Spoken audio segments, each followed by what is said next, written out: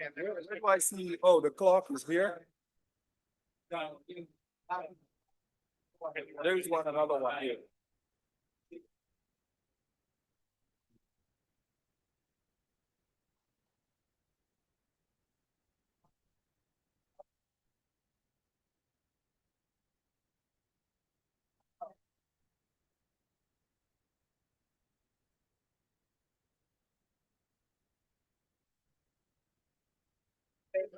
All right, 1 minute.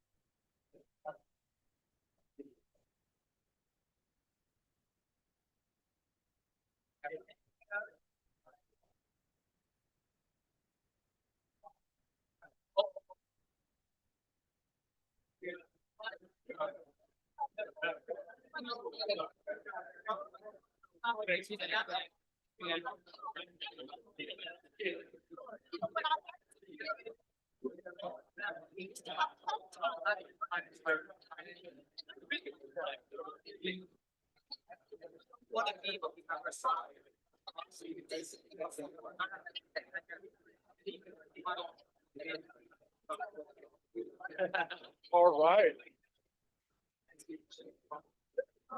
Oh gosh. That's actually 3 years not bad. All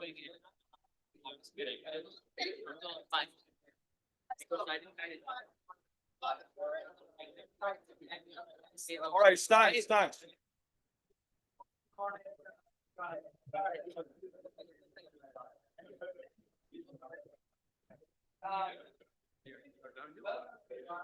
Welcome to the March 2026 group. As Paul Tomaso and I were briefing that many of you are joining us for our first rodeo organizing this group. It was really amazing to see the quality of the papers and where we have to go to hopefully to our part in keeping this group as group for economic growth. Now, before we start, we do want to take some time to thank the previous Paco, maybe he's on Zoom, I'm not sure, he's in Barcelona. David, I think you guys did such a terrific job in turning this group into what it is today for, I think, 9 years, right? And in particular, I think your decision in 2019 to turn this one-day meeting into a two-day meeting and to extend the breadth of the topics, to extend the breadth of the methodology, I think is really great. And so we'll all be getting last time.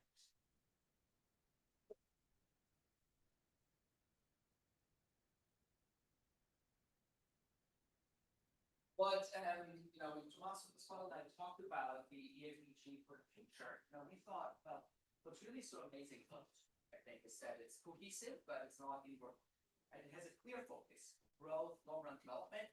But when you look at these programs, and just yesterday night actually, I went back on the semester website, look at these programs. So it's just these, new papers, new ideas, new people, and that's definitely something that we want to continue.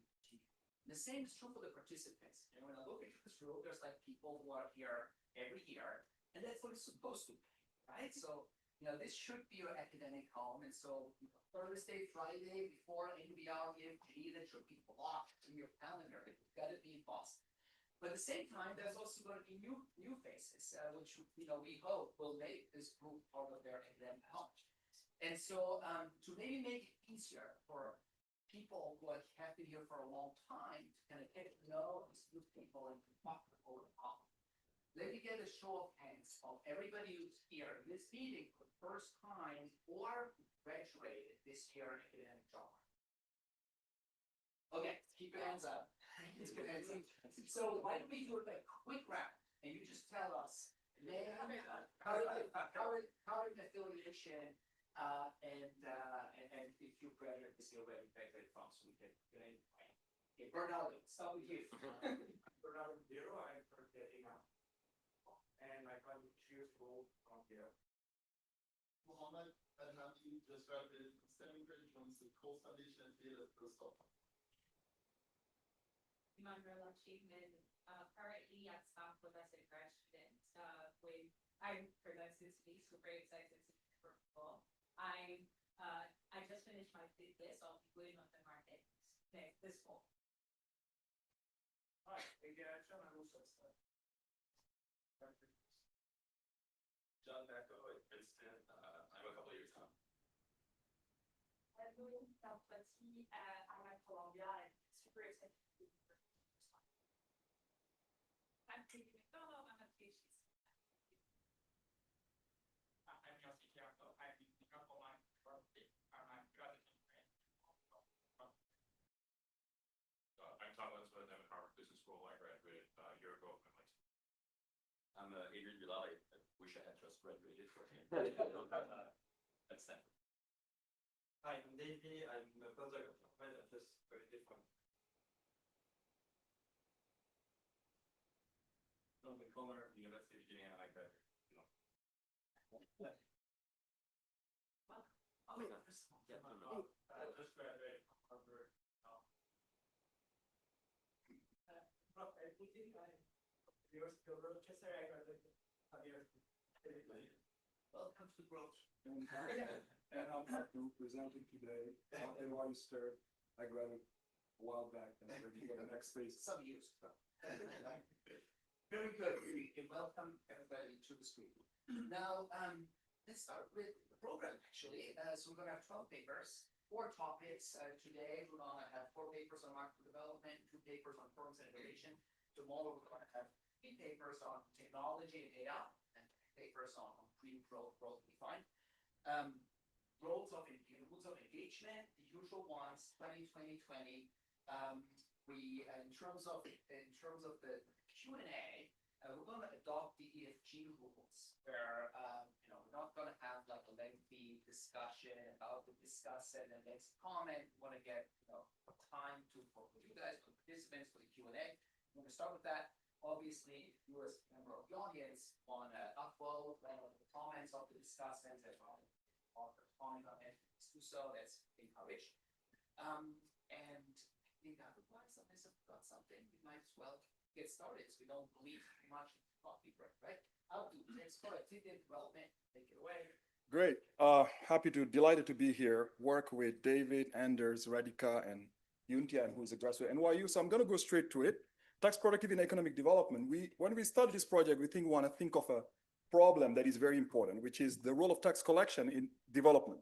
And there is a literature, mostly theoretical, in political economy and development, thinking of also the ability to raise taxes being central to the state theory, to the state capacity theories of development. Many papers, very familiar names, Beasley, Islake, Pearson, and even in some other more historical case studies. Adam Smith already in thinking of ancient England said that every tax ought to be so contrived as both to take out and to keep out of the pockets of the people as little as into the public treasury of the state. The cost of collecting it may be very considerable and in the worst cases may amount to more than it brings in. And so, yet, largely, it's absent from macro development. Models of public capital assume costless taxation, and that is very key here. We're not just going to be thinking of just public capital, but also the cost of collecting it.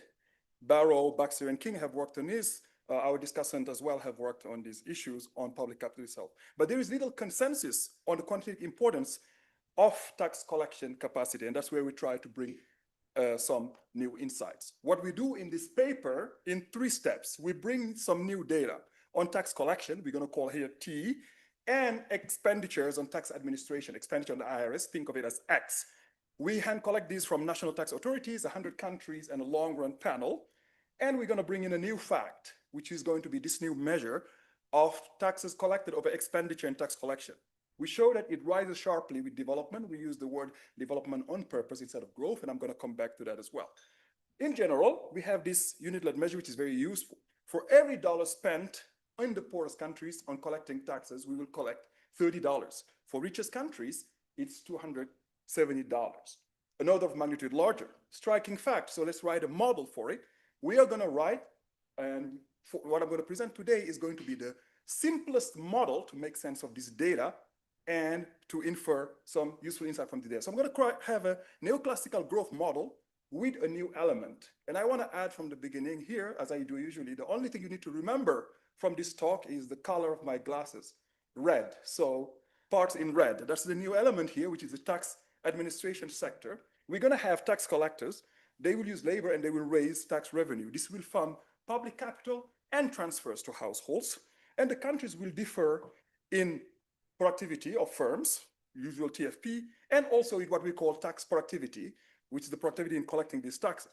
We're going to then quantify, we're going to measure the inferred productivities in tax collection here, tax productivity, AC, in countries for which we have enough data, 97 countries of our sample, and we're going to simulate the long-run effects of raising this tax productivity. Note that the tax administration is very small. It employs less than 1% of workers everywhere. So can this tax productivity matter for development? And our main results are the following. First is that there is a lot of variation in tax productivity. It varies even actually much more with development than aggregate TFP.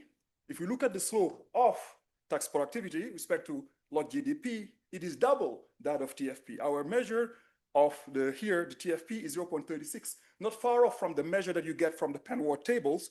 That of the slope here of tax productivity is double that. Then this suggests that tax productivity, this suggests that the story of state capacity is important. Now, how about raising this AC? And I'm going to show you with some examples of some work that is done by my co-authors, for example, the Anders and David and others, that this increase in tax productivity is possible. There are ways to do it, but we do an experiment which is raising it by 50%. In low-income countries, it increases GDP by 18%, and it increases consumption. Note that if you look at the work that's something like the approximation of the Halton theorem that many people in this room have worked on, it will predict, given the small size of this sector and the tax that they're collecting, a much less lower number when it comes to GDP growth, less than 0.1%, given the sector's employment share. And the channel that explains this is this public capital, which is really not something small, which is that it complements private capital and have this positive externality. So it explains 79% of the increase, and the private capital as a response is 18%. So these are our quantitative contributions. Now, these gains, they fall sharply with development, and that's why we call the paper development, not just growth. We don't just think that this is just going to be happening all over the life. This is not a paper about the government spending multiplier of advanced countries.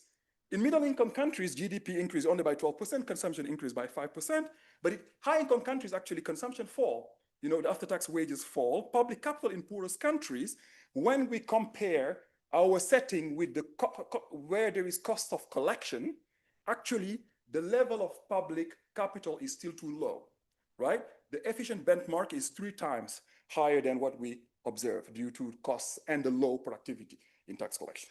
All right, so now let's go over the data. Let me show you the data that we collect, how we collect it, and what do we find. We're gonna look at tax collections relative to expenditure. So our unit here will be, we measure tax collections per dollar spent on tax collection, and our unit of observation will be the IRS, and or the Ghana Revenue Tax Authority. We're gonna call T actual tax collections. We're gonna put together personal income taxes, corporate income taxes, VAT, sales taxes, excise, and customs. And X will be the tax authority expenditure, which will both operating and capital costs, salaries, and information technology expenses are the largest majority. Then we're going to have this unitless measure, which is the average collections per dollar spent on administration. So it is unit-free, and we can compare it across countries, and over time, it is the average. Importantly, note that it's not the marginal. For the marginal, we need to go and infer it, and I'm going to talk about the marginals as well, which is very important as well. So we do this over across 100 countries over the period of 2014-2017, using a combination of the ISORA survey from IMF, OECD, and CIAT data, and national budgets and tax authority reports. It covers 77% of the world population and 67% of GDP.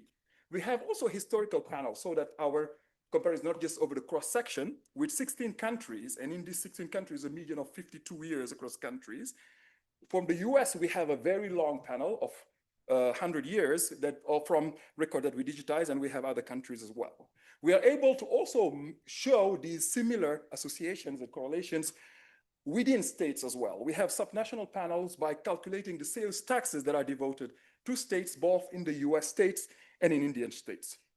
So this is what the graph that we find when we look at the cross-section of countries. The tax collection over expenditure rises strongly with GDP per capita. The way to think about it is to look at Burundi at the very bottom of the country here. So Burundi, a country with also very low state capacity, we know it, for every dollar that they spend on collecting taxes, they will rate $30.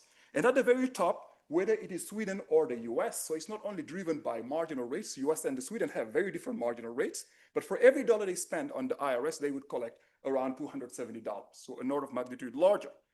And this also goes over the US long run history with the steady increase. The US was 150 years ago at the 30 number, where every dollar spent 30, and over time it increased.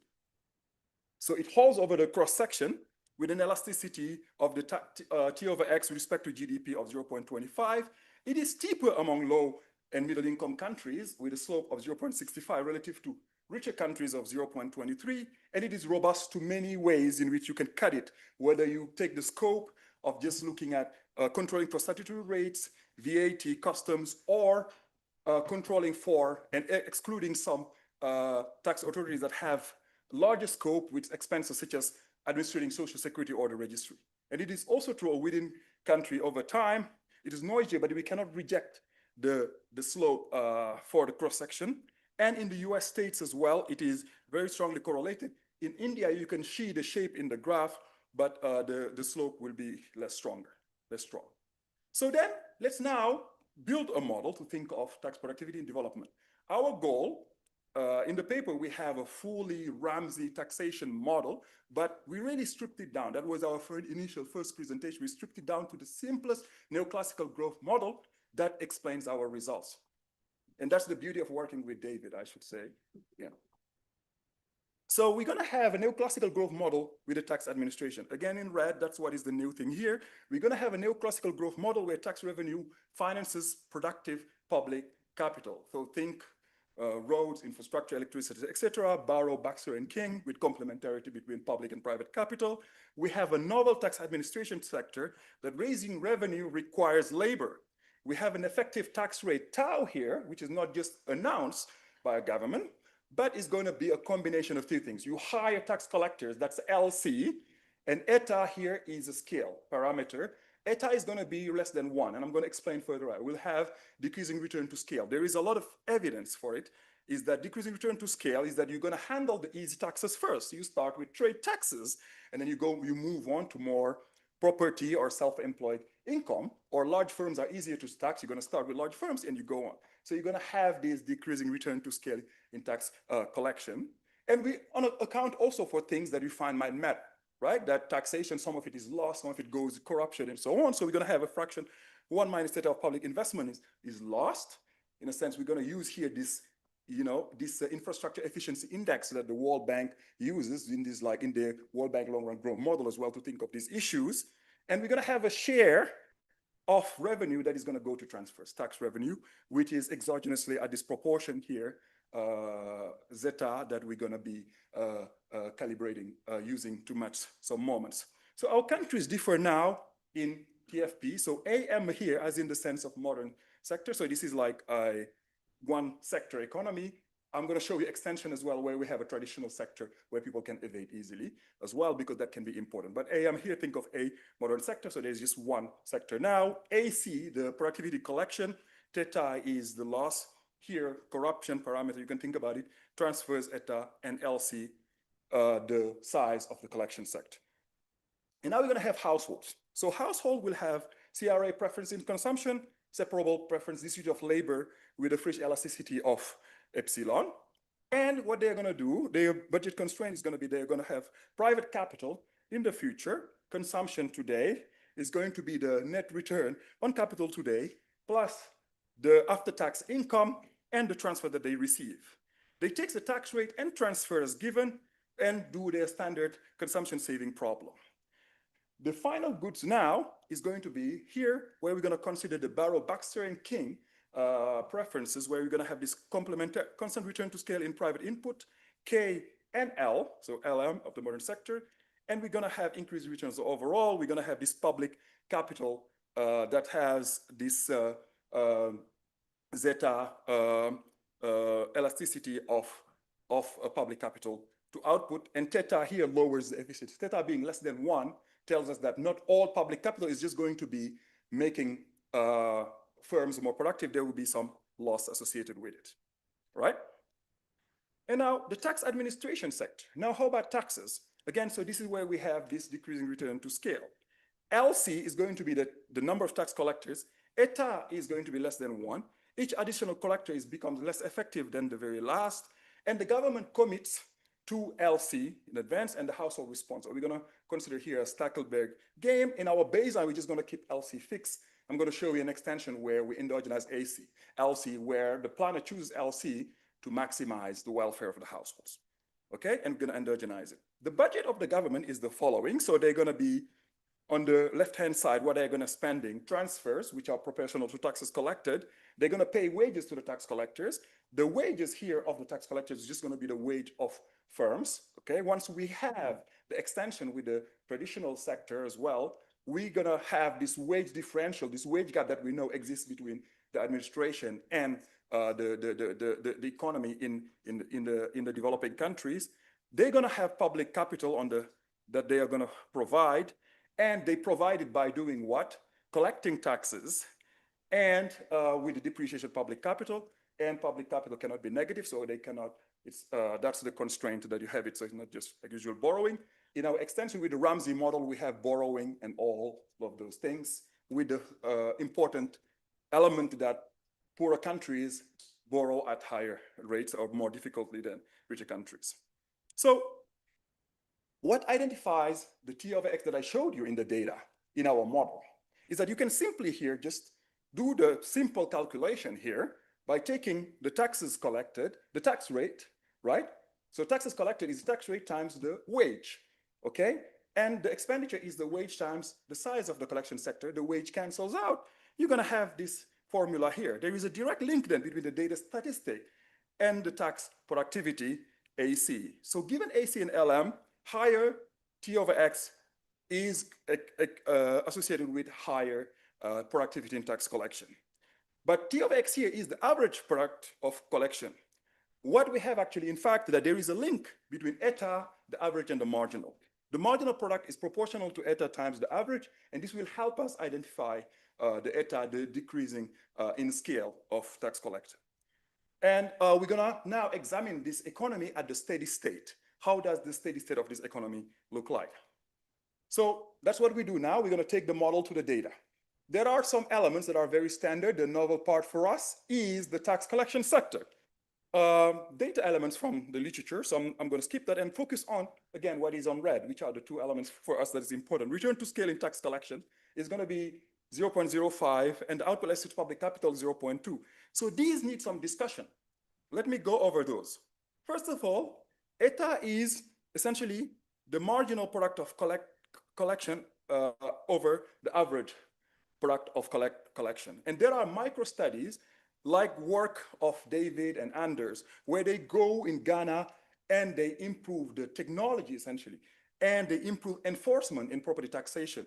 And they find that the marginal, they can find for every dollar spent for improving this collection, they were gonna get $1.6. The average from our data is 43. So when we do the ratio, it implies us a 0.04. So a very large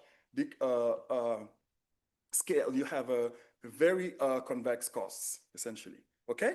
Costa Rica is another one, so it is more for middle income country, enforcement experiment, okay, and by Brockmere and others, and in the US, random audits by the IRS as well. For every dollar spent on the random audits increases margin $13, and using our data of 260, we get roughly 0.5, so that's where we're gonna set ETA, which is relatively similar across these countries. We're gonna set it at 0.5. For the other parameter, which is the public capital, one, the elasticity of output to public capital, where there is a wide range in this literature and there is no consensus. Studies in the developed world, in the US, will go up to 0.4. Valerio Rami has done studies for transportation infrastructure and found a smaller number, and Herman Kubas as well, around 0.9. There is a large meta-analysis done by the World Bank.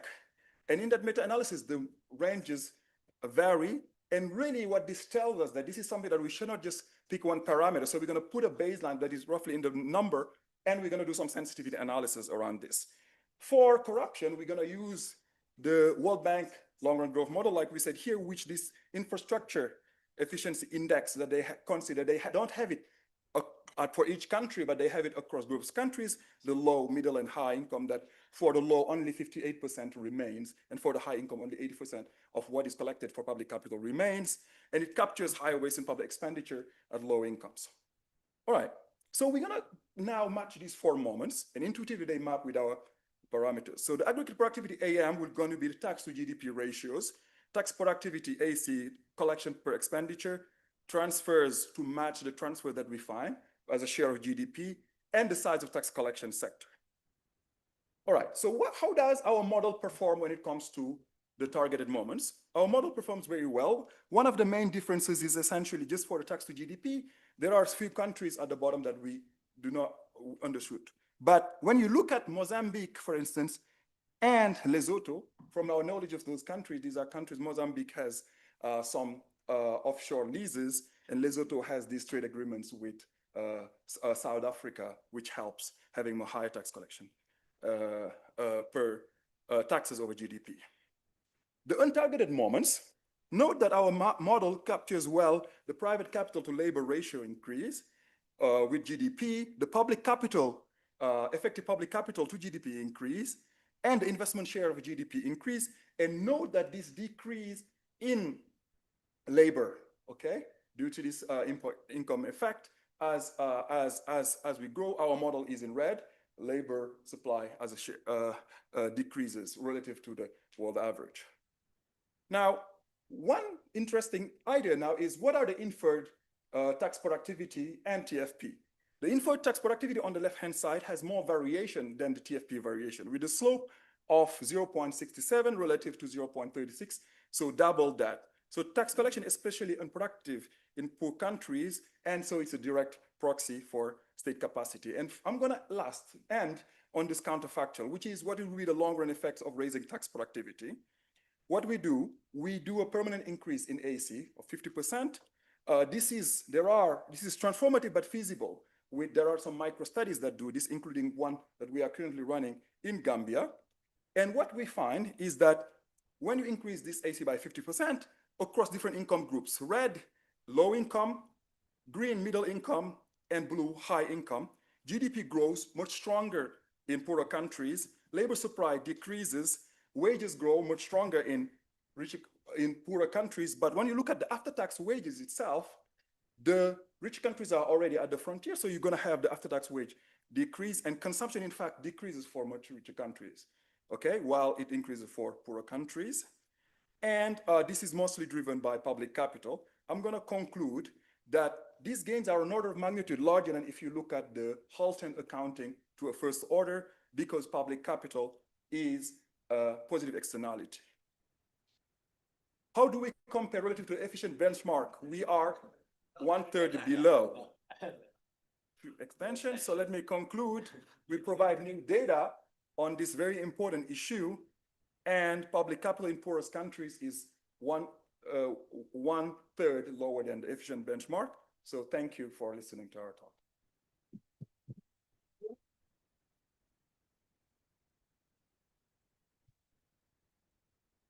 And now we have Valerie discussing it.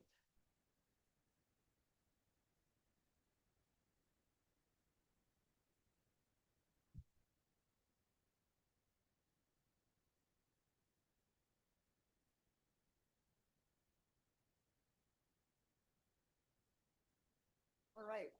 Well, thank you so much for inviting me to discuss this paper. As usual, when I discuss in the growth group, they ask me for one reason, but then I realize there's gaps in my knowledge, and then I start studying it, and it's always very interesting. So like the printing press, I remember several years ago, that was really interesting. In this case, I think that they asked me because of my work on infrastructure investment. But when I was doing that, I wanted to focus on the infrastructure part. And so I assumed that taxes were lump sum, because as you know, anytime you put distortionary taxes in there, the timing of them, because I was also looking at short run things, makes everything complicated. So I'm so excited about this paper, which is not only taking taxes to the practicality level that they are usually distortionary, but also thinking about the mechanisms in terms of a different sector and a production function. So let me just kind of give a broad overview of the paper, or just novel features. You know, as far as they know and I know, they are the first to include a tax administration sector, which is just really important. We're hearing this a little bit more, you know, for the US in terms of, you know, how many extra dollars people could definitely pay for themselves if you just hired a few more tax collectors. And then what's really cool is that they integrate the entire chain from the tax administration to the ultimate effects of the government spending. Because otherwise, people are just looking at one and then they say, oh, they're doing this with the government spending. So it's really nice to have this integration. And I hope that future papers actually do more.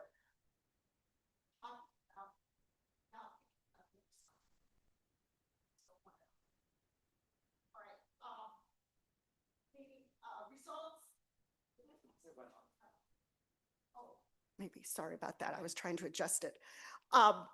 So, you know, they showed very clearly in the presentation, you know, they document a strong positive correlation between tax collection productivity and the level of development. They interpret it with a quantitative model of tax collection and public investment. And as you saw, they find very large gains to increasing the efficiency or productivity of tax collection. All right. So my discussion, I'm going to talk about a lot of things, but first of all, the empirical correlations in their interpretation, and I'll talk some about the model there because you need the equations from the model. And then I'll do more detailed discussion of the model, including elements of the infrastructure. So this is a wonderful figure one of any paper, to have such a strong relationship with what's obviously a large sample. So there is a strong positive relationship between their tax variable log tax collections divided by expenditures with GDP per capita. Now, I have to say, my first instinct was, well, of course, it's easier to collect taxes in a country with a higher potential tax base. And in fact, I was talking about this with Roger Gordon. We happened to go to the Old Globe Theater, and he says, oh, yeah, that's obvious. But then I looked more closely, got to the model, and then as Gary says, it's the Minnesota trick, but it's not just a trick, it's general equilibrium. So just to make sure everybody understands the tax collections variable, so what they measure, and let me just say, their data work is just amazing. You know, collecting all of this important data from tax administrations for so many countries, and then also doing it for a number of countries going back in history. The data collection in itself could easily be a paper. So they take total tax revenue divided by the annual expenditure of the tax authority. And their tax revenue, you can think about it, they don't break it up like this, but you know, it's the effective tax rate tau times the tax base, right? The administrative costs, basically they just take it from, you know, that would include wage bill and capital expenditures, as they say. So thinking about it through the author's model, the tax base is the wage W times employment. There isn't any capital in the used in the tax administration sector, and LM is the amount of labor in used in the market, and LC is the number of tax collectors. And then the X, administrative costs, they assume just the labor, is wage times the number of tax collectors. So wages cancel. So I said, okay, my concern isn't so bad. What their variable is basically the effective tax rate divided by the tax collector share of employment. All right. So you don't have any kind of concept of the base there. So it's not an obvious result because it doesn't depend on the tax base. So let me talk a little bit about the regression results. They estimate some regressions. So first of all, that cross-country regression that you see in figure one, you get a very precisely estimated 0.25 on these 100 countries. It actually explains close to 30%. Very, very impressive. It's similar if they control for tax rates, and that's important because as you just saw in the previous graph, that's also would be part of the Those are legislative tax rates. That would also be part of it. Now it rises to 0.65 if they only include the bottom. It's much lower for the advanced countries. So this is really the biggest part of the story is for less developed countries. They also run a country panel. Here they get 0.64 for their country panel. This is only 16 countries. So that's a much stronger effect. Now, they only have country fixed effects in there, and I asked them, could you also show me what happens when you put time fixed effects in? And they nicely sent that to me for both the country panel and the within the US states and the Indian states. And the estimate falls a lot to 0.15. Now, this does not mean that the results go away. This just means, as I told them, I want to know where the variation is coming from. So these three results together, just from what I see about it, but that, you know, I think they should look at this a lot more because I think we can learn from it, is that the cross-country variation, as we see in the first one, and the global variation over time seem to be the drivers of the correlation, not the variation within country over time relative to the global time. Now, you get different results when you go to states in the US. If you put the time fixed effects in there, the already significant correlation or coefficient doubles. But in India, when you look at the sub-states, it goes to 0. So there's a lot of interesting stuff going on. And it's not because there are such big standard errors. It's because something interesting is going on there. So I encourage them to do more with that.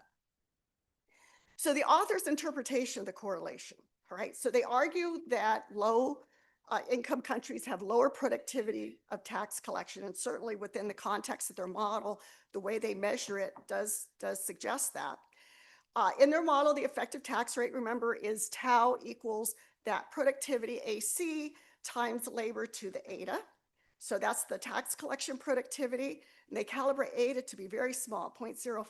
So there's significant decreasing returns to scale and labor. And in case I forget to say it later, another possibility would be to allow eta to differ across country. And that's going to go into my comment about informal sectors as another possibility for explaining this. They come to very strong conclusions based on this interpretation. We conclude that improvements in tax collection productivity in the world's poorest economies likely lead to significant positive long-run gains in GDP and consumption. And the key here is going to be the way that money is spent, all right? It can't be spent on mansions for, you know, dictators. All right. Some alternative explanations for the correlation that I thought about as I was reading this. One is, and I'll do each of these in detail, public wage premium, because what that means is that wage may not cancel, omitted tax collection inputs, and then confounding factors that affect both tax collection productivity and GDP productivity. So public wage premium, turns out, varies inversely with income per capita, all right? So this is Abdullah et al. In an IMF working paper. So let's just look at one of these columns. The mean wage premium, when they try to compare similar workers, of course, it's always hard, is around 11% for all countries. So people in the public sector, workers in the public sector are earning on average 11% more than the private sector. Now, in advanced countries, AEs, that's only 5%. But as you go up to the down to the less developed countries, that's almost 15%. So the public wage premium is 2 to 3 times higher in low wage countries. Now, if you make that adjustment, then what that would do is flatten the figure 1. Okay, I don't think it's going to eliminate it. I don't think it's that big, but it's probably an important adjustment, because then you got to be careful about what my husband Gary Ramey calls the Minnesota trick of canceling things out. So there's a little bit of an extra thing there. Omitted inputs into tax collection. All right, so you know, this is where people get annoyed at empirical people like me. Look at all the data collected, and I'm going to tell you, it's only the tip of the iceberg. All right. So they assume that the annual expenditures of the tax authority are the only inputs into tax collection. And there are many other inputs that are not counted. And these inputs are likely greater in higher income countries. And I'm just going to give you some numbers from the US. All right, so tax administration costs in the US. The IRS outlays are $19 billion. According to good estimates, the private administrative cost of complying with the federal tax code is $536 billion. How do they get that? So I love it because it's time use, a lot of it. So there's the 1099 forms. People spend 2.2 billion hours on that. And if you multiply by the relevant rate, 128 billion, the 1040 that we all know and love, 2.1 billion hours, 147 billion each year to comply. US business income tax forms, da, da, da, da, da, da. So 536 versus 20 billion. All right, so what is that, 25 times? So perhaps US tax collection productivity isn't so high. And by the way, this also tells you the importance of simplifying tax codes. I was the research assistant on Bob Holler and Alvin Rabushka's flat tax. You could do it on a postcard. They should do that. Anyway, that's just an aside for the developed economies. All right, two examples of confounders that I thought of. So these would affect both tax collection productivity and private sector productivity. So one is the informal sector share. Here's a graph that shows the fraction of workers in the informal sector. It goes from 0 to 100%. So there are a number of countries there that are close to 100% informal. And on the horizontal axis is the GDP per capita, negatively related. That matters. Okay, so first of all, informal sector share is much larger in the developing countries. It's much harder to tax the informal sector, right? You have to go out much harder. And it consists mostly of small, unproductive firms. So it's just really not worth it to send a lot of people to all those little firms that aren't reporting anything. So, but the high informal share is a symptom of being less developed, all right? You can't wave a magic wand and say, go to formality, all right? It's because you have these firms that stay small and don't grow like you do in a developed economy. Second is, trust and rule of law. That's always important in tax collection. It's also important in the private sector. So a wonderful quote by Ken Arrow, virtually every commercial transaction has within itself an element of trust, certainly any transaction conducted over a period of time. It can be plausibly argued that much of the economic backwardness in the world can be explained by the lack of mutual confidence. Well, that also applies to interactions between the private sector and the government. A lack of trust and a rule of law lower GDP per capita, and they also reduce the productivity of tax collection.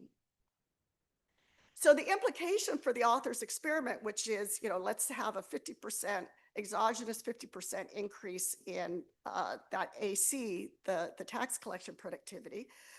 They don't really say how, they have it in their head, I think, but they don't say in the paper how it would be achieved. The AC is sort of a black box in this paper. Now, one could send more IMF capacity development experts to help countries' tax authorities. But the likely effects will be positive, but small relative to the gap. And I'm just going to give a shout out to the IMF's capacity development. So I was the chair of an external committee that reviewed the fiscal affairs department at the IMF. I had no idea that 70% of what they do is capacity development. And as part of our report, even though we weren't supposed to look at capacity development directly, we still talked to people. And they were so appreciative in all these countries of what the IMF did in terms of the capacity development. These are countries that don't have economists, that don't know how to set up their tax systems very well. And the IMF sends all these people in basically as technical experts to help them, legal experts, accounting, and fiscal people. And they help, but I think it's a small part of the gap. So the confound, as I mentioned, would imply that raising tax collection productivity in a significant way is as challenging as saying, oh, let's just raise the country's TFP, So, and this is exactly Besley's and Person's point, which is, I had not read this paper before, which was the benefit of being asked to discuss this paper. More detailed discussion of the model. Some key equations from the model. a few more comments on the tax elements and some comments on public capital parts. So I have I only have 5. So I'm going to talk about just a few elements here. All right, the market production function, public capital goes in there. This is a Baxter-King type of production function, but it has pretty serious increasing returns because their zeta is 0.2, all right? I chose 0.05, not because I believed it was 0.05. It was because I wanted to do an experiment when I raised it to 0.1. And the theorists in my household said, you better be careful, those increased returns don't make what I called theta G too high, all right? So it's not that I believe that. Let me just say this should just be a side. They assume that tax collector share is exogenous. So I can't figure out why they can't nail this with their calibrations. The only thing they miss on, okay? So that's something that just seems a little bit as a disconnect. I want to spend more time on the infra. I think you should think about explaining more the full cost of taxation, including. Now, one thing, you do have negative effects of distortionary taxation in your model, but I think it might be undercutting them because almost every model we have undercounts them. So figure out what the tax multiplier in your model is. The reason I want to know is because the best empirical work suggests it's really, really big, minus 2.5 to minus 3. Now, Daniel Lee, I was looking really quickly at the Latin American one, and those are a little bit smaller. It might be minus 0.8, which would help you because that would be more relevant for your countries. But this is something you want to come to terms with in terms of these losses of GDP. And this might, I suspect this is more relevant for the advanced economies. All right, public capital. So they have significant increase in returns to scale. I'll skip this part.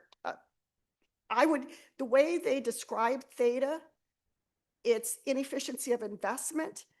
I think rather than the way they do it, where it just multiplies the whole public capital stock, they should do it as the flow. Because then you could think of actually trying to improve theta. Let's make trying to make it more efficient in the flow part. So that's just a little aside. All right, public capital, significant increase in returns. CBO, which is just looking at the US, is assuming 0.08, the Baum and Lithgard thing. But the core, they're assuming 0.4 on the infrastructure. So if you look at what they do. So it depends on what kind of infrastructure you have. If you ever, if you ever do a case, if you study the case in which the government chooses the public capital, you got to be careful of those increased returns and check second order conditions. There's an alternative model, and it's the Glam and Ravi Kumar congestion model. It was also suggested to me by Pete and Chad when I presented on Zoom my paper. Unfortunately, I was already at the page proof part of the process, but I managed to get one sentence in there that says, oh, you should think of this alternative model because it's a really neat one. It's probably more relevant for advanced economies because of the congestion part. But the idea is that you get constant returns to scale in the private inputs. They don't see that externality of causing the congestion. And so then the public capital solves that externality. So that's another nice way. And then you wouldn't run into all those increasing returns problems. Comments on financing public trade. Borrowing rates are often quite high in developing countries. They're only looking at steady states, but that means that there are going to be sizable transition costs. So I think you should also look at that. Also, I think people should consider user fees. Yes, we know that it makes people use it less than the social optimum, but we're so far from the social optimum in these less developed countries. It might make sense to use them more. They serve a triple purpose. They reduce congestion, if there is any. They help fund infrastructure, and they reveal private valuations, which is so hard to get. And here's an example. Here's an Indian toll road featured on the Ontario Teachers Pension Plan. it invests in a portfolio of toll roads in India. Now, those teachers are going to be tough, and they're not going to put up with any corruption that affects the returns on their pension plan. So I think getting some more private into this helps solve a lot of that stuff that goes on in developing countries. So really interesting, innovative paper. First, I told you what they did. You knew what they did. I would expand the empirical part to figure out the relative importance of these confounders, this whole time fixed effects thing, and then think about expanding the model a bit. So thanks.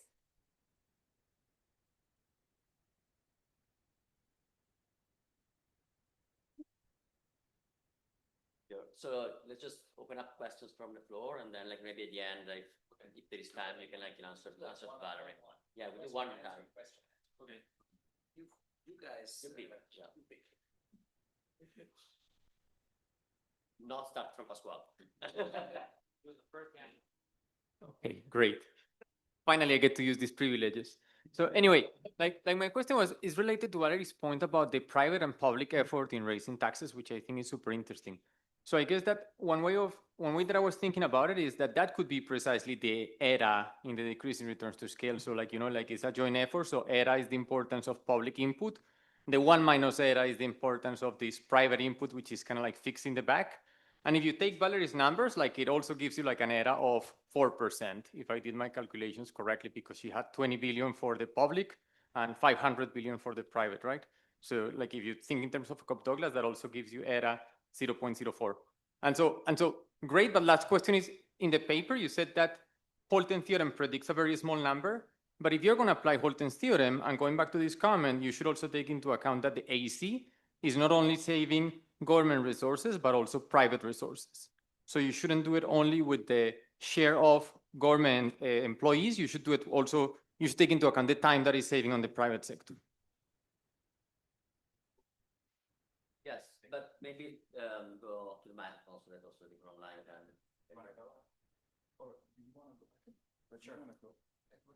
Okay, great. Yeah, thanks for that. Yeah, so when it comes to the Holton theorem, like when it comes to the output of the public sector, there is sometimes, often it's measured at cost, and you're saying that there are more to it. So I want to show here, gives me an opportunity to show how we have done it. Sorry, I'm having issues now. Can you help me with? Yeah, so we have done it because there is, like I said, the output of the public sector is usually measured at cost. So we have just looked at just two ways. One is wages that are at the dollar weight, the share of wages of the tax collection sector. Another one is the output of that sector itself, right? Which is the public capital, which is the taxes that they collect. And both of those estimates are lower than what we find as the gains coming from the expanding tax productivity. And certainly, yeah, we need to account for, the fact that these costs are the TurboTax kind of time that is. But I wanted to just take this opportunity to show you that, because it's also, it's part of the story, which is, if you look at it, so there are two ways, because like you say, whether you take the wage bill share as their dollar weight or the tax share collected, both of these give you an order of magnitude less. And we know, we're not just interested here to look at Holton theorem from a theoretical angle, but just quantitatively because of these positive externalities that are there. That's why we find it. And there is certainly other ways in which we can increase this dollar weight further again, and we have to be open to do that. I'll make one comment and sort of also the story for why ADA we think is so much less than 1. So it's a story, it may have been an NBER conference, I can't remember it. Some trade economists I know well told me the story, which is it was a mix of policymakers and academics, and all the academics sort of saying, here's the mix of lowering trade taxes. And they were all advocating for that. And then there was a finance minister in the room who raised her hand and said, but that's the only tax we can actually collect. So if we stop collecting that. So the idea is the first thing you collect is you go to those ships, you go with the clipboard, you get a lot of stuff. Once the ships have been collected from, then what? Some large multinationals but then you already collected from them. So then what? So medium-sized firms. Eventually, you're going down to a subsistence family. You go in, they ate everything already. You have nothing to collect. So it's not, I think the household is important, but I'm not sure it's as easy as saying that's the missing link. I think there's fundamental reasons why. And it's actually a nice comment. If you think development makes it fundamentally more likely to just have these small family things, that's a reason why ADA might not be country invariant, but country specific, and we can think about that. So let's take some other questions too. Then I just going the order I see them. Todd, yeah. I'd also like to flag the tax collection production function. So you make it, it's not just the ADA, it's also the fact that it's labor only. So you put 0.05 labor only, then, to double your tax take is like a minor miracle. You have to devote hundreds of times more guys. And Yeah. but if you think about how the US actually does it in practice, right, it's that they have a lot of computers and a lot of automated systems. And Yeah. so I'd like to, it's more of a question. Do we think about how important is like the computers, the K, Yeah. versus building this huge infrastructure where they actually behind the scenes are matching your W-2s to your Right. 1099s automated. They pretty much know what you should pay. Right. I'm about right. They just never even, no human ever sees my tax record. Right. How much of this is a change of the economy? That's in part possible because we're in a formal sector. And so, Right. so how do you want to like divvy that up and think about this in terms of the model? Okay, so that was also, I'll say thank Valerie for a related comment too, because our X, as Abdullah explained, is we just take all the cost that the tax authority spends, we call that labor. But a lot of that is explicitly, not in all our countries, but in some of our countries, explicitly labeled capital expenditures. It's cars for the collectors to drive in, computer equipment. They've expanded the tax office. They built a new tax office in some second-tier city. So that's all an investment in capital, and we can, for some countries, separate those out and come up with a production function that's not just labor. It's going to suffer the same problem we all have, though, which is some technologies are embodied in capital, and I doubt we'll sort of nail that here, but we can at least get back to, because it's possible that capital share is actually quite different across. We don't know. We can do this. So that's a great comment, and we'll work on that. Yeah. So I can't see who's in the back there, but it's they're backlit, but yeah. Jay. Okay, sorry. Yeah.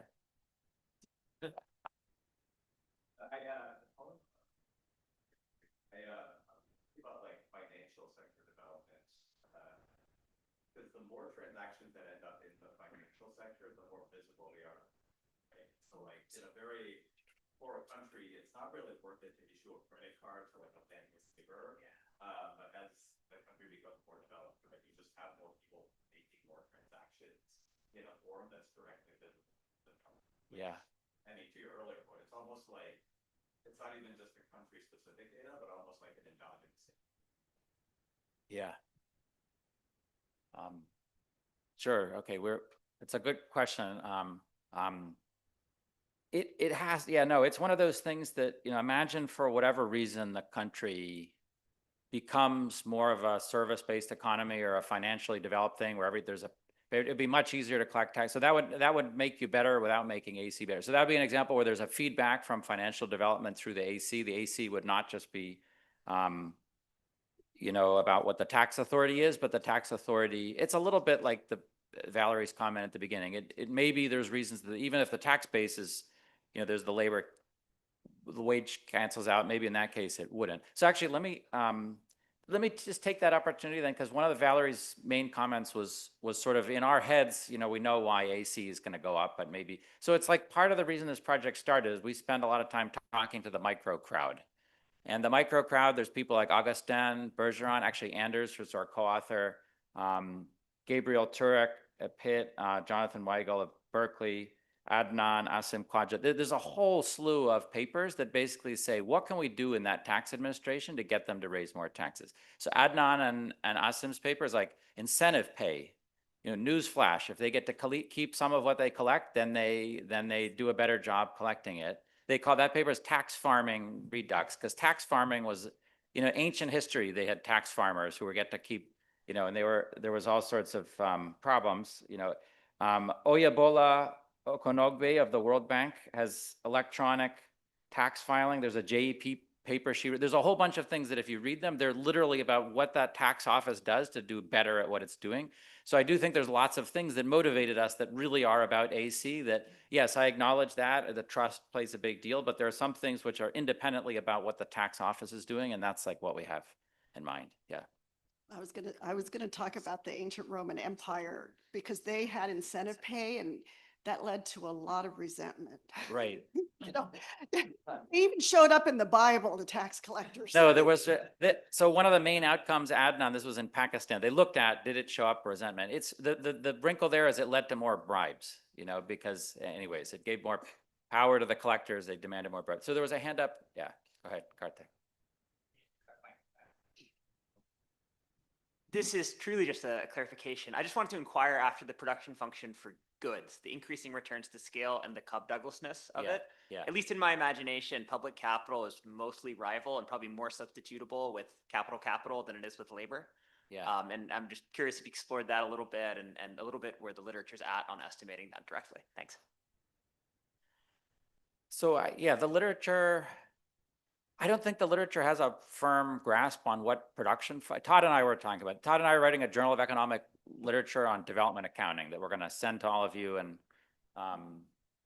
you know, hopefully it can be starting point for teaching all that. But we were trying to decide, it's not like we really know definitively, but that was Baxter King's formulation, 1993. There's been work since then. The World Bank uses exactly that production function and they, you know, but it's not because they've done a thorough analysis and rejected that the elasticity of substitution is 2.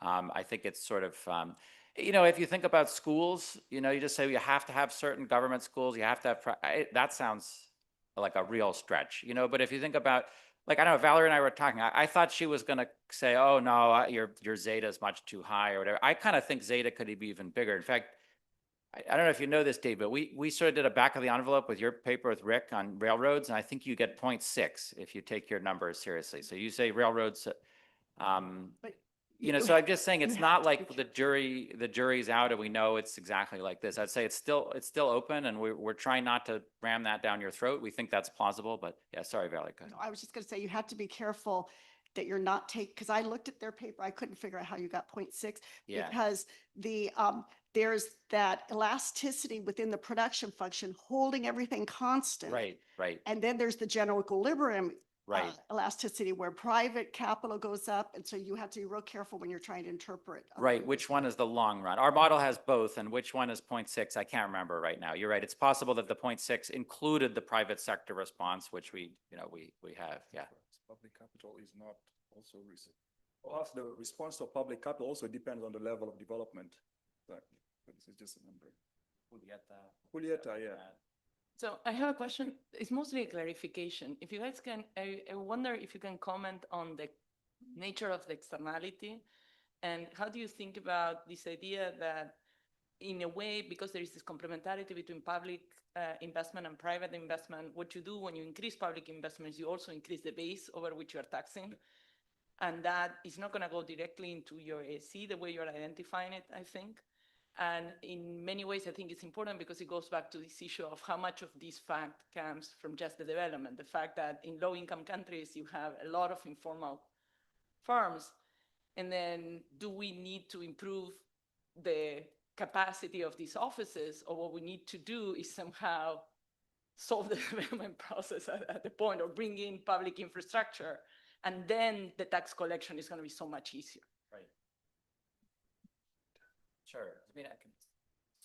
I mean, the model does feature exactly the channel that you have, and so it's supposed that there's this investment in public capital, and it's complementary, and so people say, hey, now that there's roads, let's buy more sewing machines, do more private. That's going to raise wages. So then you have these tax collectors, and they say, well, wait a minute, our wages have to. So we have the Minnesota. I didn't know that was called the Minnesota problem. I guess I'm proud to be a Minnesota guy, but there are many ways that you could have. I mean, this is sort of an answer. There's many ways you could. I was thinking like I was thinking about the time variation on the walk over here.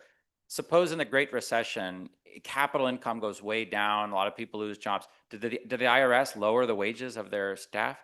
Probably not. So that would be an example where I'm sure if you looked in our data, and I haven't done this, I hope I'm right, actually, now. We should look at our data. I'm sure you'd see that the X doesn't change very much, the T goes. So there's many ways in which that wouldn't sort of work, but we're taking such a long-run approach that we hope it's not a crazy I approach. understand, but Yeah. in terms of the counterfactual, is the first Yeah. order counterfactual change AC, or is the Yeah. first order counterfactual, which we have done in many developing countries, bringing roads financed by China, and therefore we are all becoming more productive, and that's going to increase. Yeah, I taxes? know what you mean. I mean, if somebody asked me concretely what I would do to raise AC, I'd say you could read the literature and you could bring in local elites who know about the people. That's about information. You can build databases. Abdu and I both actually putting on our micro hats have these experiments we're working on. We're building up database of of taxpayers. So these are all things that I think really are not at all about making manufacturing plants more effective. This is literally about how the tax office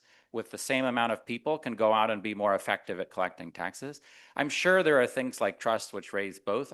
But I'm just, but let me to say, okay, so now I'm going to say, what are the things that raise A directly? I'm not saying we have no idea, but it's not like we go around the room and we have this very specific list of levers that all of which directly raise TFP and we can say by this much. I mean, it's, so some part of it must overlap between the two, but I do think there are things which are really about tax collection and making that better. I think Chad had a comment, yeah. Yeah, so my question is kind of related to this. A fact that you showed that I think is a really interesting fact is that rich countries have large T over Y. Rich countries are the ones that are managed to collect a lot of Yeah. tax revenue as a share Right. of GDP. Right. And from your and Valerie's presentation, it seems like you say your tax rate, tau, the average tax rate, the T over Y, is ACL to the eta. And I was wondering, I think when you get your eta, you're basically saying, look, rich countries, have a high tax rate, and so that's kind of in some sense what's being captured. It wasn't clear to me that high AC is high efficiency in collecting tax revenues. Just you have a high tax rate if you have a high AC. And so in some sense, I think the idea I had was, what about saying what the efficiency of the tax system is if you have a high tau, so you're distorting a lot, but you have to throw a bunch of the revenue in the ocean. It's the lost revenue that you're getting from a distortionary tax system. That feels much more like the efficiency. So I don't know if that's something you thought about or if I'm thinking about it the wrong way. Yeah, I like what you said. I would say that just first of all, it's an old, T divided by Y, not T divided by X. It sounds like not very big of a difference. Hopefully it is. The T over Y is sort of well known, and that's an old thing in Beslin person. And if you read their work, they say that's in spite of the fact that the statutory rates aren't that different. So they really emphasize it's not just that poor countries choose not to tax. There are plenty of taxes that people just ignore, basically. And so I think it's not just sort of the tax rate at all. I think it's sort of pretty different than that. Yeah. Yeah. I think we're running out of Out time, of time, so okay. let's just close it here, All right, continue the okay. conversation on the break, and come back in 10 minutes. Okay. We can get minutes and then. We can get. I think that was a great discussion. You understand?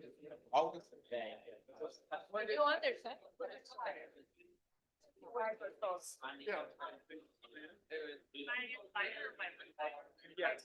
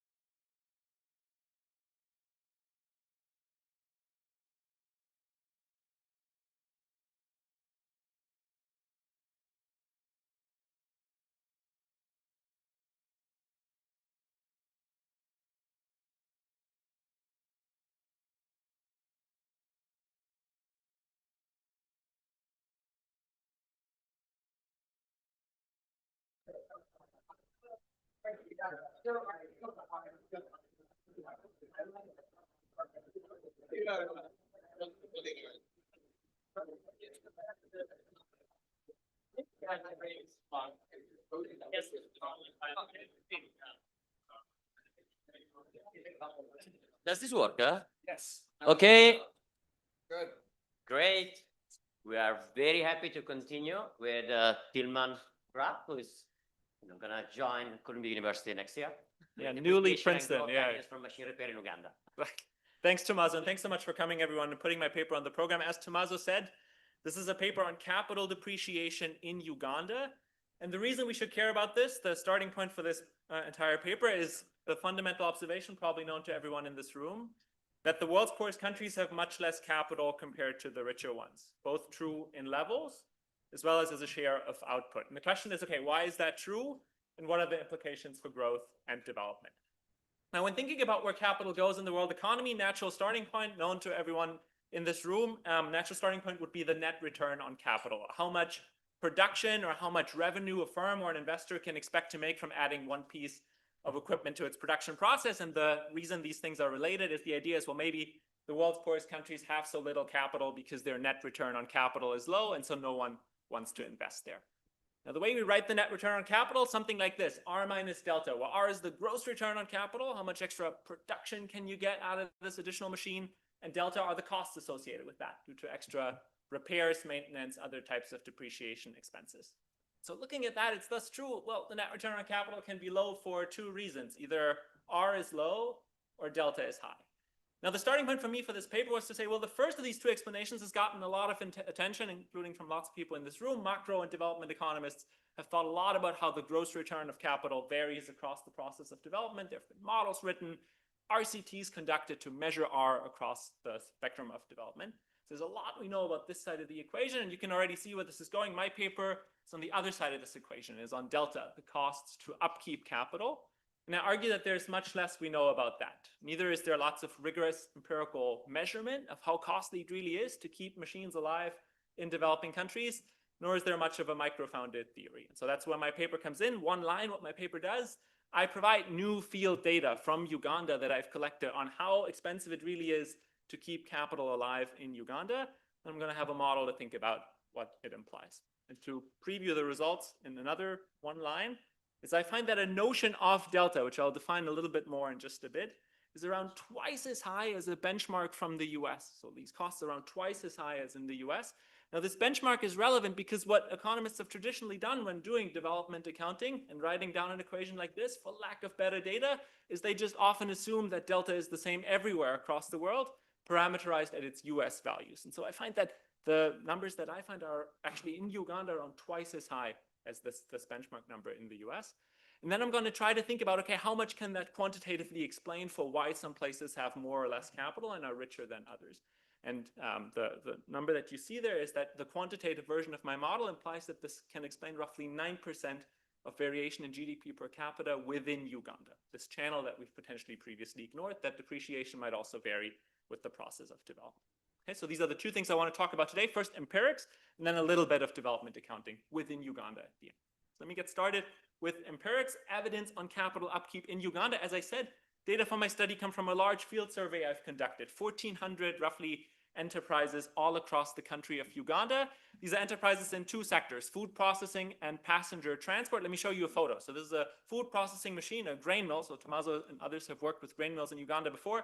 Photo I took last year in central Uganda. The way it works is a local farmer will come with dried grain, often maize, and put it into this grain mill, and then it gets ground into flour. And so the whole research question, if you remember one thing about this paper, the research question is what happens when this thing breaks down? Okay? And as you can already see maybe on the photo that this machine might have broken down already. So that's half of the data. This is food processing. The other half of the data is passenger transport. These are motorcycle taxis. We all know what a motorcycle looks like. The capital here is what happens when the motorcycle breaks down. Okay? I want to give you three pieces of background information on these firms. The first thing to always keep in mind in this context is firms are very small on average. So the median modal firm has 0 employees. It's just a person with their motorcycle, a person with their grain mill. Some are a little bit larger, up to 2 employees, but these are tiny firms. Okay? And then maybe perhaps surprisingly, machines are not that old. So maybe you might have a crier that these are kind of ancient motorcycles that are still roaming the streets. No, like these machines are on average between 4 to 6 years old. So it's not like they're from the before times. And then this was, in a way, what kickstarted this project for me, is I asked these firms, okay, what happens when your machine breaks down? Do you know what to do? Do you fix it yourself, or do you have someone on staff? Well, maybe not surprisingly, these firms are so small, they don't have anyone on staff that knows what to do. 90% of the times the machine breaks down, it's repaired through the repair market. Okay, so what that means is the machine's broken down, and now I need to kind of scramble, find someone out on the open market that happens to have the relevant know-how, spare part, whatever, to fix this machine for me. And so what I'm interested in is trying to understand how well this market works and how much that might actually influence how expensive it is to keep capital alive in Uganda. And thus interview both sides of this market, so both the firms that actually have these machines, and then also the firms that offer these repair services, so motor vehicle mechanics, grain mill mechanics, and so on. And lastly, I do the survey in 3 different regions all across Uganda. This is helpful because these regions vary widely in their local economic development. Let me show you a map. So these are these 3 regions. Kampala, the capital, by far richest, most developed part of the country. And there's this intermediate Luwero district, which is quite agricultural, not as densely populated, but it's not that far away from Kampala. And then this very remote Napak district in the northeast of the country, which is quite poor, 2 orders of magnitude less densely populated than Kampala, and so serves as a natural sort of comparison to understand if there's a link between depreciation and development. Importantly, the firms and machines that are operated are very similar across these places. So the same motorcycle brands roam around the streets in Napak and in Kampala as well. Now, what do I actually measure? How do I get at this object of interest, the cost to keeping capital alive? So the notion that I sort of introduce or hark back in this paper is this idea of capital replacement investment. That's the term by Feldstein and Rothschild in the 70s. And it's the following idea. So capital replacement investment, the way they define it, is the investment needed that a firm needs to make over the course of the year to keep its capital stock constant. Okay, so imagine the following idea. So you're one of those grain mill operators. Let's say your grain mill is worth $1,000. And over the course of the year, all kinds of things happen. The thing breaks down. You need to find a mechanic that fixes it. Maybe it sometimes really breaks down, and so no one can fix it. And so you need to buy an entirely new machine. If all these different costs add up to, let's say, $400, then your replacement investment rate, something I denote by capital delta to distinguish it from lowercase delta, would be 40%. Okay, 400 over 1,000. Why is that sort of an attractive object? Well, for one, it immediately pops out of the intertemporal budget constraint in the neoclassical growth model of a capital owner, right? Where you rent out capital to firms, you make capital income, you decide how much of that to eat today versus to invest in tomorrow. Well, but only after subtracting all the amounts you had to pay to entertain your current capital stock and roll that forward another year. So that's the object we're interested in, capital replacement investment. So to give you an equation, a rough equation, how I measure this, I ask these firms, okay, what's the total dollar amount you spend on all these different things to keep your capital stock alive? Repair, maintenance, replacement, and so on. And I just divide it by the market value of that capital to get a rate. I also adjust it for utilization in some other terms, but that's the main idea, to get a replacement investment rate. Now, of course, production processes, and on the job market, there are a lot of questions about this. Production processes are complicated, and so it's not often that easy to say what investment truly is there to keep capital in constant condition, and that's fine. I'm just proposing one measure, and so I'm proposing to keep a certain set of things in this measure and others not, but we can have a discussion of what should really be in there. Should be in there if you hire a slightly better worker that knows how to deal with machines better. I don't include that, I include other things, but we can have a discussion about that. So let me add some data to this number just to know that what we're all talking about. It's a bit of a crowded table, but the bottom line result is down here. I find quite high replacement investment rates, 37% for motorcycles in Uganda, 55% for food processing. Remember, again, what that means? So 55% means if you're the owner of that grain mill worth $1,000, on average, every year you spend $550 to ensure you still have a similar machine at the end of the year. Okay? You can divvy this up. Repair and maintenance is quite a big component. So 25% of the value of the machine, $250 every year. In this example, the grain mill operator will spend on that. That's less for motorcycles. And then replacement is another big one. So what's replacement in this case is the machine's just broken down so badly that no one knows how to fix it. And so you need to buy a new machine on average every 5 years. So 20% of the value is lost every year or needs to be spent every year because of that. That's quite high in both sectors. Now we want to compare this to sort of things that is Uganda kind of special here? We want to compare it to things we maybe know better. Ideally, I would have run the exact same survey also in the US, but I was on a grad student budget. So what I can do instead is I can rely on engineers' estimates for the US. So for instance, the American Association of Agricultural Engineers releases conveniently yearly standards of how often farm machinery breaks down in the US, how expensive it is to repair that once it breaks down. The EPA does something similar for motorcycles in the US as well. And so I can sort of try to construct an analog of all these different components for the US as well. And you see that these numbers are much smaller. So 26% for food processing machinery in the US, 15% for motorcycles, roughly half as high. Remember, that could already be a component for why net returns on capital are low in Uganda, right? It's just very costly to keep your machines intact and alive for another year. Last comparison I want to make in this table is another interesting one. Is I want to compare it to what the BEA tells you the depreciation schedules for these different machine types should be. And remember, that's kind of the numbers that we've been using all along, all across the world. So people have been using the BEA numbers everywhere. So the BEA tells you motorcycles depreciate by 17% every year, food processing by 18%. What I want you to take away here is these numbers are not that far off for the US. They kind of line up with these engineers' estimates. So if you've been using BEA numbers to do development accounting in the US, like at least this analysis would suggest you're kind of fine. But you might be missing a lot, actually, if you're using those numbers for Uganda, which is what people traditionally have been doing. So what's going on?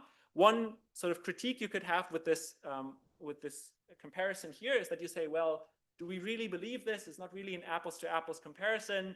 How do I know that these engineers' estimates are the same, capture the same thing as your survey? Also, are machines really comparable? A motorcycle in the US might be very different from a motorcycle in Uganda, and that's totally valid. So one thing I can do to try to understand if this is actually, this gradient between depreciation and development exists, is I can look inside my survey and compare different areas within the country and say, do more or less rich parts of the country have different replacement investment rates? So that's what I do here. Remember the map from earlier with these three regions? This is just the different replacement investment rates in these three regions. And you see that there's a clear trend whereby in Kampala, these numbers are roughly 40% replacement investment rate.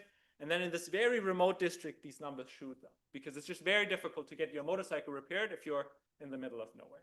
And this importantly also holds once I start controlling for machine characteristics. So the most stringent set of fixed effects at the very right here compares the same motorcycle of the same vintage, the same model of the same age in these two different places. And it's just much more expensive to keep it alive for another year in this remote district.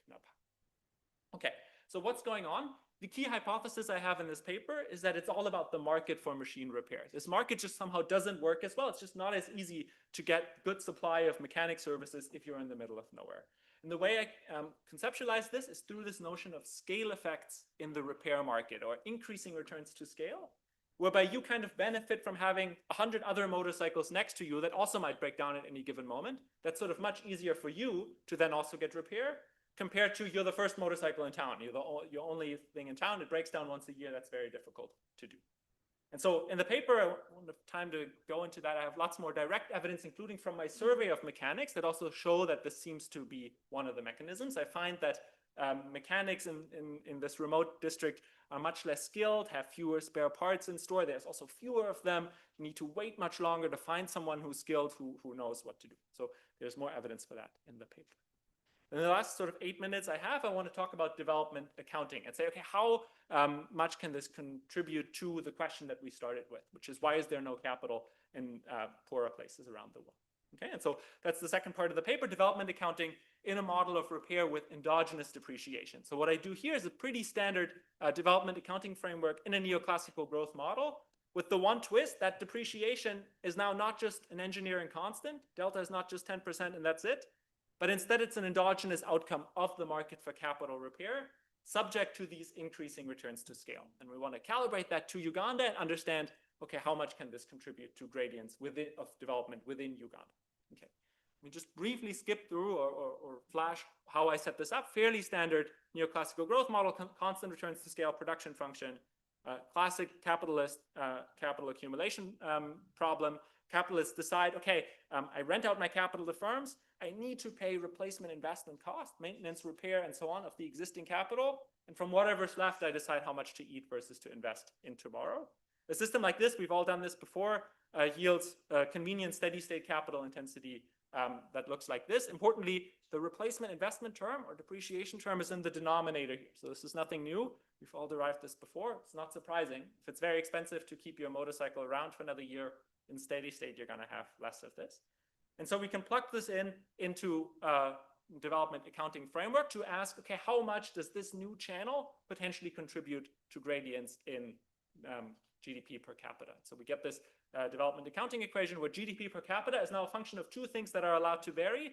First, the depreciation rate or replacement investment rate in red, and then just the residual TFP. So the question is, how much do both of these things contribute? How much of observed differences in whether places are rich or poor is due to this new channel of replacement investment versus just the residual productivity term?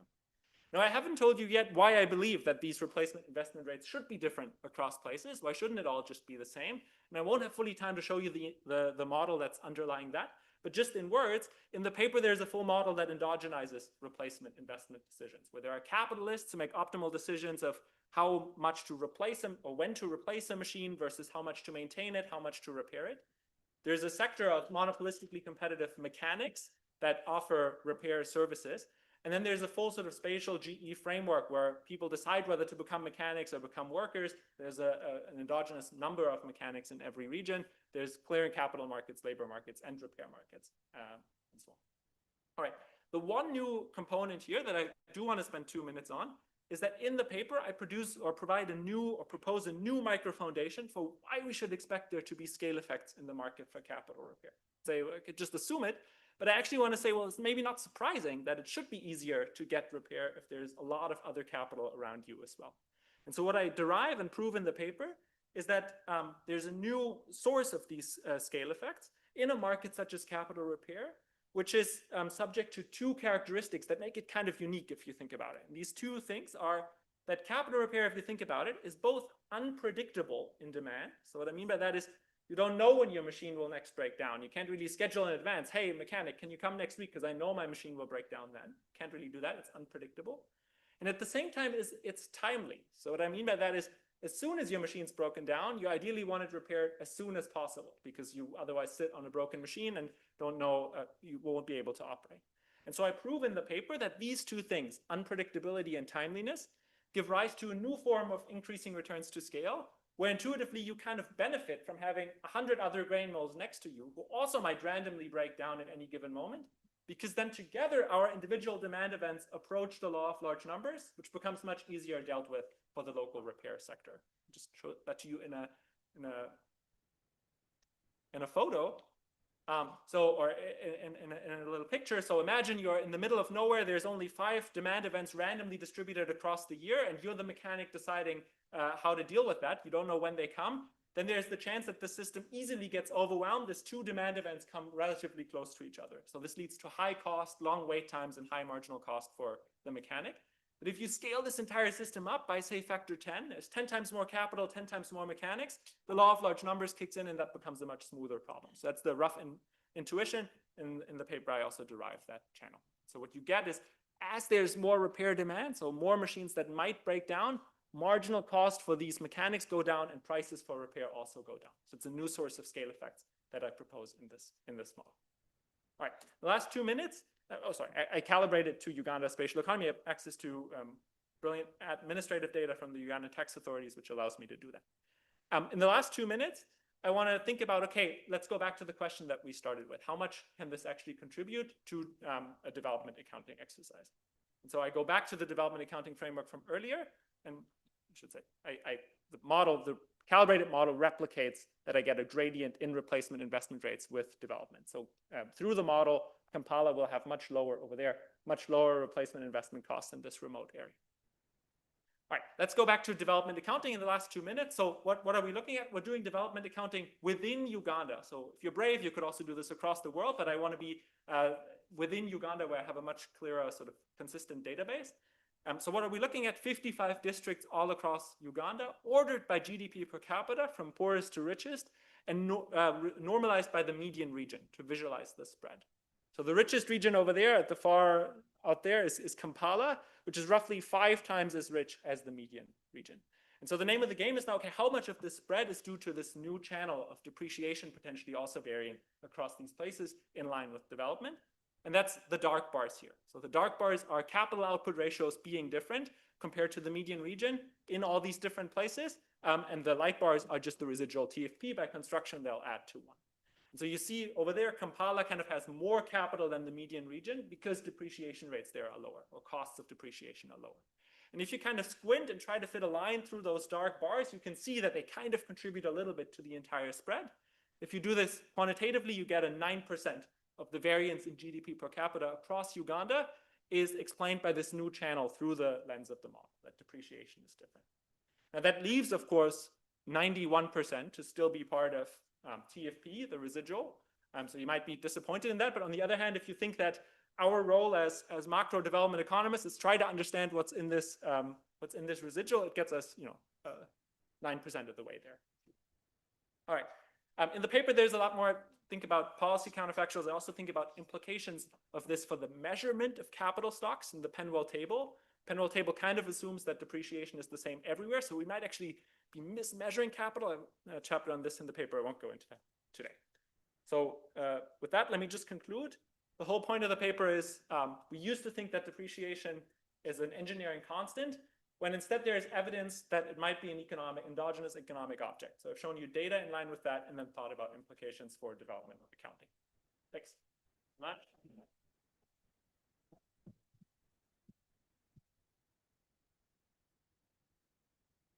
Now we have Alessandro Peter from NYU. Do we have a clicker? Yes. Do I have to do with a microphone?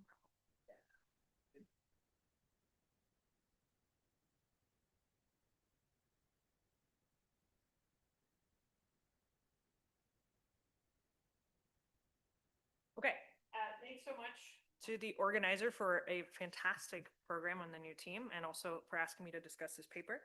So I'm going to start briefly by motivating why we should care about depreciation rates for those of you who aren't kept up at night.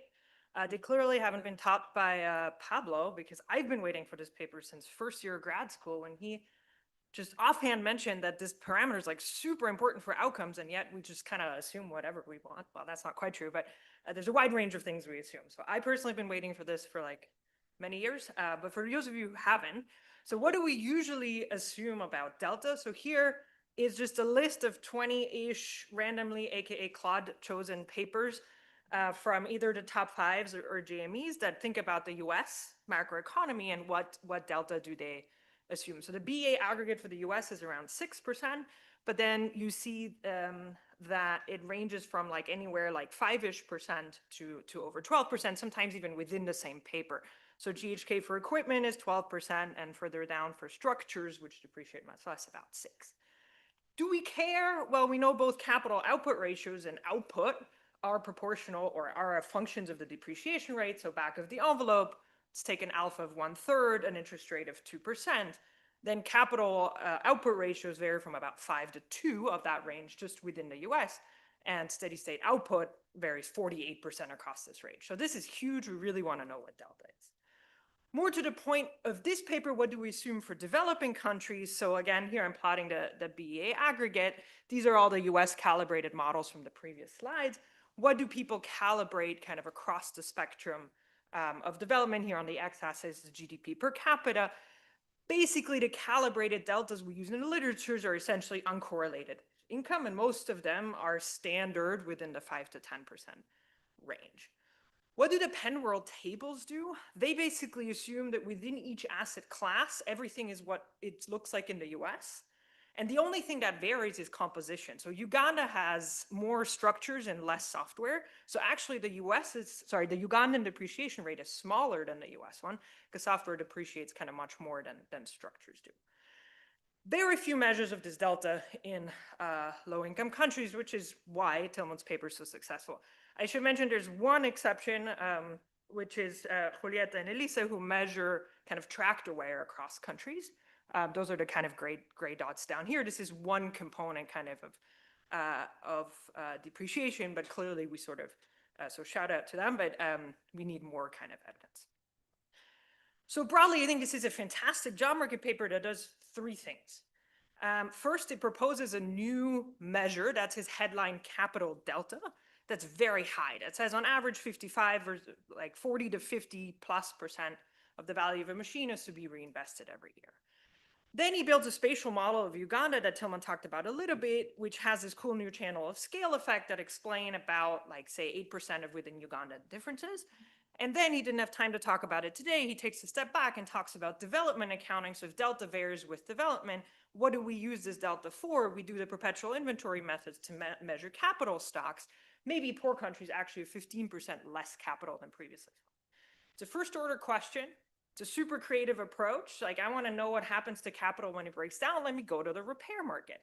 Very cool data collection, and especially number two has, I think, a genuinely new mechanism. So my goal for the discussion today is to go from this one fabulous job market paper that has three components that don't really speak to each other as well as they could, to what I think are two separate publishable papers within that kind of content. So what I'm going to do is start with kind of language and talk about sort of three objects that are all called depreciation in the paper. I'm not quite going to go to theory ahead of measurement, but I'm going to give you a toy model ahead of measurement to kind of think about what these really are. Then I'm going to say two of these that are really done well in the paper actually answer two separate questions. One is the quantity of capital, how should I measure that, versus what is the cost of kind of operating capital. Then I'm going to use a little bit of my co-author and our Uganda data to basically show you this holds in our survey too. And then I'm going to sketch the road ahead into kind of two papers that could be written out of all this content. Okay, so the paper uses delta to refer to three objects. The first is a standard BEA concept that the Penworld table also uses, which basically tries to measure how fast does a machine lose value with age. This thing is usually measured in resale markets, and it's usually assumed in the literature to be about the same as in the US. What is it used for? It's used to measure capital stocks. Then Tillman does two things. His kind of headline capital delta, which is actually conceptually a completely different object, which is the full cost of keeping machines running. So it has the replacement component in there, but it also has repairs. It has downtime, output lost when a machine isn't running, and how much more input do you need as your machine gets worse. That's where the headline number is coming from, and that gives you about kind of 2% amplification relative to the US. Another concept used later on in the paper is the replacement component of this capital delta, which is measured yet differently as the probability of replacement times the value lost. That's what he's going to use for the development accounting stuff, and that sort of relative to the US is 1.5 times 3. So that's also why you sometimes in a paper have 2 floating around, 1.5, 3, depending on which measure. Okay. One word, 3 objects. So let's write down a toy model to think about kind of what they measure and are they comparable. Let's take a standard firm problem where output is produced using capital, labor, and intermediates, because we'll have like fuel usage. And then there's some cost and wages, intermediate inputs, and kind of opportunity cost of capital to keeping that for the year. So part 1 is the replacement. A fraction delta breaks down, I resell it at scrap value. That goes kind of directly into what it costs me to operate this for the year. Repair and maintenance, if we assume kind of this is Leontief in some sense, that goes in there as well, per dollar of machine to keep it running. Then there's the downtime. Where should that go? If the machine breaks down, I can't produce. According to his own measure, I essentially lose 100% of my revenues when that happens. So that's a little bit more like a TFP term or like an output shifter term that should go out in the front. Then there's the extra input where an aging machine wastes an increasing share of fuels every year. That to me smells more like an iceberg cost that kind of increases year by year, and I just need more and more fuel.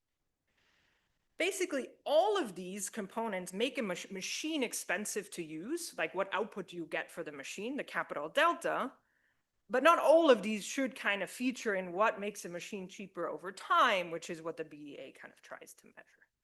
So basically, I think in the cost of owning a machine, all of these count, because in some sense, if you only get output 80% of the time, that's like a more expensive machine. In the price decline of a machine, you should only count what makes an old machine worse than a new machine. So that's going to be the replacement. and also actually the extra input, because at least if these are well-functioning markets, that should be capitalized in the resale price. The repair and maintenance, as long as that doesn't have an age slope, which at least I couldn't find in the paper, should be in the level, and the downtime itself also should be in the level. These answer different questions, okay? So both are, I think, very useful measures, but for different things. First answers how much capital does a country have, where I'm going to show you, like, you know, there's some work to be done to convince me that that's actually higher in Uganda. I'm not sure. And then there's the capital delta, which is how much does it cost to own, which is like really high in Uganda. So those two can diverge. And I'll show you kind of in our, or Tommaso and our survey, that these actually diverge for the same machine.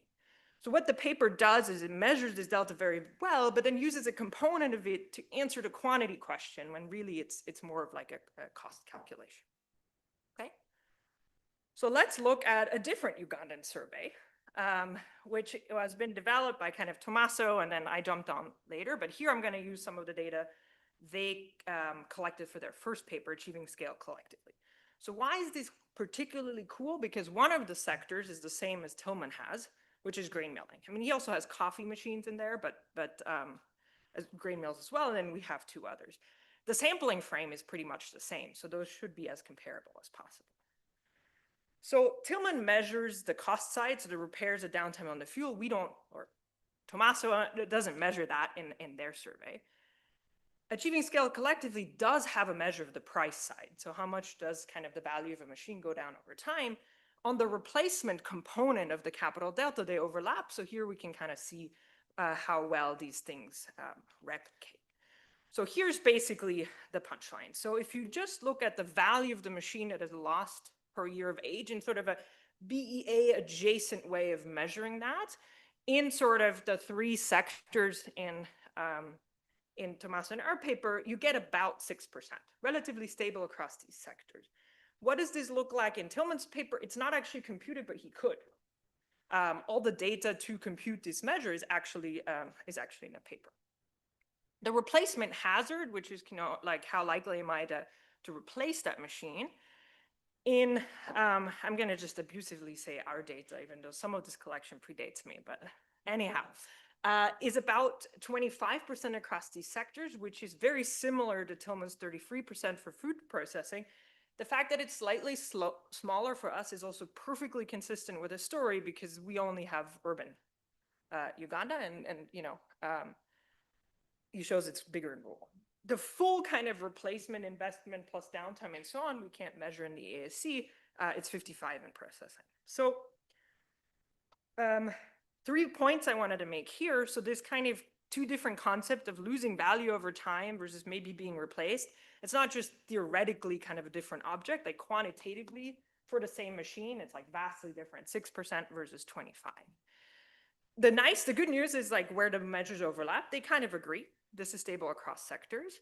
The direct measure of the delta in Uganda is kind of depending exactly on how you do it, about 6 to 10% a year.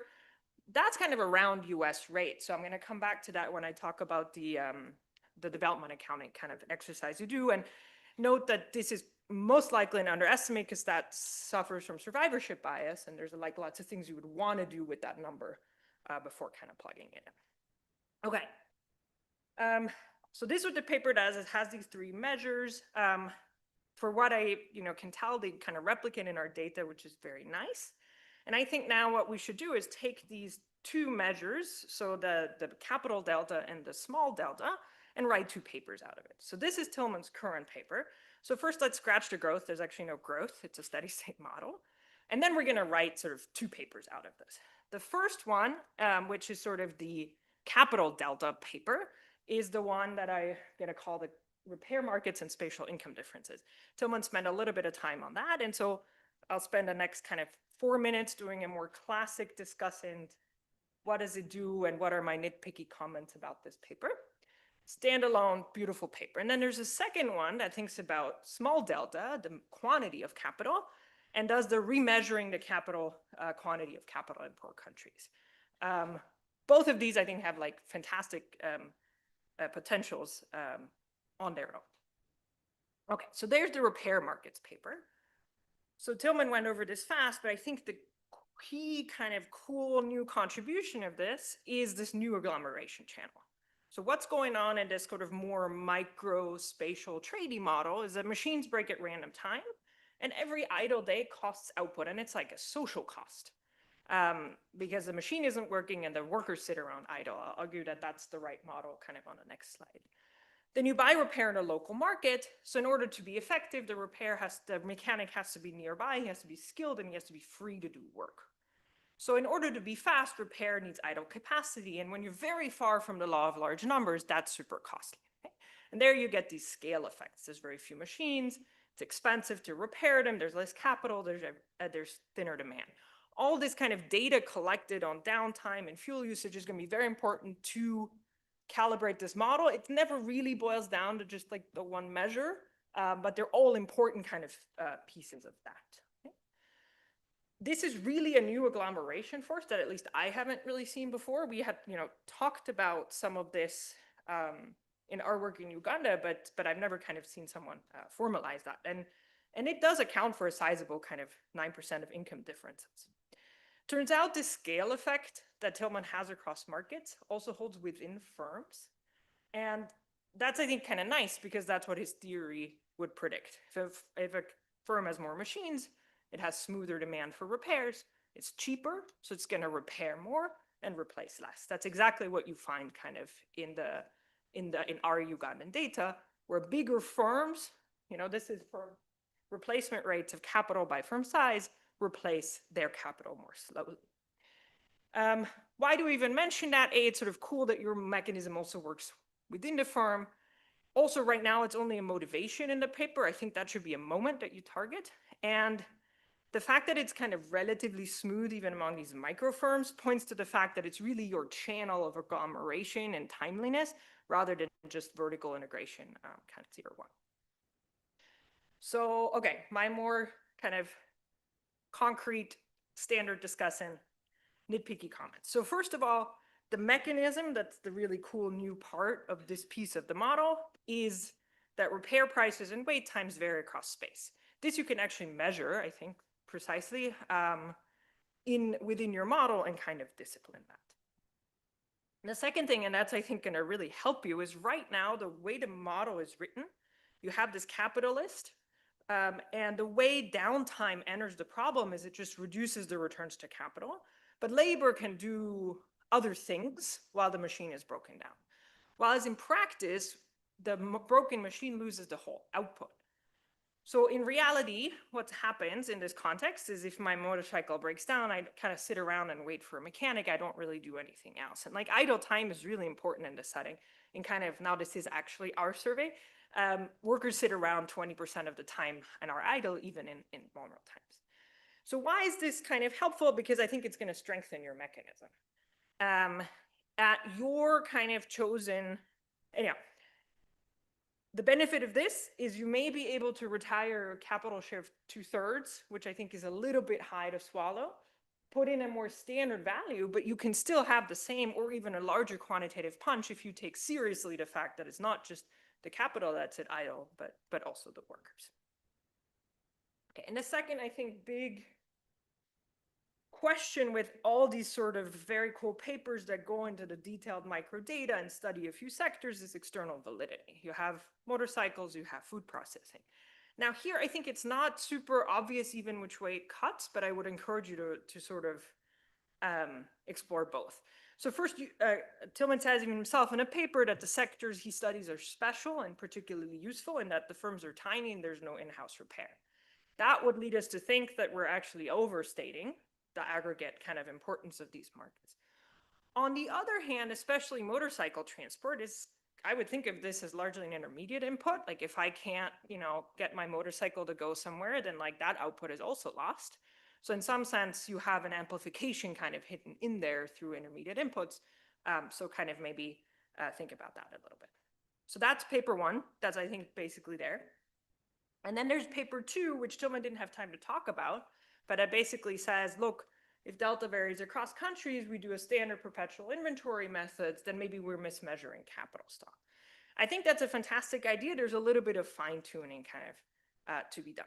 So the current way this is measured And that's kind of, yet a third measure of depreciation that I had on the second slide, is for each firm, what's the probability I'm going to replace a machine times the average value I lose when I replace the machine. The slope also is a 2-point US Uganda kind of calibration. And I'm mentioning that because I think even within your data, you can kind of do sort of more of that. So the headline 1.5 is an average of these two. But the Ugandan side measures churn, not retirement. And in fact, if you look at the survey, about 81% of expected replacements are upgrades of machines. 55% expect to resell within Uganda. So that's still part of the Ugandan capital stock if that's just kind of traded within Uganda. So really what you need to do, is to adjust for machines leaving the economy. Right now, neither the level nor the slope kind of can measure that. So what's the correct measure? How much value does a machine lose per year from new to scrap? And you actually have everything you need to measure that in a survey. Now, of course, there's this whole question of, do we believe that resale markets function well or not? But you do use prices in your calibration anyway, so at least it may be worth kind of doing this. All of this is in your data, so it's not new data collection, it's just a new computation. So if you take our numbers or the achieving scale collectively numbers, you get about 6%. If you do the best I could with the data that's in your tables, you get to about 17%. That completely brackets the US rate. So it's super important, I think, to revisit that carefully and let us think about, are we making the development puzzle worse or better? So at this point, I'm not even kind of sure. And then use the slope. You have the within Uganda income variation. So at least that can help you discipline the slope a little bit and not just have kind of these 2 points. Okay. With that, I'm basically done. I think it's a very important question, some very cool and serious data collection, and a new mechanism all within one paper. I think there's sort of 2 in there that can both be excellent. So there's a kind of repair markets paper that is basically almost there, that has all the spatial components, and then sort of a measurement, maybe kind of AUR insights paper of like the quantity of capital actually may be different if we allow delta to vary across countries. I look forward to citing both of these papers in the future, depending on how we measure it, at 1.5, 2, or 3 times the usual rate.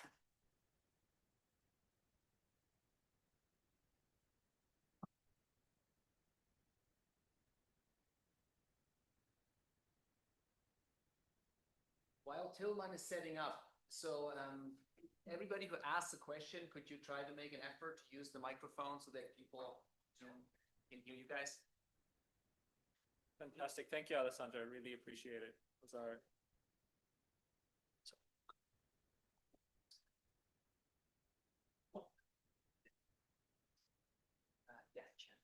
So great presentation and fantastic discussion. So some of my comments will overlap with Alessandra, so call that as flagging a response to her comments. So I got a bit confused on, what exactly is the source of the variation of the difference here, right? In other words, take the motorcycle taxi example. We have a worse driver, potholes, so more flat tires, more times we have to get stuff fixed. The guy has to stop more often, so the brakes need repairs more often. Is that what we are capturing? I mean, that's kind of like a TFP like adjustment about, the production process is messed up, so we have to do more of this. So does the motorcycle require more hours of repair per this thing, or does each hour cost a lot more in those countries? Is this like, that's kind of where I got a little bit stuck. And if it's the former, that's fine. That's about, the production process of transport is messed up because we don't have all kinds of things. Or this price of this particular thing called repair is messed up across countries. And maybe you can shed some light on that. Yeah, thank you so much. Great question. So in a way, like the way I like to think about this question is a bit, so what's the engineering bit? So the machine just breaks, the quantity of breakdown is more often, the thing breaks down all the time. And what's the economic bit? So as soon as it's broken down, it's just very hard the market doesn't work to give me the repair I need. And I find that it's very much the latter. So a couple of points to that. The first is I measure how often machines actually break down, the frequency of full breakdown. And I had to go over this very quickly. But so for instance, one piece of evidence here is, annual number of major repairs. So major repair means the thing has broken down so much it doesn't work anymore. For food processing, around once a year, 1.08. these standards say in the US, it's 1.02. So it's not that different. And I find the same thing within Uganda. It's not the case that in remote areas, these things break down way more often, frequently, than in Kampala per usage time. So I normalize by amount of hours these machines drive and are online. Instead, it is as soon as it's broken down, it's very expensive to get the repair. So it seems to be more the economic object rather than the engineering object. Great question. So, great paper. I think that the small delta versus big delta distinction actually comes down to that you've stumbled over a weird thing in how we do national accounting. Because if we take measured investment and lowercase delta, we do get the right size of the capital stock. But if we do investment plus repairs as our measure of investment and your delta, we also get the right capital stock. So it's a question of the convention we should use. And I think that your thing is actually more theoretically motivated than delta when we calibrate to models because it measures the user cost of capital. But I think you should sort of engage in that as well. And when you do the development accounting exercise, repairs are counted as intermediate inputs or in general in national accounts. I think you should sort of try to be very consistent in like, you know, this is the way I think about the world, but then sort of systematically go through the whole sort of accounting process and sort of redo the Penn World Table as well through that perspective. Because you can't just say that delta is high and use the Penn World Table investment because Penn World Table investment does not include repairs, so that becomes inconsistent. Thank you. Yeah, a great point. So in a way, that's also Alessandra's point about these, why I need to do these two different measures. One is sort of the capital delta thing, and one is the lowercase delta thing for the Penn World Table, because the Penn World Table does exactly. So I try to be consistent in this way. So when I do the Penn World Table adjustment, I don't include all the things that the Penn World Table doesn't want me to include. So I try to be consistent. But Alessandra, of course, is right that then, I mean, my measure is not as detailed for that exact component. But you're right, but I try to be consistent with that. And which one we should be using, I don't, yeah. Thanks. So I was just wondering how I should think about endogenous capital utilization in this context. So I mean, both, you mentioned something about usage adjustment. So for this table, should I think about this as adjusted per unit of time used? Or is this also shaped endogenously by, you know, in markets with, you know, bad repairs, people use their machines less, and, you know, also from the macro perspective, that seems like that'll matter a lot for where the losses are actually coming from. Is it from the capital depreciation or is it coming from people using the capital less? Yeah, no, great point. So yeah, these things are normalized by amount of hours used. So they're all, the way I do it is I just flat divide by the average number of hours this thing is in, each machine type is in use in a given year economy-wide. So that's in a way what engineers do when they sort of say per 1,000 hours of use, how often does the thing break down? But I agree with you that of course there's a whole, I mean, I wrote a different paper about endogenous utilization. So there's a whole sort of thing of economics there that could also interact with these things together. I didn't include it here because I kind of didn't want to deal with it, but maybe I should. I agree. It's interesting to think about in which direction it could go, right? Like it could say that if firms realize, so it could be that the shadow cost is even, so that it helps me, the shadow cost is even higher. Firms realize, oh, I don't want to use my machine as much because if I breaks down, I'm kind of, I really have a problem. So then that would help me, but if it's not the case, then it would go against. So yeah, great point. I should engage with that.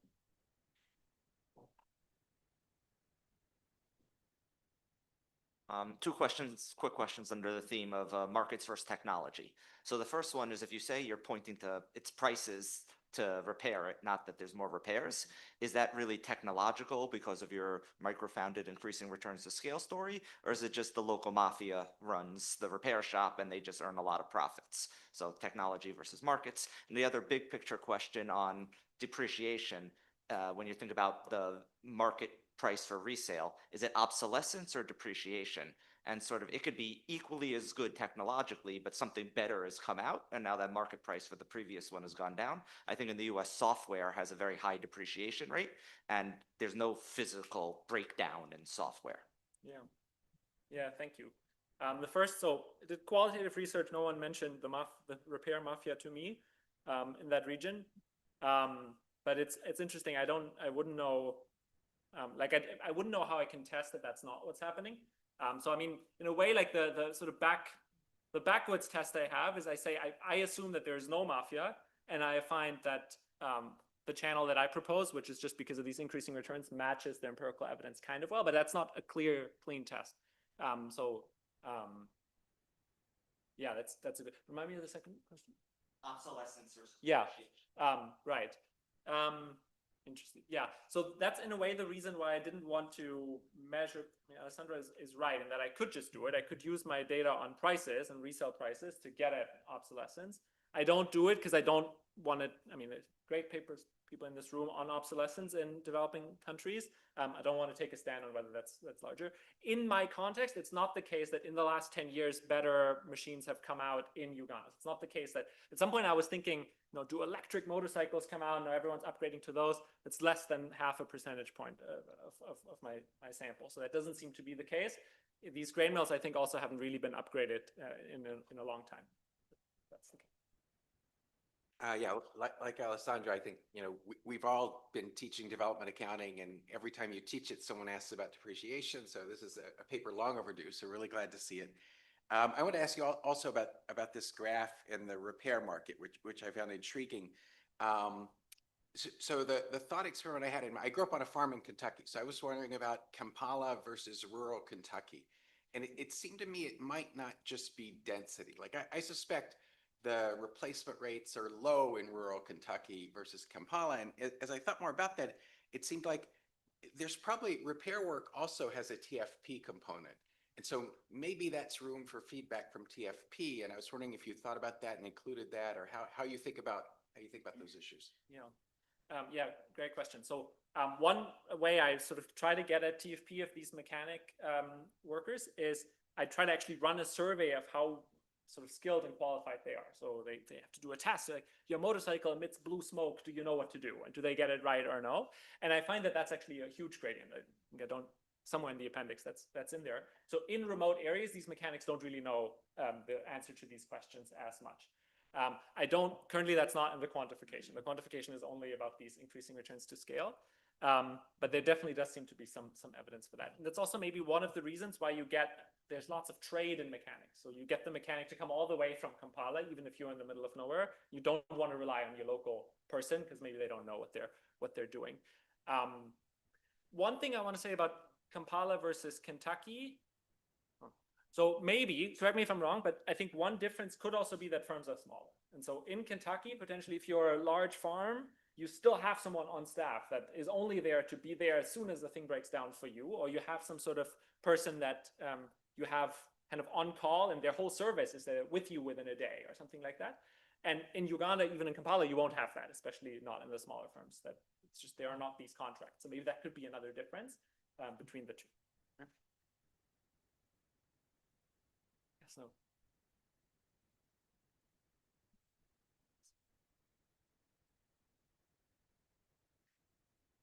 Really cool paper. When you do the growth accounting exercise, it seems that you implicitly assume that all the capital intensity differences across locations are due to differences in the depreciation rate. The 9% was the size of the K over Y bars. How are you thinking about other differences in the implicit cost of capital across locations? And so you would kind of see how much K over Y loads on your measure of depreciation across states and call only that the role of your depreciation channel? Yeah, great question. So is one way to think about this question is, well, should I have sort of I subscript at some of these other things here, right? So I think I take Alessandra's point actually on the alpha. I mean, that's from the IMF, but that might be large anyway. But then, okay, so the price of capital, that's the PK thing over there. I don't have a subscript on I there, which is because this is because pretty much everyone buys their machines in Kampala for the same price. So I have actually data on that. It's not the case that the price of new capital differs across places. And then rho, the time discount rate, I sort of don't want to take a stance on whether that's different. But you don't think like financial frictions or other type of wedges? Yeah. So it seems, yeah. I haven't entertained that. In a way, like that would be additive, right? So then we could have this chart and say add a third color and have like another bar, right? How far can we get to great exercise. So can I go back to a question that was already asked maybe, but so in your main table, it seems that the probability of replacement is actually way higher in Uganda than in the United States. Here, like this kind of 33%. Yes. And so first, how are you thinking about that? Because to some extent, that seems to be coming from maybe the roads are not as good in Uganda, so there are more like potholes, and so that I don't know, motorcycles break down. There is more like noise in the economy overall, and so that seems that is really another feature of the economy. Can be like I don't know, low efficiency of the public sector. They don't have good roads. It then gets amplified with this mechanism. Yeah. Yeah, thanks, Tommaso. So, so again, what does this number mean? The 0.2, you can think of it as almost there's a 20% chance every year the machine breaks down so bad it leaves the economy. So it's not only, or it loses all value. So it's not only resale, so it loses all value. And there's some reasons to be skeptical about this number. So for one, this is a hypothetical measure. The way I measure it is I say, what do you think is the chance that in the next year this will happen? And on average, they say 20%. But there's a bunch of ways I back up this number. So for one, I told you at some point briefly, machines are not that old. So they're between 4 to 6 years old. So that kind of lines up with a 20% yearly hazard rate. And I also have some data on when I said, in the past, have you ever lost a machine that was completely broken down? And how old was that machine? That also seems to line up. It's roughly 5 years old at the time. Now, whether that now means, so I think I'm happy to sort of say, this is not potholes in the way that machines don't break down more often, more frequently. I don't think I'll be able to say, if that's your point, the potholes are so bad that once it breaks down, it really breaks down. And so it's TFP of the road maintenance sector. I won't be able to speak to that. But at least it doesn't seem to be the case that as soon as that it breaks down more often. As soon as it breaks down, it's harder to do.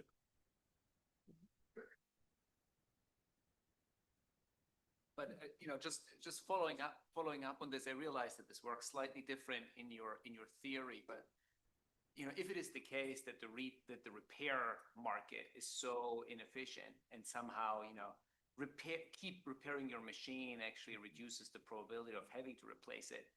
This difference between Uganda and the US could just be that, in the US, it's relatively easy to keep a machine alive, and in Uganda you don't, and then exactly that's just a symptom, right, of the inefficient repair market. Exactly, and that's the way the model works. And the model, the way it works is you get one of these random events, pothole, the thing has broken down, and now you decide. Like I scout the options and say, okay, what prices do people give me to repair this thing? Or I just give up and say, instead, I'm going to repair it. So you make that decision. Actually target that moment because I have that data on how often that happens. And in a way, that's the channel. If the repair market doesn't work well, that also explains that machines are replaced more often. So that's the way the model works. Thank you. So I wanted to ask whether kind of following up on Hannes' comment that if you think about it as raising the user cost of capital, then it will explain some differences in the investment rate. Does it kind of over-explain? Does it explain a big fraction? That kind of thing. Maybe that you don't want to do that, but that's part of the development accounting application. Yeah, so I actually do that exercise. It's not somewhere in the appendix of the slides. So I have data on, so I can use the fact that pretty much all capital is imported into Uganda. And so I have data from the Customs Authority where I know exactly how much capital gets imported in individual parts of the country through border entries. And I can match that as an untargeted moment to see whether my model matches that, and it matches it quite well. Now, what this doesn't really do is it don't have good data on trade of capital between, so I only know where it gets imported. So there's some issues with this comparison, but that is definitely something that I've tried, and it matches it fairly well. Yeah, we have time for 2 more. Okay, so just ask both questions and then you can finish that. No, I'll ask. It's a question of team development accounting. Okay. So this is sort of an external validity kind of question, but if you take housing, which is a big type of stock, there's a word that real estate agents use to show you a crappy house. They say there's a lot of deferred maintenance in this house. It means you go in and but in the housing literature, deferred maintenance is a very big topic. Like in recessions, people just don't make those investments. So then I was thinking cars, there's blue smoke, you go in, they say, well, you need to fix these 9 things. You say, how about the first thing? And then you drop. So it seems like there's a lot of choices for some capital goods on whether you repair them or whether you just suffer through the blue smoke or the crappy lighting or whatever. And I just sort of get the feeling there's a lot of people who have holes in the roof. They say, what can you do? You have blue smoke in my car. What can you do? Maybe motorcycles you can't, and food processing, the thing just stops. It's sort of just a question about where these fits into the big picture and whether choosing to defer the maintenance is something that you think is central here, or could you incorporate it? Sort of an ill-baked thought. Yeah. I'll respond directly. Okay, thank you. Great question. So I do have data on maintenance, and I actually find that firms spend quite a lot on maintenance, maybe counterintuitive slightly, but it's also again in line with at least the model that I sketched, which is you really want to avoid that the thing breaks down completely if it's such a pain to get it repaired. And so that's the way the model works. By also maintenance will be higher, costs on maintenance is up there too, will be higher if the repair market doesn't work as well. Now, what I don't capture at all, the way the model really works is the machine works perfectly, everything's great, and then as soon as the thing happens, it just stops completely. It's the one house shape sort of depreciation schedule. And so I don't have scope to, at least in the current model, to have your thing. A little bit of blue smoke, but it's still fine. So that's not in the model. I have to think about how that would work, because I think you're right. Thought you would ask very quickly last question. And Sure. Yeah, this is more like a plea for help whenever you write the development accounting piece to this. I thought I understood capital development accounting 6 months ago, and now I'm just horribly confused. So I always thought you just did perpetual inventory on investments. You get a stock, you know, with some depreciation, 6%, whatever you like. In the last 6 months, the Groningen guys have told us that they prefer to do capital services rather than capital stocks. They tell me that the depreciation rate in developing countries, they're really sure it's lower than in rich countries, and you tell me that it's higher. And instead of having one depreciation measure, I have three. And I like, now I'm supposed to go write a JEL with David. Tomorrow we're going to meet about it. Like, I have no idea what to do. I'm totally lost. So that's probably not something you can answer in the next 60 seconds, but like at some point. It is, let's not answer it in the next 60 seconds. Let's just continue the conversation over the break. It's a perfect ending for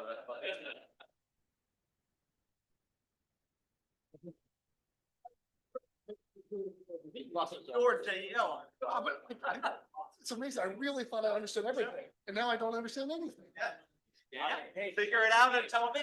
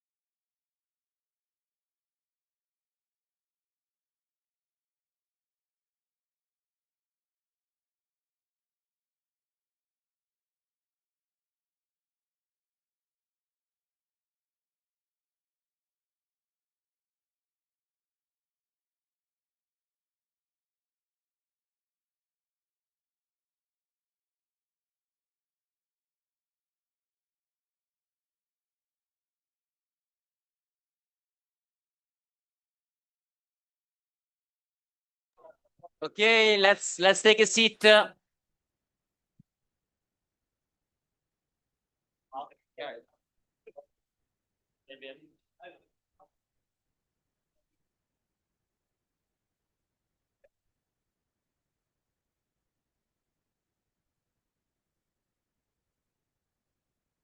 All right, we are very happy to continue with Emanuela.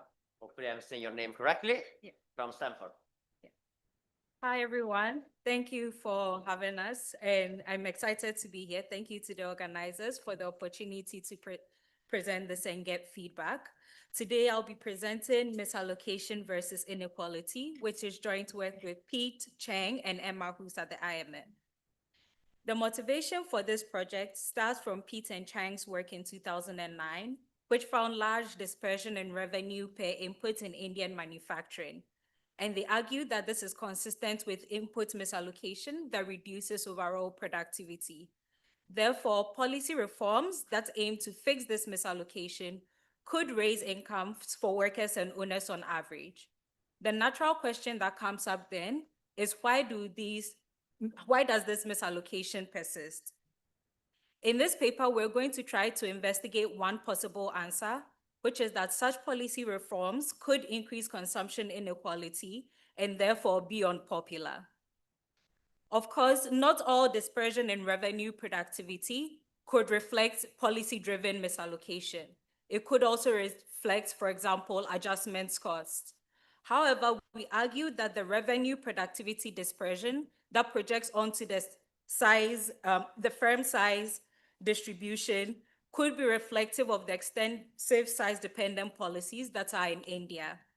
In this graph, what we're showing on the y-axis is log revenue productivity, which is measured as value added divided by total labor and capital expenditure.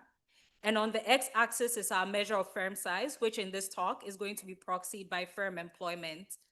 And what we see is that log revenue productivity is increasing, with the largest firm size bin having about 45% higher revenue productivity, than those in the smallest firm size bin. We argue that this goes in the direction of the size-dependent policies that are in India. In India, small firms receive numerous benefits in the form of direct subsidies. There's a large informal sector, and also small firms pay lower taxes in terms of income taxes and sales taxes. Therefore, policies that would reallocate inputs from the smallest firms to the largest could increase aggregate output. However, we also see in the data that worker wages are increasing in firm size, and we argue that this could be reflective of skill differences, where bigger firms use high-skilled labor more intensely. We corroborate this evidence with data from the household survey, where with information on education and the firm size that the worker works for, and using education as a noisy measure of skill, we see that education is rising in firm size.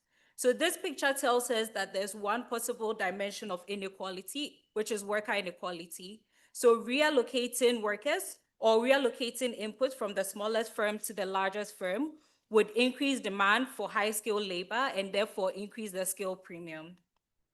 Our goal in this paper is to try to put a number on this trade-off between size-driven misallocation and inequality. To do that, we're going to proceed in 3 steps, and to give you a bird's eye view of our approach, we're first going to start by building a general equilibrium model, and this is going to be the lens through which we're able to come at this number. In our model, we want to think about inequality across owners and also think about owners of firms of different sizes. Therefore, we're going to need heterogeneous firms, and in our model, they're going to be heterogeneous in factor-neutral productivity and scale-biased productivities. Then we also want to think about inequality across workers, and the dimension we'll look at with that is with skill. So we're going to have 2 skill types of a fixed aggregate supply of skilled and unskilled labor. And then finally, we want a stand-in for these size-dependent policies. So we're going to model those as revenue wedges that the firms face that constrain the size of the firm differentially. With the model, our next step is going to be to build a data set that's representative of all firms in Indian manufacturing, including both formal and informal firms. through the lens of the model, and using the data, we're going to be able to infer what these productivities are, as well as the revenue wedges, matching exactly data on the firm's value added and capital and labor inputs.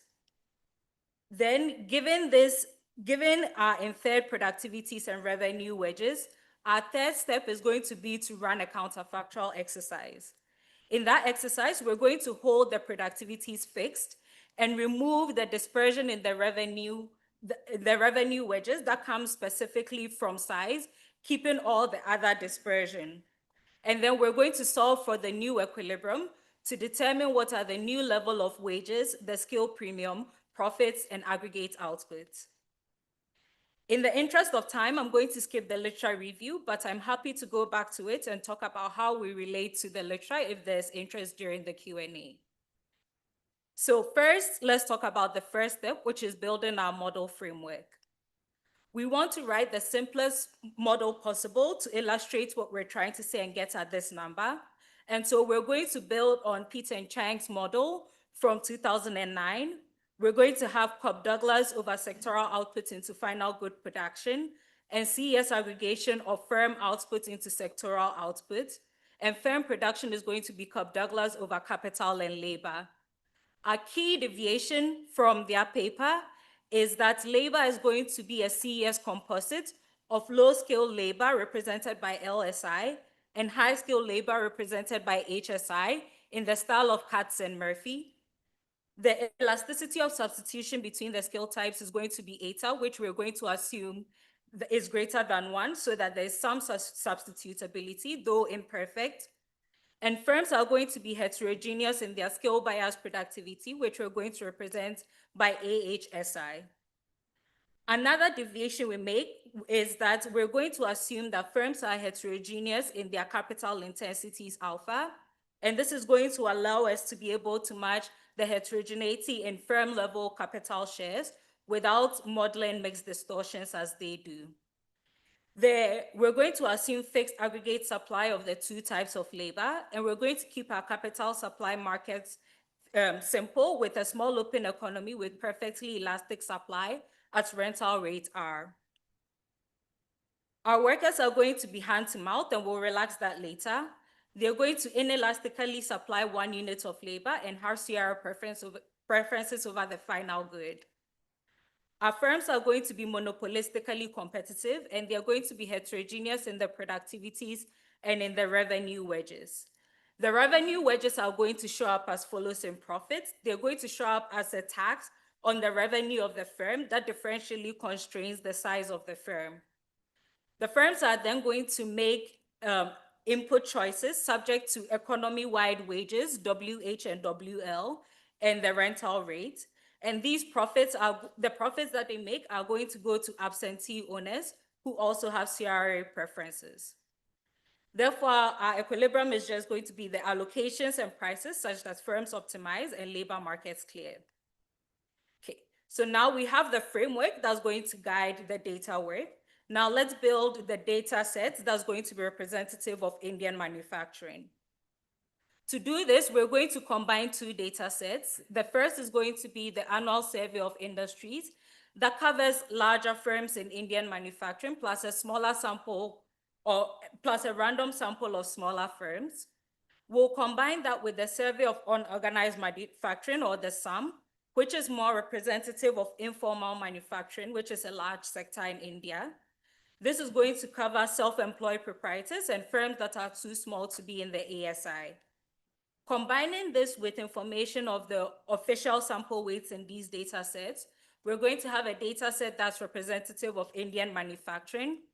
And the only information that we're going to need from both is going to be the revenue, or more accurately, the value added, the capital, the wage bill, the total employment, and the sector that the firm is in. We're going to be able to build this data set for the 3 years, 2000, 2005, and 2012, and we're going to treat each of the years as a separate economy. Now, we need to infer the variables, the firm level variables. Note that we do not directly observe economy-wide wages, and so we need to infer what they are. To do that, we're going to assume that the firm with the highest wage per worker in the data uses all high-skilled labor, and the firm with the lowest wage per worker in a given year uses all low-skilled labor. Therefore, we can set the WH to the maximum wage per worker in a given year, and the WL similarly. Given information on the wages, we also do not directly observe the skill quantities that the firms use, but we do observe their wage bill and their total employment. So we can combine that information with information on the wages to back out what the skill quantities for the firm are. Then we can combine information on the skill quantities, so the skill intensity of the firm, with the wages, with the optimal skill ratio that comes out of the firm's first order conditions to exactly back out the skill bias productivity term to match the skill intensity. And in our headline results, we're going to set the elasticity of substitution between skills to 1.5 and do robustness to higher values of eta. Then finally, we're also going to be able to back out what the factor neutral productivity is from inserting the consumer demand function. And here we set the elasticity of substitution between firms to be 3 following Pete and Chang's work, and we do robustness to higher values. Then separate from that workflow, we can jointly back out the firm's capital share and the revenue wedge from information on the revenue, the wage bill and capital cost using the first order conditions or the optimality conditions of the firm. What this looks like is the following. So what we're plotting on the y-axis for both is the keep rate for the firms, and then on the x-axis in the left panel is the factor neutral productivity, and in the right panel is the skill bias productivity. And we see that there's a negative relationship, meaning that less productive firms are less constrained, or more productive firms are more constrained. The left correlation is more tight, which explains why to preview in our counterfactual exercise, reducing the dispersion in the tau is going to reallocate to more productive firms and increase output. The right panel is more noisy, but this negative correlation is what's going to drive the trade-off between misallocation and inequality on the worker side. In the model, we can solve for the skill premium as a function of the allocation of labor, and it shows up as a weighted average of these AHSIs, where the weights are given by the labor employed by the firm. Therefore, in a counterfactual where we reallocate labor to these high AHSI firms, we'll be increasing the skill premium. So now let's actually run the counterfactual exercise and put numbers on it. So our counterfactual exercise is going to be the following. If you look at the graph, the blue is the projection of this keep rate on the firm size distribution, or the firm size. What we're going to do is to remove the dispersion that projects onto firm size and then recenter it so that we're preserving the baseline average wage. We're also preserving dispersion in the revenue wedges that's unrelated to the firm size. So what this policy then is doing is essentially making big firms bigger and small firms smaller. So the policy reallocates employment and output to larger firms. However, as you can see, this is not a massive policy. At most, there's only about a 7-point drop in employment in the smallest firm size bin to the largest firm size bin. So size-dependent policies end up not to be the end-all be-all. The good news, though, is that aggregate output increases on the order of about 1 to 4% across years. However, the bad news is that the skill premium increases even more on the order of 10 to 15%. And this is in line with the negative correlation we saw between the keep rate and the skill bias productivity. The worst news, though, is that it's not just that the skill premium is increasing, it's also that low skill wages are decreasing, and this is because of a decrease in the demand for low skill labor. That was the worker side. On the owner side, aggregate profits do increase because of the increase in aggregate output. However, the effects are heterogeneous across firms. So we saw that the wedges favor less productive firms. Therefore, what the wedges do is that they compress the dispersion in owner profits. When we remove part of that dispersion, then we increase the dispersion in owner profits. And how that looks along the firm size distribution is that small firms lose. And for the smaller size, when that's about 50% of their profits, and large firms gain on the order of about 40% of their profits. What does this then mean about the popularity of these policy reforms that the counterfactual would imply? In our quantification, workers outnumber owners 2-1, and 90% of those workers are low skilled. So that's a large part of the agents in the economy. Therefore, on the worker side, if we assume that each worker is either a low skilled worker or a high skilled worker, then only 10% of them will be gaining, which is the high skilled workers who experience a gain in their wages. We ran a robustness check where we assume that each worker is a mix of high skill and low skill, and we calculate the threshold worker so that the increase in the wages, the increase in the high skill wages is offset by the decrease in the low skill wages. That worker ends up to be at the 27th or 28th percentile. So with a mix, there's enough weight that's put on the high skill component. However, this is still well below the 50% majority needed to make these reforms popular. On the owner side, there's a large mass of small firms in India. Therefore, only about 10% of owners experience an increase in their profits. However, if we consider that perhaps India might be a plutocracy, or these large firms will be able to lobby for these policies, then this policy reform could pass with more than 50% of them gaining. In terms of ex-ante consumption equivalent welfare, behind the veil consumption equivalent welfare falls on the order of 8 to 10%. And this is because the modest level effects, increase in the level effects, are offset by the large inequality effects. This is even larger for workers than for owners because of this large mass of small firms in India. Therefore, the outcome we observe in the data, which is the persistence of this misallocation through size-based policies, could be rationalized as the outcome from a constrained efficient policymaker who only has size-dependent policies to both target misallocation and inequality. You might think that this policymaker could also, who implements these reforms, could also implement a redistribution policy so that the gains from this reform are redistributed to mitigate the effects of the inequality. Also, in our household data, we do see that the increase in consumption along firm size is less steep than the increase in earnings, so that suggests some partial pass-through. To get at that in a simple way, we write down a consumption rule in the style of Heathcote and co-authors, where consumption is a function of income and beta measures the extent of pass-through. This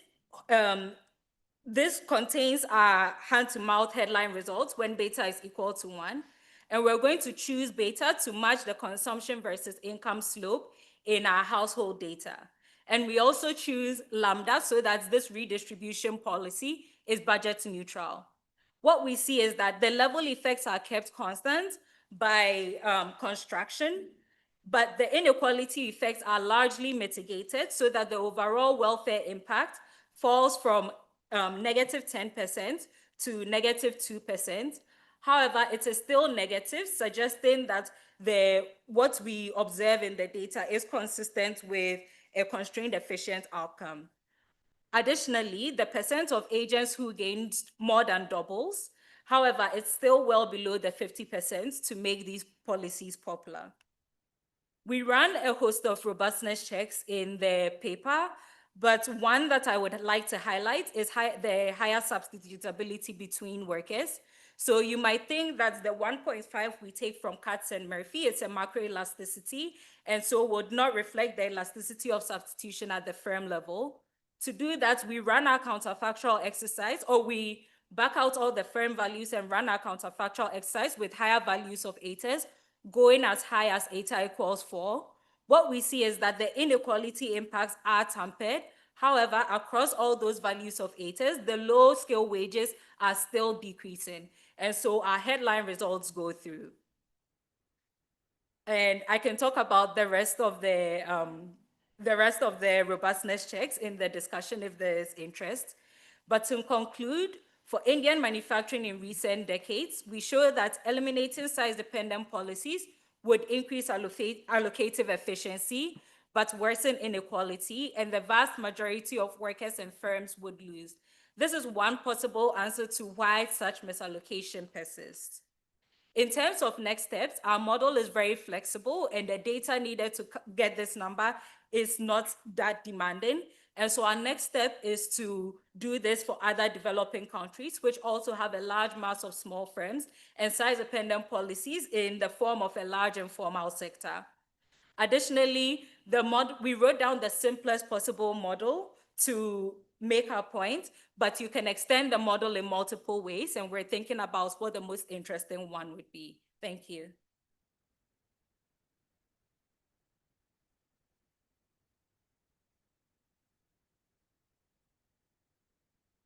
And now we have Johnston Becker from Princeton discussing. All right, thank you so much for inviting me to discuss this paper.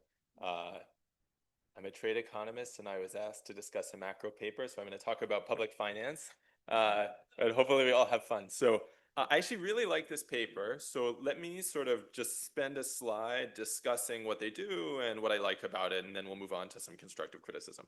So first, they have a simple and novel hypothesis. Why do size-based distortions exist? Because removing them worsens inequality. So let's see. They start off the paper with a few stylized facts that are relevant and sort of exactly what they're going to need to motivate the model they build later. So first, they show that using firm-level data on manufacturing firms, that larger manufacturing firms have higher value added relative to their labor and capital expenditures, suggesting that there's some size-dependent distortions. Second, they take household-level data where conveniently they have in a household survey, what is the size of a firm that a household works at? And so they can tell us that workers who are at larger firms have higher wages. And then, of course, you could ask, well, maybe those workers have just gotten lucky. Are they really different from anybody else, or are they just benefiting from some firm rent sharing? And so the third fact is that these workers are systematically different. The ones who are working at large firms have higher education. And indeed, if you control for their education, then some of the firm size premium goes away. Okay, so these are three really clear facts. They use them to motivate a parsimonious model that I think speaks exactly to what they want to talk about. So in the model, there's two different labor factors. There's skilled labor and unskilled labor. They're imperfect substitutes. There's also capital as an intermediate, so they can connect to their data. They add in firms that are heterogeneous along two dimensions. So firms are both heterogeneous in terms of their overall productivity, and they're also heterogeneous in terms of how productive they are with high versus low skilled labor. That's important because they're going to emphasize it as the more productive firms that demand higher skilled labor. And then finally, they have these firm-specific wedges that act as revenue taxes, and they're going to infer are larger for the more productive firms. Okay, this model is nicely designed to go very cleanly to the data. So they can basically just invert the model to back out a lot of the wedges, productivity, shifters, factor usage, and so on.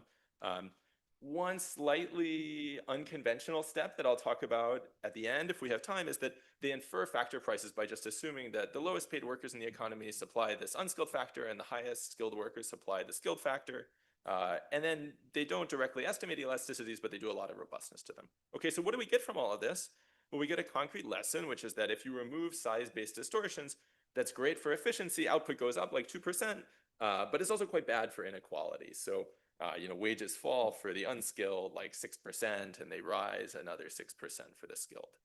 And so what do we take away? Well, maybe there's some sort of political economy reason why these size-based distortions exist. Okay, so my one big complaint with the paper is that there is no political economy in the paper. So the authors write, this raises a natural question. If correcting size-based misallocation raises average incomes, why do the policies persist? Well, one possible answer is that the policies are politically popular. If most agents would lose, even if average output rises, size-dependent reforms could face political headwinds. So fair point, But of course, we see all over the place that countries enact policy reforms that are bad for most agents. So, whenever we increase SNAP, that might be bad for a lot of the population who doesn't receive SNAP, but we don't necessarily think that's a mystery. Political economy is complicated. And so the question that I would love to see the authors answer is not just, could this be bad for the median voter, but is the equity efficiency trade-off that's implicit in removing size-based misallocation one that it's reasonable to think Indian policymakers or voters or the system would accept? So the authors do one thing that speaks to this a bit, which is they cardinalize utility, and they ask, under their cardinalization of utility, when you increase efficiency but also inequality, does utilitarian welfare increase? I think that's sort of interesting, but it's not really the right question, because it doesn't matter whether our normative assessments of utility going up, our normative assessments of utility go up or go down. What matters is whatever implicit judgment, whatever normative judgments are implicit in the Indian political economic system. So this is a hard question. What I want to devote most of my discussion to today is a sort of proposal of one way to get at this question. And this is going to be both sort of an illustration and maybe a proof of concept for what the authors could do. All right, so a slightly less hard question is, how does the trade-off between equity and efficiency implicit in these size-based distortions compare to the trade-offs that are implicit in other Indian policies? So, there's forms of redistribution like subsidies for food or healthcare or so on. So if the authors can tell me that this equity efficiency trade-off is a lot worse than ones that the government has, is a lot better than the ones that the government has access to through other redistributive tools, then I buy their argument. We should use this as a second best way of redistributing. If it doesn't give such a good trade-off compared to other policies, then I don't necessarily buy the argument that this is the positive reason why these policies are persisting. Okay, so over the next couple slides, I'm going to do sort of my very crude version of comparing the equity efficiency trade-off they get in their model to what I think we can try to infer from some existing redistributive policies in India and see, how do they stack up to one another? Okay, so when you do these sort of policy comparisons in public finance, there's sort of two ways to think about it. So we want to assess policy A, removing size-based distortions, compared to policy B, like changing some other redistributive policies. There's sort of two ways to think about what you do. One is you can say, well, let's look at policy B, invert it basically and infer the welfare weights that are implicit in it, and then apply those welfare weights to policy A that we want to evaluate. The other way you can do things is just sort of put those in one step and say, is there a joint reform to policy A and B that can generate a Pareto improvement? If there is, then it must be that the balance between equity and efficiency that I was getting from policy B was better than the one that I had access to from policy A. So I'm going to proceed with the one-step approach. That doesn't mean I'm necessarily proposing that the country has to do both of these reforms together, but you should think of it as it's a way of testing whether the welfare weights implicit in other policies would justify this one. Okay, so what we're going to do is we're going to take policy A to be this size-based misallocation.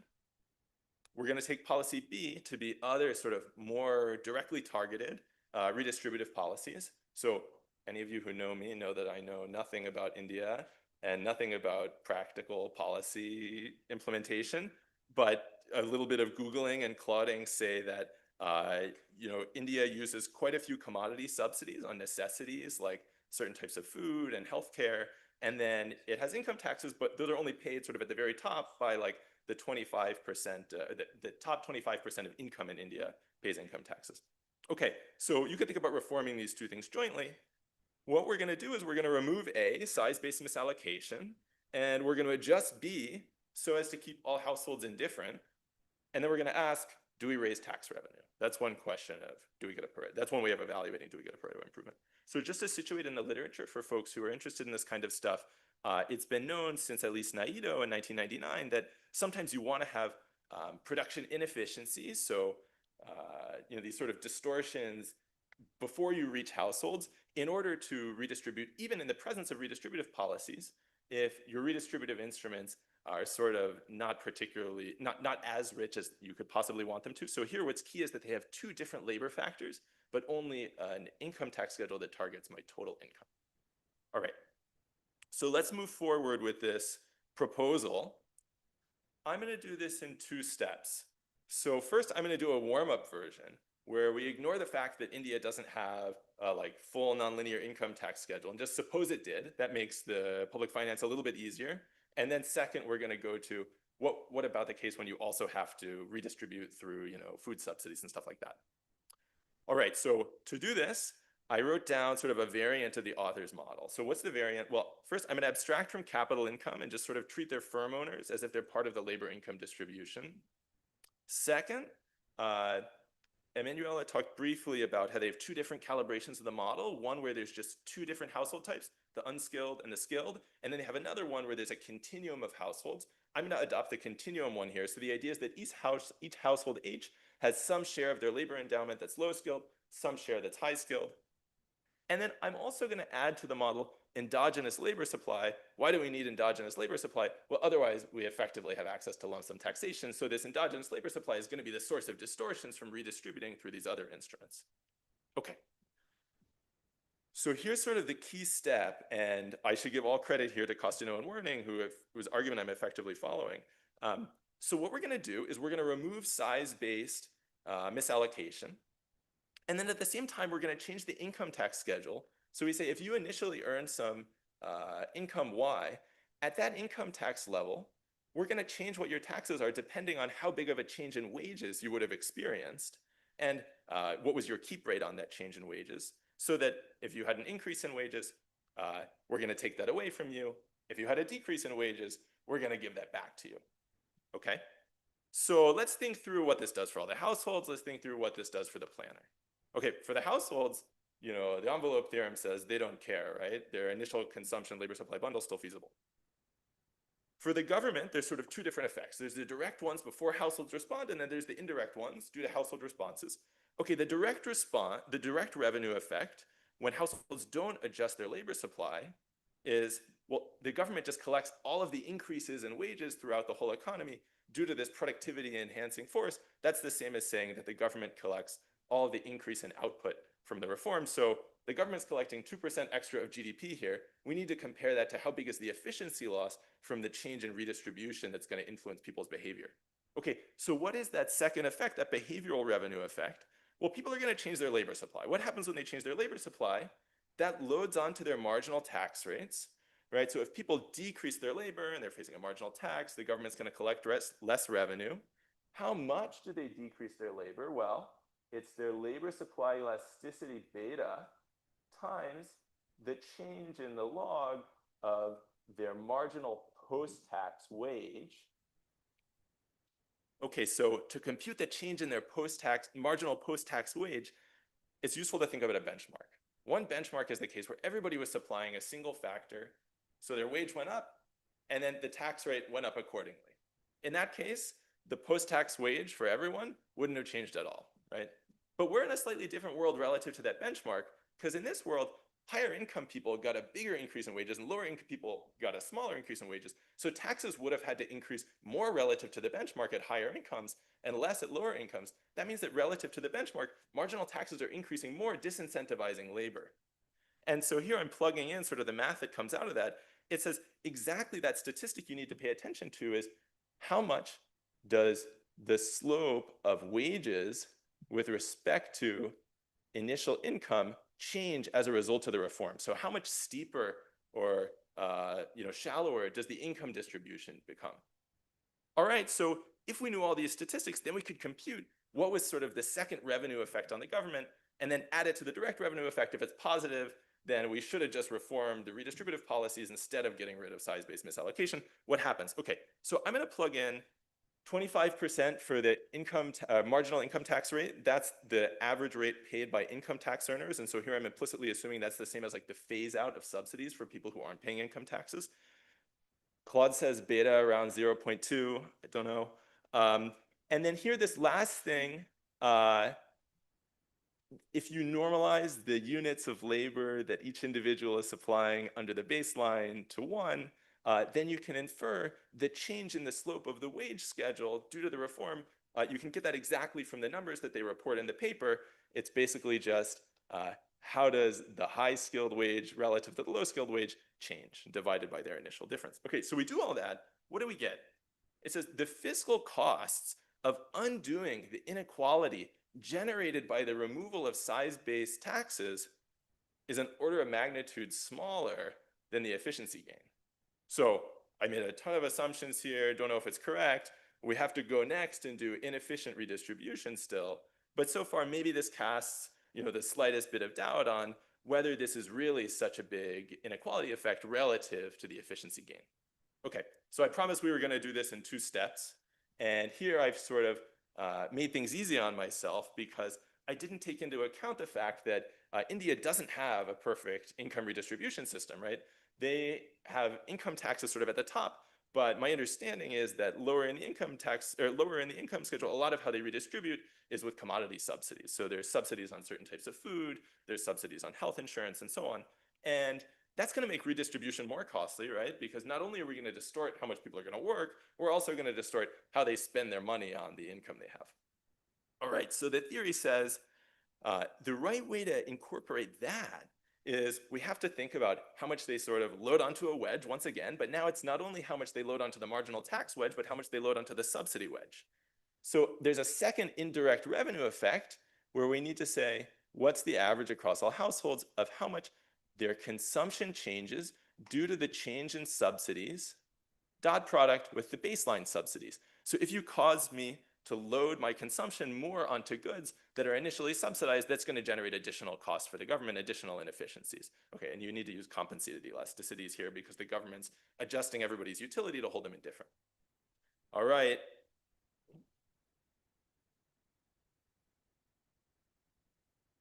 Really crude ballpark here.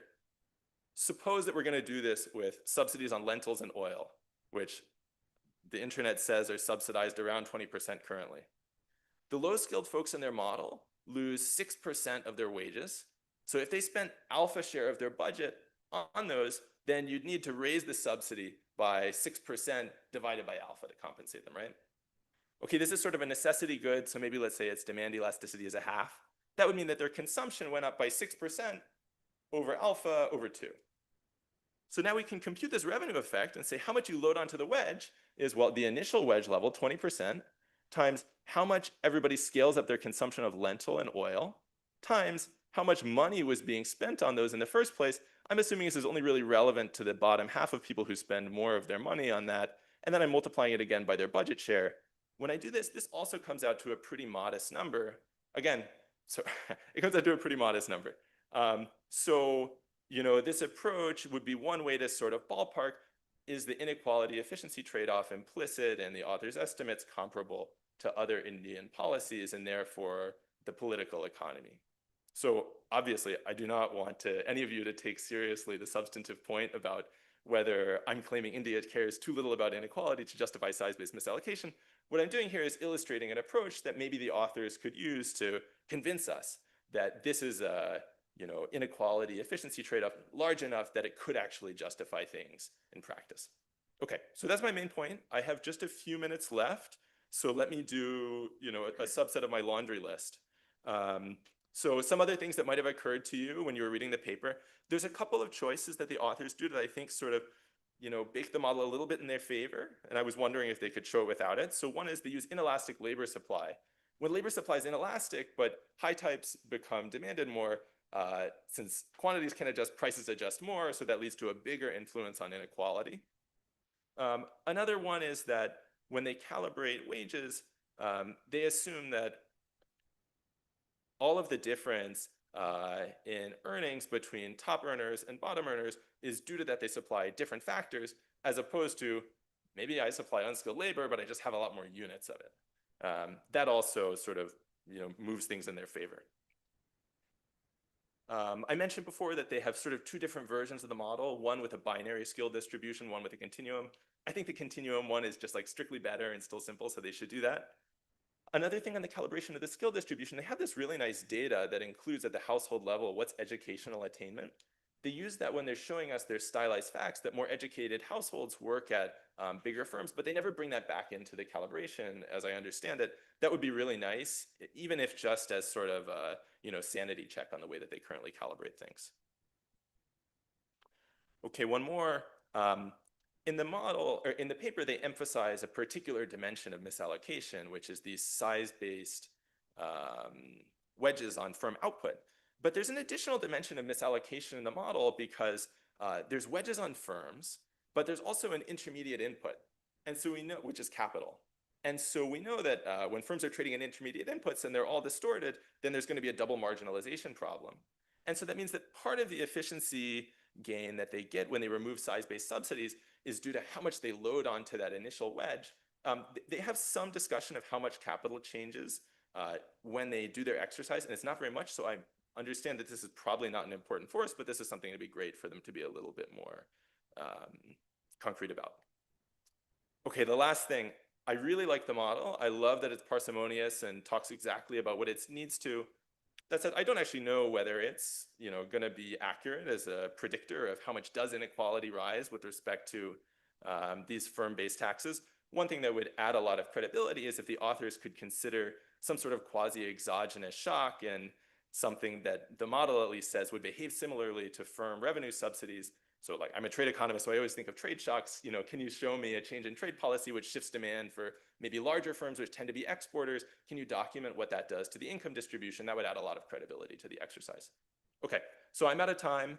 I thought this was a super insightful, really clean paper.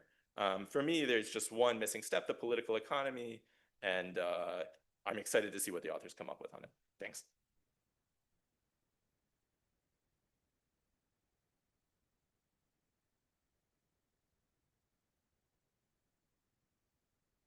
Thank you, John. Oh, yes, it's okay. Next slide.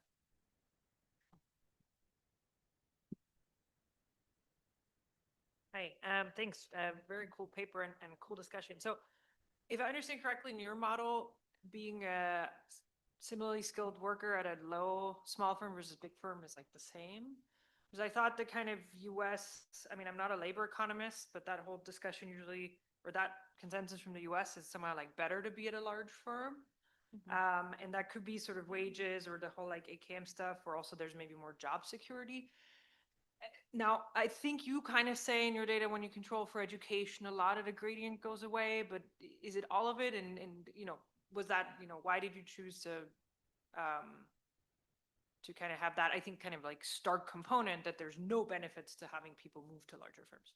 Yeah, so we chose to model it as skills instead of as rent sharing, but you could think of a model where it comes from rent sharing or this firm effect.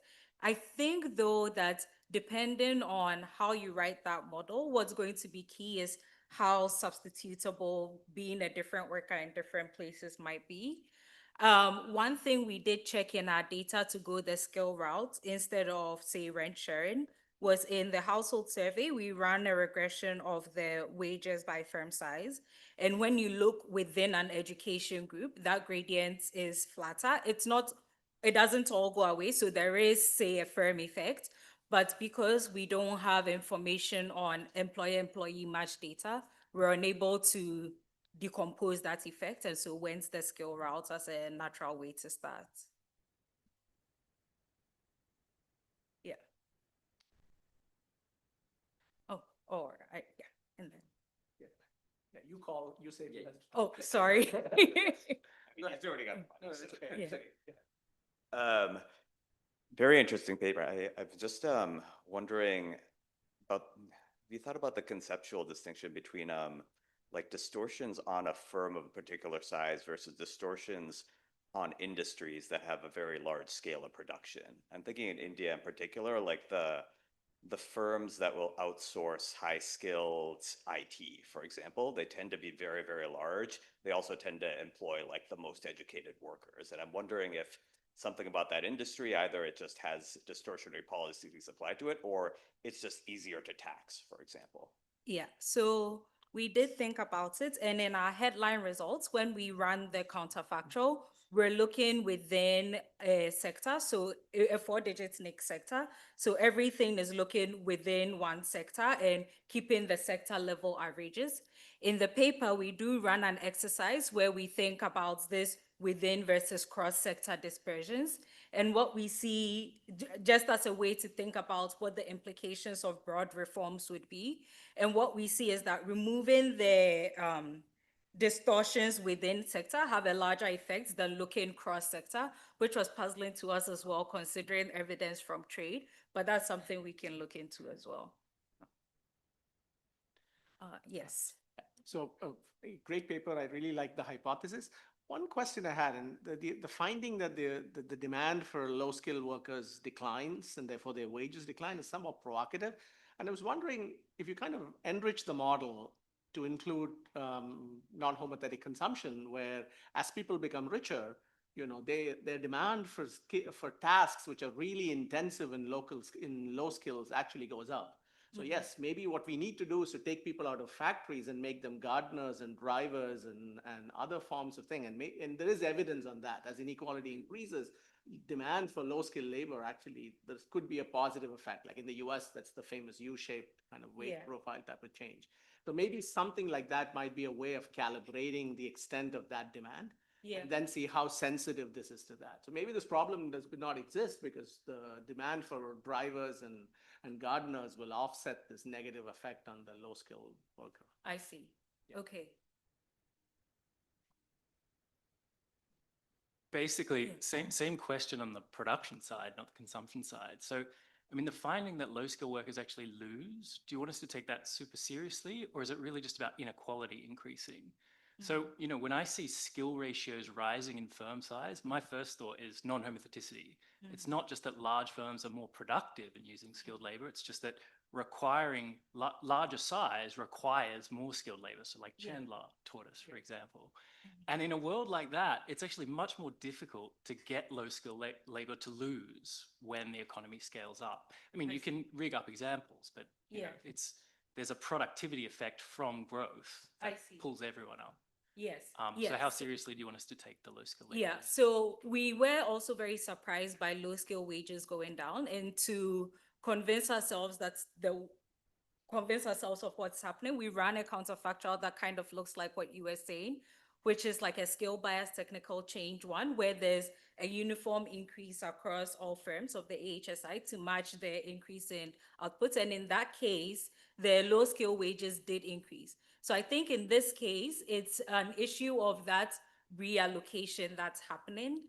But it would be very interesting to think more about why specifically it decreases, especially across the range of elasticity of substitution that we consider. So first, great paper. And I think it's true, like it's in the mind of policymaker. Like when at least I have conversation with policymakers, they often say things like, we want to protect the small firms because we want to protect the workers of those firms, of those entrepreneurs. But then like, I'll propose like another kind of political economy view, which is that the problem it is that there is short-termism. And so then the policymakers don't take into account that then maybe eventually everybody will benefit, but there is like, a phase of transition as these, small entrepreneur or workers have to reallocate and start and, become workers for like, these big firms. Yeah. And so then I guess, on this kind of laundry list, the one that seems extremely important in terms of next step, it is this endogenous entry that maybe may change it. So it's still a political economy problem, but it's a different one. It is that they don't, take into account what can happen in the economy once you allow entry and reallocation, the economy to transform, and there may be like, cost in the short term, but not in the long term. Yeah, definitely. Thinking about the dynamics, once you start thinking about it, it becomes very interesting, and there's always a richer model you can write. So one thing is the list we have, but even also thinking about innovation, that maybe making these big firms bigger is going to help them spend more innovation. You think about that in view of the new evidence from Pascal's paper, which is that innovation also increases demand for high-skilled labor. You realize that that trade-off is not very clear. And thinking about the dynamics and the political economy part, it's also important in thinking about what's the discount rate for these policymakers. If it's going to take a while for these benefits to accumulate, no policymaker with the political economy cycle or the political cycle, no policymaker wants to be the one in the suffer zone and then wait for the benefits that would accrue later. So very important to think about and how we're going to model that. Yeah. Yes. Yeah, also building on the political economy stuff, and in particular in John's discussion, which I really like. I mean, I think that for some reason, politicians are obsessed about redistribution via jobs, via labor market. And that feels very different from redistribution through the tax system or through like subsidizing some commodities. And so, I mean, that might explain some of the differences that John was encountering there, because yeah, there's some obsession about jobs and policies that redistribute through jobs.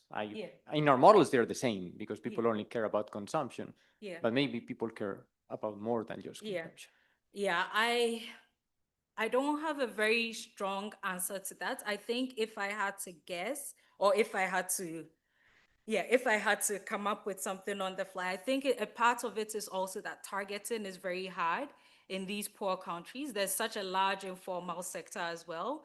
And a lot of the risk sharing also occurs through informal risk sharing. So in the microdev literature, it's more through familiar risk sharing or village level risk sharing. And so jobs or migration is one, for example, in Melanie Morton's paper, jobs or migration is one way to do this risk sharing rather than through formal taxes and transfers. That would be my initial guess, but maybe I'm not fully understanding your question. Yeah. Very clear talk, very interesting paper.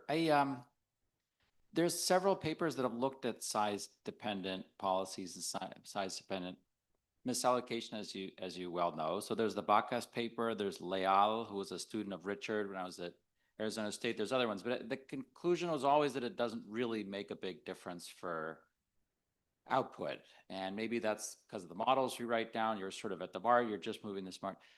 But then if you, on the aggregate, from Pete and Chang's work and Restucci and Rogerson, there's huge gains from reducing misallocation. So in my head, I squared those things by saying most of the misallocation is not at all about size, it's about everything except size.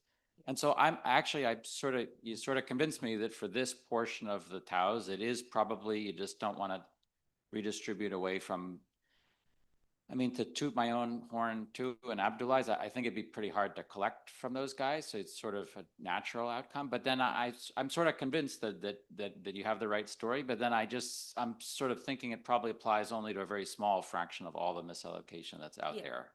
Yes, absolutely, you're right. So initially, when I ran it, I was surprised by the results. But when you go back to Peter and Chang's work in 2009, they have this table, which is a decomposition of the share of variation in the wedges that's coming from different factors. And the size share was only about 3%. So for some reason, I think we think of a lot of the misallocation projecting on size. It turns out that a lot of the variation in the wedges actually does not project on size. What it projects on, I could not tell you right now, but turns out not to be size. Yeah. Yeah. So if you're saying maybe misallocation is there because it's popular, in some ways the next question would be, well, why do we think that that's not the case in countries where we think that the misallocation is less severe? So why do we think it's not popular in richer countries? I see. I don't expect you to have an answer. Yeah, no worries. No, I'm thinking about it, and I think maybe it comes back to my answer to Pascal about targeting and the formal redistribution being harder to do in poor countries. So the infrastructure not being set up, whereas in richer countries it is. Obviously, this is only our work right now is based on size-dependent misallocation, but you could think of misallocation in other dimensions as well. And I guess maybe if I had to think spatially, like misallocation across regions, one thing would also be infrastructure, which is that transport infrastructure is not well developed in poor countries. So I think there's a huge answer to your question that I won't be able to give right now. Yeah, but yes.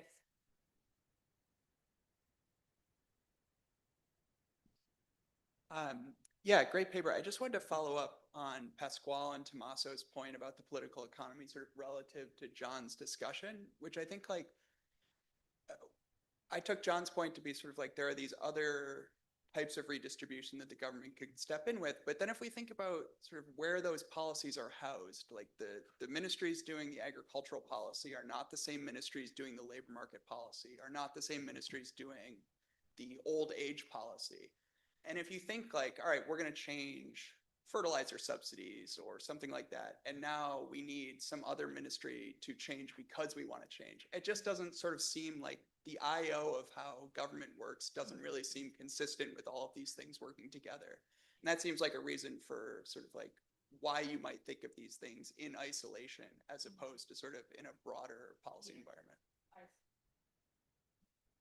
Yeah, no, that's interesting. So you're saying that there's sort of a coordination failure that comes across different government agencies that might also make it hard to think about it through the lens that John suggested.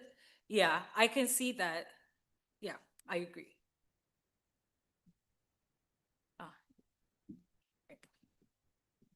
Great presentation and paper. So related to John's suggestion of thinking of kind of having some sort of way to have welfare weights and evaluating the policy, comparing to other policies that India is doing.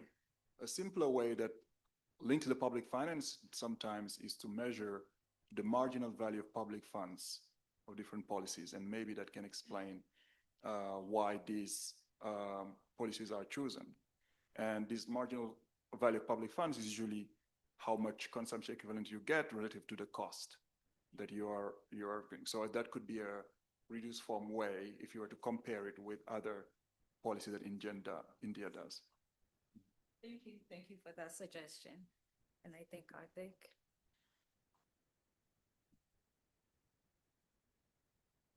Thanks for a very wonderful presentation and a really thought-provoking research project. So I've also found very interesting in your paper and the discussion, this stuff about kind of what is the scope of policies you want to consider when making these statements? And much of the discussion is about broadening out, but I was thinking within your data set, you have a lot of sort of subdivisions of the universe of production in India you could exploit more. And I'd be really curious to know, it could have been in your big list of additional exercises that I would just love to hear more about. What happens if you look within versus across states or broader regions of India, or within versus across industries, anything that would project onto the urban-rural divide?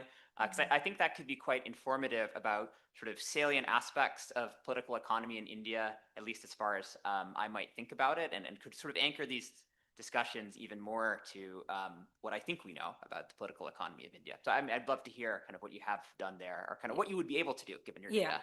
So we do have information of where the firms are located, whether rural or urban, and we also have information about the states in which they are located and even the district in which they are located. So we could do something thinking about spatial misallocation and fixing that, and especially in line with new work by, I believe, Tisharaka, Dave Donaldson, where they find that there is misallocation across space. It would be interesting to think about what that policy might also imply. Yeah. So we do have the information to do that exercise in our work. We have just a couple of minutes left. Do you want to answer quickly to the discussion? Is there anything you want to add?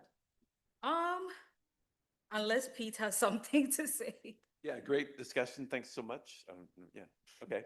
Thank you so much. And David already noted it, but and it also relates to the question about why it's not popular, or why this is popular in India per se, but maybe not size-dependent policies so popular elsewhere.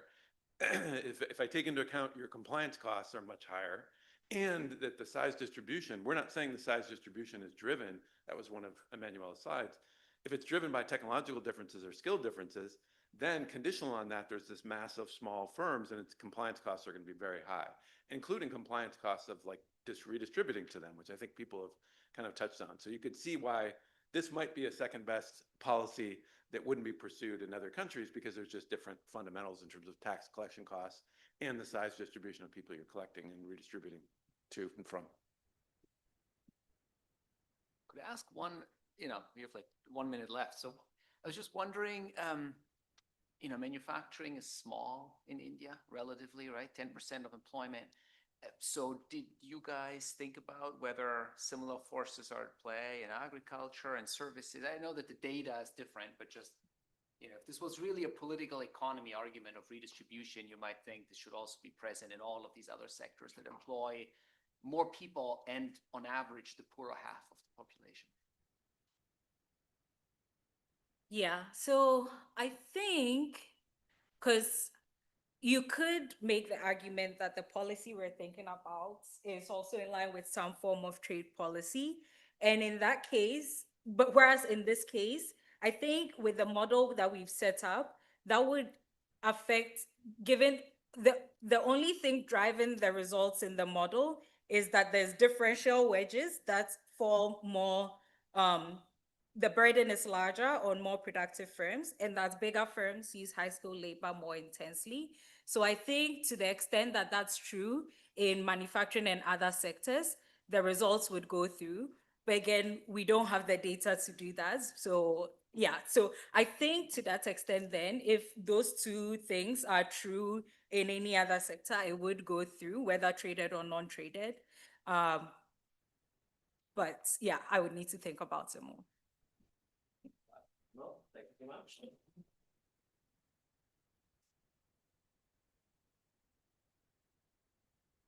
We meet back in 1 hour. Sharp. Sharp. And lunch is where we is typically. I don't know. I hope there is lunch. No, I heard there's lunch. I think so.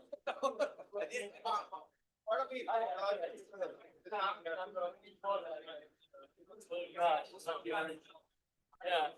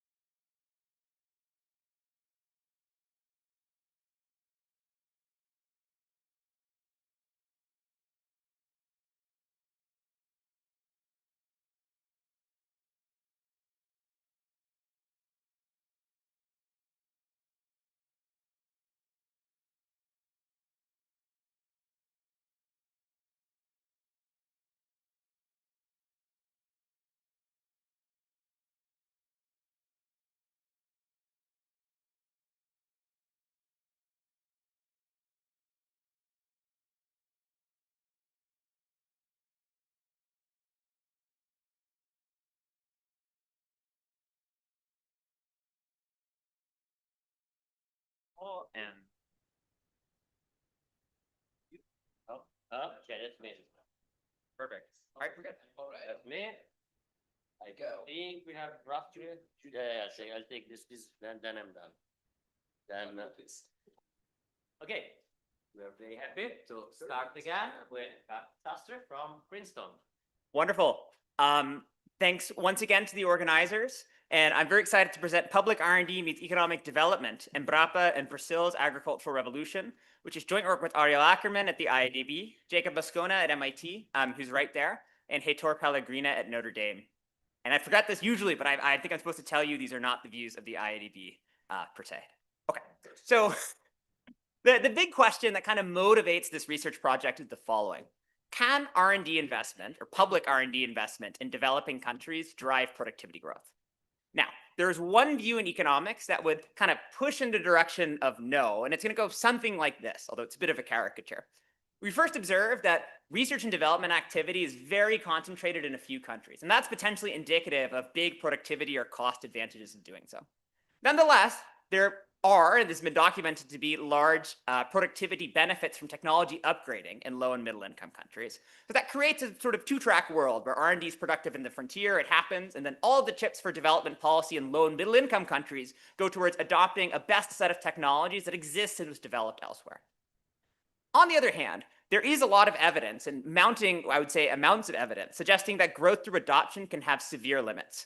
One industry in which this idea is very classical is agriculture, and that's going to be the subject of today's talk. But this comes up in the broader discussion of the inappropriate technology hypothesis in a wide range of industries, including manufacturing, information technology, and even high-tech startups. So we live in this world. Frontier technology is actually specific to certain contexts. It's not productive in all contexts. Then R&D investment could be a tool to jumpstart innovation and growth in low and middle income countries. It might even be necessary to actually push out the relevant technological frontier in low and middle income countries. But here we run up against what at least my co-authors and I perceive to be a bit of an obstacle. There's not a lot of evidence about the efficacy of these kinds of investments. How do they affect the economy? And what features of designing these policies lead to more or less success on different dimensions? So what we're going to do in this paper is we're going to empirically study what we think is one of the biggest and most important examples of a public R&D project in a lower middle income country in recent history. And that's Brazil's Agricultural Research Corporation, or the Empresa Brasileira de Pesquisa Agropecuária, which was established in 1973. And just to briefly set the scene to motivate the question, I want to point out that it was big. It was and is about a similar size to the USDA, and it's much bigger than comparable entities in developing countries, and it was adopted in the backdrop of a troublesome time for food security in Brazil. Second, the historical record suggests that Embrapa had very front of mind these inappropriate technology questions in particular.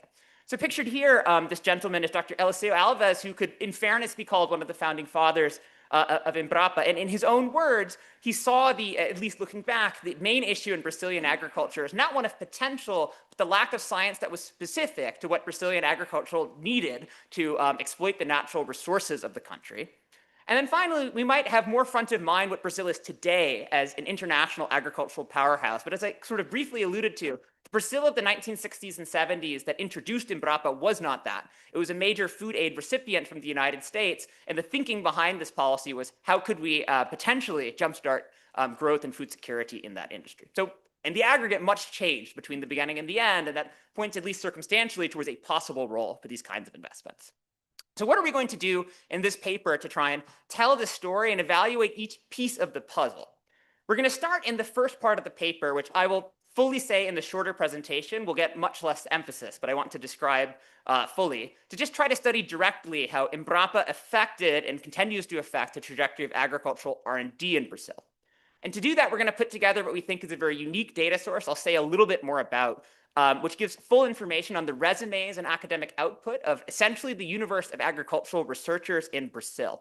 And what we're going to be able to see is the productivity of agricultural researchers and what they're working on. And the basic idea is a number of results that suggest that Embrapa did redirect the focus of Brazilian agricultural research to Brazilian specific ecology and agricultural conditions. And I'll be specific about what this means as we go along, as well as to another stated goal of Embrapa, which was to research more staple crops, things that were essential towards food security. Now, that's all well and good in the world of research. What, if any, effects did that have on agricultural productivity? Here we're going to use a different empirical design, which is based on the staggered rollout of Embrapa's centers across space and this observation that the technology that they developed was ecologically specific and it was treating different parts of the country, not just where these centers were, but parts that were ecologically similar to where these centers were and what the research was focused on.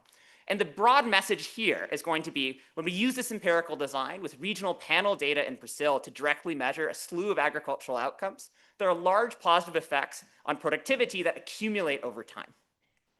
And then finally, what are the returns on the investment? So once you've gotten that far, there were some effects, but this program was big. It was a big push, as I described.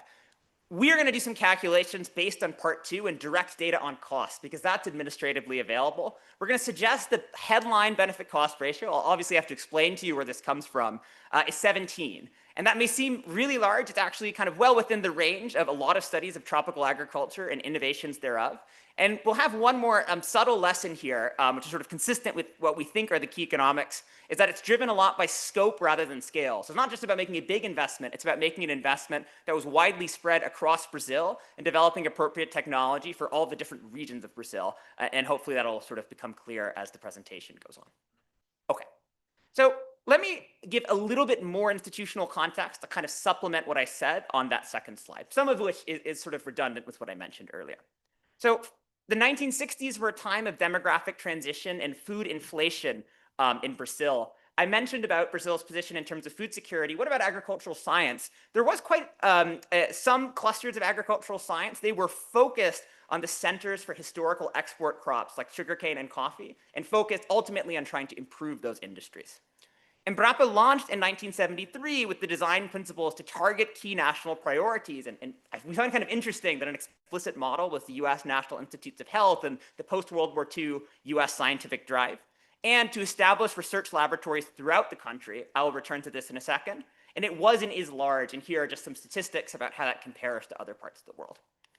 So what we're looking at here is a map of Brazil. And what is colored in, the little shapes, are different Embrapa research centers that were established at various points between 1973 and the present. The map is color-coded to give a sense of the geographic diversity of Brazil.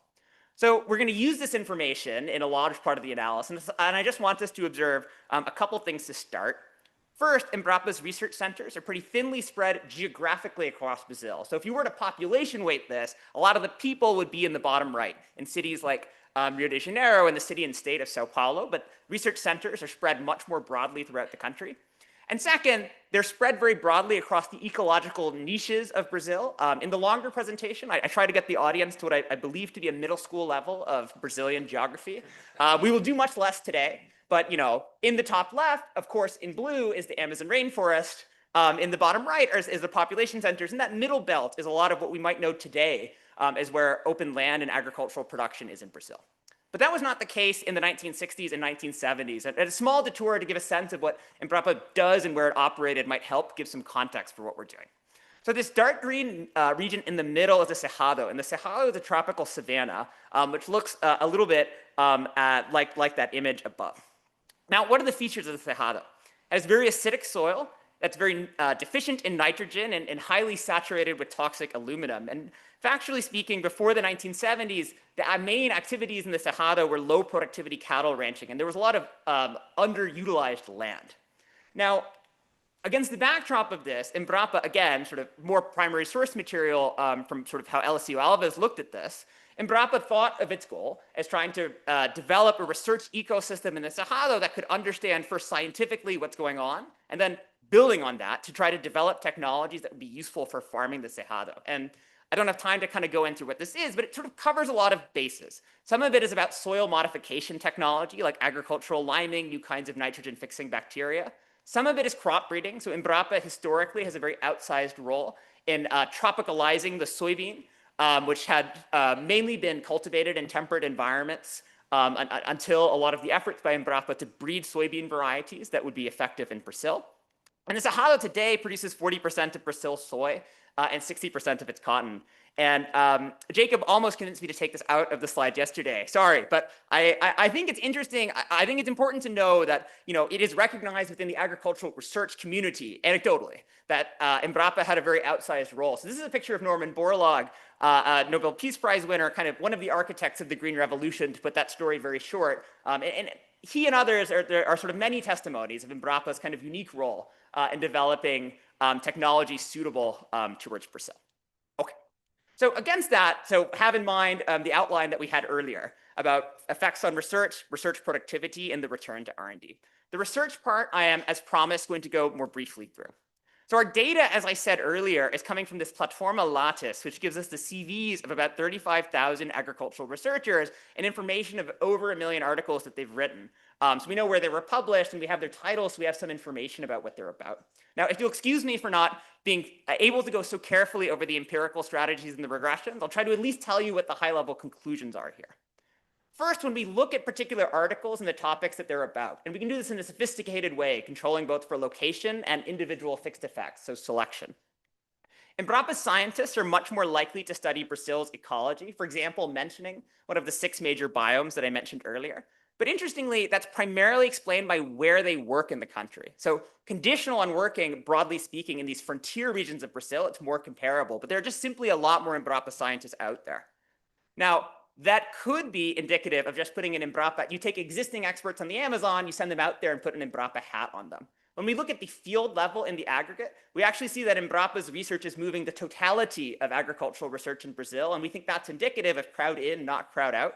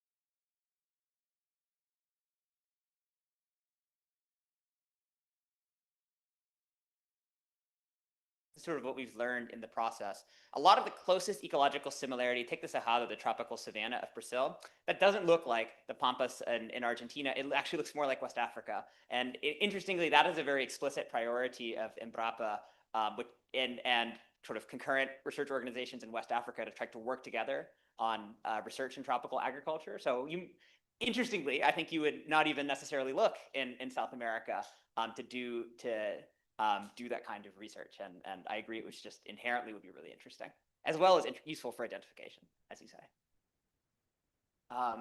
Pascal? Yeah, I was curious if you have explored a little bit the role of country size.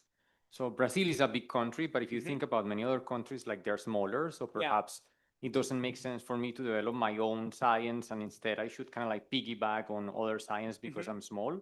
And I wonder how much of like that return number that you have at the end, like that 17, how much of that depends on the size of the Brazilian economy. And if you kind of like take your estimated numbers and apply them to like a smaller economy where you get smaller returns there.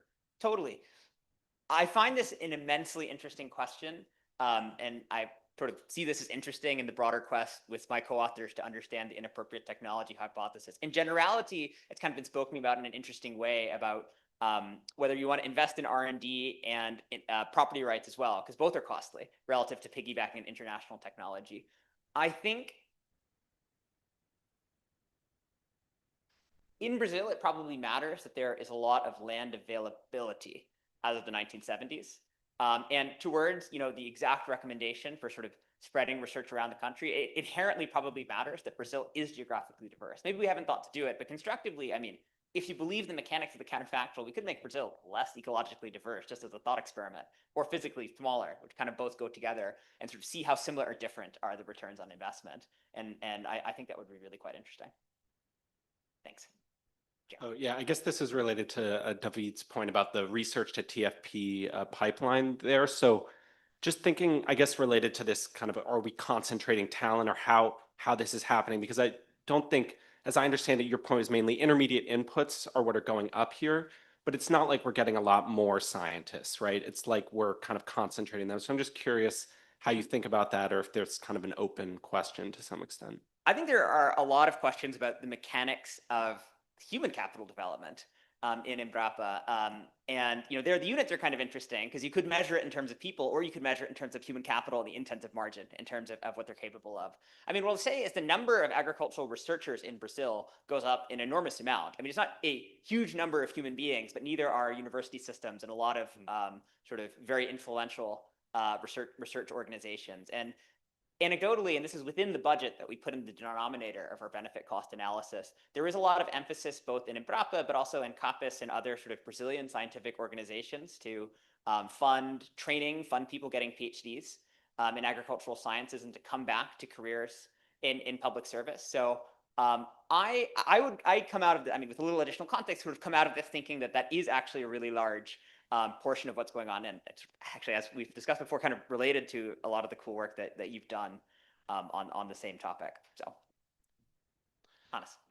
So there are two ways of estimating the effect of research. One is timing, exposure, regressions like you do. Sure. I guess another one is we can just point to the big inventions that was done at this center that actually made it. You sort of say that that's not evidence in how you frame the thing. And seem to think that the first one is much more persuasive. I tend to think the second one is persuasive, but you thought much more about this than I have. So how do you think about those two ways of thinking about the effects of research? Totally. And I will sort of add additional context to Hannes's comment. But that's one that sort of has purchase for trying to evaluate these kind of big innovation programs. You kind of pick a top 10 list, let's say, of winners and try to go kind of really in depth and understand, well, if you know about them, they're probably winners, right? And then sort of go really in depth into their returns. I would say that there are two specific issues that kind of weighed upon us that made us think that this could lead us to a pretty different answer. So one is a little bit textbook, which is the difference between social and private return. So usually, I don't want to completely stereotype, but like when you're starting from technologies and building up, you might first estimate the private return, meaning what is sort of capitalized by some particular person who owns part of the production process, and then try to multiply that by something or try to guess, what fraction is not captured Like, for example, there's a seed variety and like its sales are so much, and like that is one measure of how much it's worth. Maybe we got to multiply that by something because who made the seed doesn't capture all of the rents. We think that's especially challenging here, given sort of like a lot of what's happening is expansion kind of on the extensive margin of the whole Brazilian farming apparatus. There's also even potentially crowd in a private biotech in Brazil. I mean, I think something that lurks in our estimates and is just inherently super interesting is like, would we have even had the kind of GMO and biotech revolution in Brazil if there wasn't some groundwork laid in terms of the agricultural expansion of the country? And I think those channels start feeling very, very challenging. And certainly if you did it for Embrapa, it'd be really hard because they price things close to marginal cost. At least in terms of their governmental directive. So I think some heroics would be required there. Second, I mean, much more specific, a lot of what Embrapa did is not, it's more about farming systems and not necessarily directly marketable. Like I think a lot of agricultural liming techniques and kind of ideas basically for how to farm in the Cerrado and elsewhere are not necessarily things that you could even put a price tag on or identify as an installed input in any kind of survey data. So we thought that both of those, one is a little bit more general, one is a bit more specific, made it especially challenging to try and apply that approach here and sort of come up with these kinds of numbers. But there are costs and benefits. Like I wouldn't dismiss that out of hand. I think these are complementary approaches that reveal different things about the problem. Alessandra. Oh, you can do this. It's okay. Kind of related to those two questions, can you tell us a bit more about how you measure the cost in your benefit costing? Sure. Do you just say, like, I'm going to use the wages of the researchers, or do you try to estimate what else they would have worked on? So to what extent is that 17 somehow the social value of research versus the wages, as opposed to like actually redirecting or bring more people in? Yeah. Totally. So, and this was just not in the presentation, so very much bear some clarification. I mean, the very mechanical answer is that, what we did is we did a transparency request in Brazil and asked, hey, what are the budgets? And we're like, yeah, we got the budgets. And they sent us some Excel spreadsheets, right? So now, much is going to depend a bit on the accounting. Here's what I'll tell you about what's in there. There are labor and capital costs. And moreover, there are also, I mean, a line item we found very interesting kind of with respect to Jeremy's question is that we also have some of the cost of training. Right. So, is this the entire economic opportunity cost of having Embrapa? No, not necessarily. Right. In the sense that, we are a little bit a slave to at least those accounting conventions, although they're not like entirely uncommon, let's say, for evaluating government programs. But I want to be completely clear that if you had sort of other opportunity costs in mind, that like instead of Embrapa, they could have had, well, they had this for airplanes, but, they could have had this for some other type of chemistry. Right. And the opportunity cost of that should be in the denominator. I would say that's a little bit where we come up against a boundary. Lovely, Todd. I want to follow up on that a little bit on David's discussion. One Yeah. thing I'd like to hear about. So I think we do know that there were important complementary programs in terms of financing and spreading and knowledge diffusion and just outreach agencies. So I'd like to hear you both comment on what you think about that in terms of the cost benefit calculation. Should that be in the cost? And then second, what does it mean to be untreated? Because I think they were also, they were financing, giving preferential financing deals to farmers all over, everywhere that it was suitable. So are they really untreated, or how are we measuring these things? Very good question. And I'll take this opportunity to thank David, for everything in this discussion, but kind of pushing us more in that direction. I'll say, just practically speaking, it's very much on our mind, and kind of, as we revise and make a 2.0 or whatever of the paper, to use more data just directly on these other programs and just let the data speak about, independently, how much do they matter, how much do they interact with the treatment effects of Embrapa as we measure them, et cetera. So now on a slightly more, or just to say something towards that based on our understanding of the context, a couple observations. First, I mean, in terms of the econometrics, right, our estimates are relative to whatever the heck, what we're calling untreated municipalities in Brazil are going to get. And, we can't have our cake and eat it too, because we say it's a good thing that we can sweep out all of these national level programs, but that obviously means that we're evaluating stuff relative to their existence, if that makes sense. And I think, one thing, just to be completely honest, that is very tricky for us, and we'll try to get as close as we can in the revision to this, is like the interaction of place-specific treatments and national conditions. Could you have done Embrapa if there didn't exist these national conditions? I mean, that is harder, and I think we want to get at that more through introspection and economic theory than like there'll be a sort of magical way to get at that in the regressions. Now, I mean, drilling a little bit down to the specifics, take the, say, extension work and kind of, let's say, greasing the wheels of adoption that happened within NBER. I mean, there is stuff outside of NBER which is important, maybe requires separate measurement. I didn't emphasize this as much, but fact is that a lot of the marginal effects of NBER look very similar if we even throw away places that are physically close, like within sort of a reasonable radius, let's say, of NBER centers. And I think all indications suggest that direct extension work has a measurable and like not so large kilometer radius, let's say, from research stations. So that kind of suggests, I mean, I don't know how precisely we could estimate it directly, that whatever is the sort of complementary effect of that is not huge, or it's not entirely driving our results. But I think we can dig into that a little bit more with direct measurement. I would love to talk to any and all of you afterwards about kind of other concrete strategies to do so. I think there is something that I suspect also Todd was getting at, which is important. Like, so when you measure the cost, you only measure the cost of the researchers of the NBER Center. But then maybe there is an additional investment that has to be done by the government or someone else in order to transform that R&D into TFP. And that investment should show up like, in the cost, right? And so then, and this doesn't have to be like, a threat to identification. It's really like, true, there is a causal link, but then you're just underweighting the cost. Like, I don't know, if a researcher discover you need water for soy, but then you need to build the water pipe. So is there a way that you can measure those? And do you think they're large relative to the NBER cost? I don't want to write blank checks on behalf of my co-authors, but one thing we thought of once, there's another angle to your question. This is very much not what I should do. There's another criticism in that line, which is like, what if they were just trying like 10 industrial policies in one word? We have so much room, we could put it all in the denominator and I think report it. And I think it would be super interesting, and kind of that would reveal something about alternative assumptions about how big you think the scope of the project is. I mean, I'll say our scope's pretty big because NBER is a big thing. They didn't just have like one killer seed. It was a big organization where, they spent a decent fraction of their resources trying to figure out, deep within the Western and Eastern Amazon, could there be a great, internationally recognized fruit production industry? Not really, but they did. I mean, they spent an enormous amount of resources on things like that. So the scope is already big, but we can make it bigger in the denominator. And I think that would just be immensely interesting to see kind of like where the buck stops in terms of like how much stuff do you have to put in there to sort of eat away at the baseline estimates. And probably should do that. Chad, if we have time, sorry, I'm not looking at my that. question was very much along the lines of what Tommaso and Todd said. So I'll just reinforce that and then ask a slightly different question. So yeah, what you count in the costs matters a ton. And so there's sort of just the R&D associated with NBER. There's the costs of the inputs that are needed to raise productivity. So if it's buy a tractor, buy expensive fertilizer, buy all these other things, you want those. And then there's, like you said in response to an earlier question, if you look at the winning policies, yeah, you're going to conclude they worked, but you don't know all the other policies that were tried at the same time. So I think like doing all versions of this calculation and just seeing how it evolves would be really, really helpful. Along those lines, benefit cost ratios are helpful. Also in this literature, there's a tradition, and you mentioned it already, of doing social rates of return. So I wonder if you converted that into a social rate of return, just so we can have that number in our head. That would be helpful.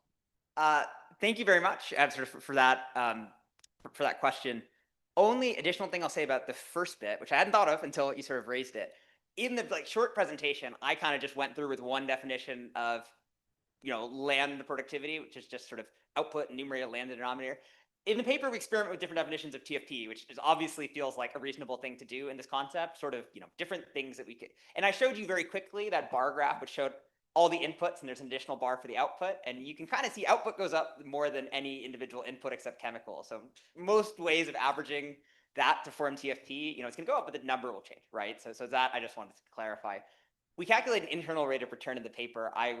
There's no chance that I recall it off the top of my head. I don't know what you do.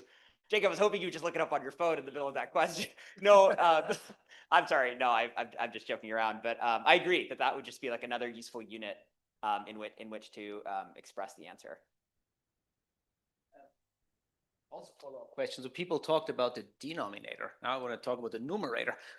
So to get this number, exactly, to get the number of the 17, I mean, isn't it, if you start incorporating the cost of, the water pipe and the tractor and subsidizing the seed and so on, then you also want to sort of capture those effects in the numerator, wouldn't you? So somehow, like, how would you even run this regression where you say, no, now I want to capture the effect of research plus whatever subsidies there is? Is there like a way you guys can do that? Or would you say, no, we're kind of not comfortable doing that because we would need to take away some of these fixed effects? Yeah, I think the like fiscal cost of additional subsidies, that's where it gets a little harder and hairier. I think just like different measures of productivity and value added that subtract off intermediate stuff that we can do. So I that's at least how I sort of see it now. But sort of as came up in the earlier questions, we want to use more information on these concurrent programs as well. And I think these are all super well taken and will sort of help us kind of guide through that process of thinking through it a bit more.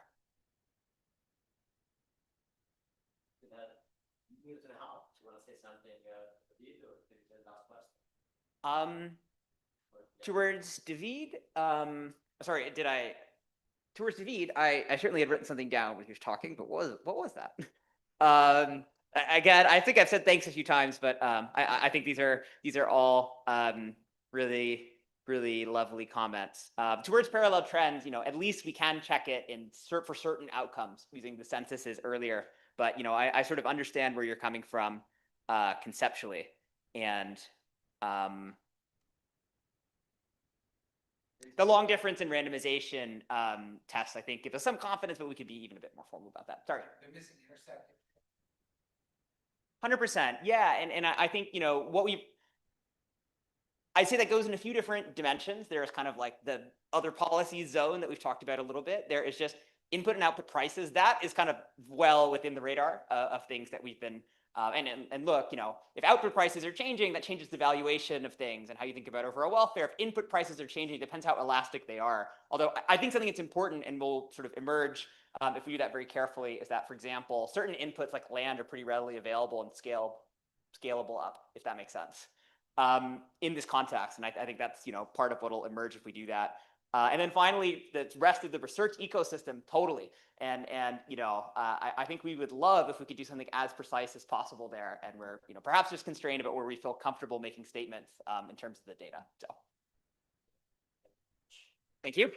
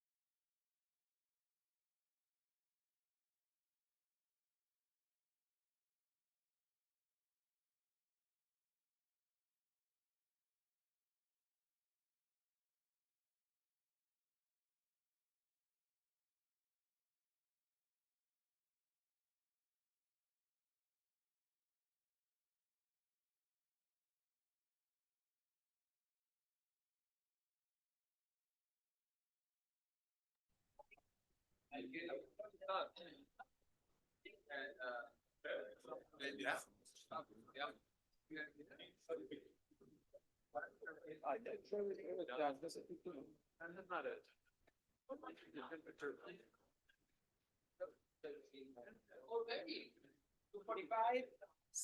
Finally, who can take full possibilities of actually being a presenter here again. Thank you. Finally, some business science. Say it again? Yeah. Exactly, exactly. So thank you so much. First of all, congratulations to the new organizers for putting together an amazing program, and also decreasing the impact of AC this year. We tried so hard and we couldn't manage, and this is the first time it happened. Congrats on that too. So, and thanks so much for also including our paper in the program. So today I'm going to talk about financing business dynamism, and this is joint work with Harun Alp. Unfortunately, he couldn't join us. And Ege Ercan, who is sitting right there next to Pete. And he's fantastic, and he will be on the market. And, please take a careful look at his file. So, as we know, radical technologies, especially, are when they are introduced to the market initially, they are typically struggling with a lot of frictions, and one of the main friction is obviously getting the right financing in the beginning. So the prime example of this is probably Tesla, where in 2008 they were at the verge of going bankrupt not because they didn't have the idea. Indeed, they were working on their prototypes and on their products. But they run out of money basically. So as a result, they were just about to go bankrupt, and at the last minute, they managed to get additional funding, and the rest is history basically. So this is about some radical breakthrough technology struggle early on. Then we have other types of financing or policies where, for instance, governments typically offer this very broad-based support to the economy. And this is typically happening during macro frictions when, for instance, during COVID, a lot of the governments have issued guarantees, forbearances, subsidized loans, PPP loans, for instance. And there's no differentiation, right? So it's just offered to the entire market. But when we think about this latter type of policies, we also know historically that, for instance, from 1990s, from the case of Japan, for instance, when you just give resources in a blanket way to the entire economy, this also potentially subsidizes zombie firms. So as a result, there can be also resources that are being pushed towards low type firms. So as a result, the trade-off here is that while there are these very high type firms who are hungry for resources, increasing the availability of funding can also potentially, if they are also channeled towards the low type firms, they can also negatively affect the composition in the economy. So that's why there are these two forces, cleansing and the destruction of good ideas, for instance, and cleansing of bad firms when financial conditions get tight, but also destruction of promising ideas. Then the question is, which force dominates during credit tightens or during bad macro conditions? So we will try to answer that question by building a macro model, and we are going to build a general equilibrium Schumpeterian firm dynamics model that you will be quite familiar with the benchmark version of that. But the key ingredient this time is going to be that we are going to take the financing or the financial frictions very seriously, and we are going to specifically introduce leverage, default, and bankruptcy possibilities endogenously. And once we have this machinery, we will also try to map this to the best possible data on loans. And we are going to use the Y14 data that covers almost 80% of the US economy, basically. So, just to give you an idea, Compustat is roughly 40%, but this is because of the stress test. Of course, the Federal Reserve System is collecting the systematic data, so there will be also a lot of private company loans in the data too. So we will have three results. First, who borrows most? High growth firms who are hungry to expand will borrow most. Second, once you take this compositional issue seriously, then we are going to show that temporary credit shocks will have permanent long-term scarring effect in the economy because the innovation possibility of the or capacity of the economy will have some serious damage as a result of even a temporary shock. And the third result will be that the moderate support could potentially help, but giving excessive support will also help the zombie firms, and as a result, there is a sweet spot in terms of how to intervene when there's a problem, a financial problem especially. So as we will show, indeed, the trade-off here is that, of course, long-term and short-term will also be in play, but the key part here is going to be the level of intervention ultimately. So the model, in a nutshell, Sam and Tor have done an amazing job, of course, for offering a great framework. And then over the years, we built quite heavily on that framework by introducing heterogeneity.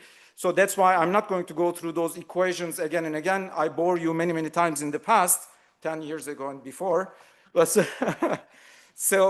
but the idea here is that a firm is a collection of production units, okay? And the firms will have an R&D technology, but the main difference is that when Ege and we are running two different firms, if you give $1 to Ege versus $1 to me, Ege is much more likely to generate better ideas out of that. Okay, so that heterogeneity in terms of ability to generate new ideas, it's not the level of productivity only, but also the generating ideas will play a critical role here.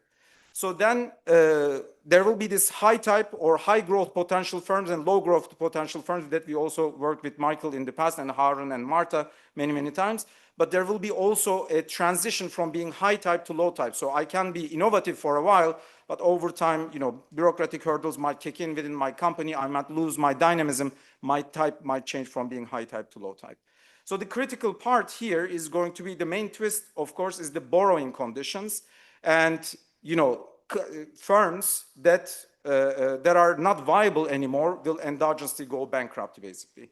So when a company goes bankrupt, then the authorities are taking over this production line. They keep producing without investing in R&D until a buyer comes and buys that product line. So this is going to be the main difference, basically. Whenever there's a default of a firm that goes bankrupt, then those product lines will remain idle until there's reallocation of those product lines. So the financing side we have quite a bit of details in the paper, but just because of the interest of time, here's the quick summary of the financing side of the model.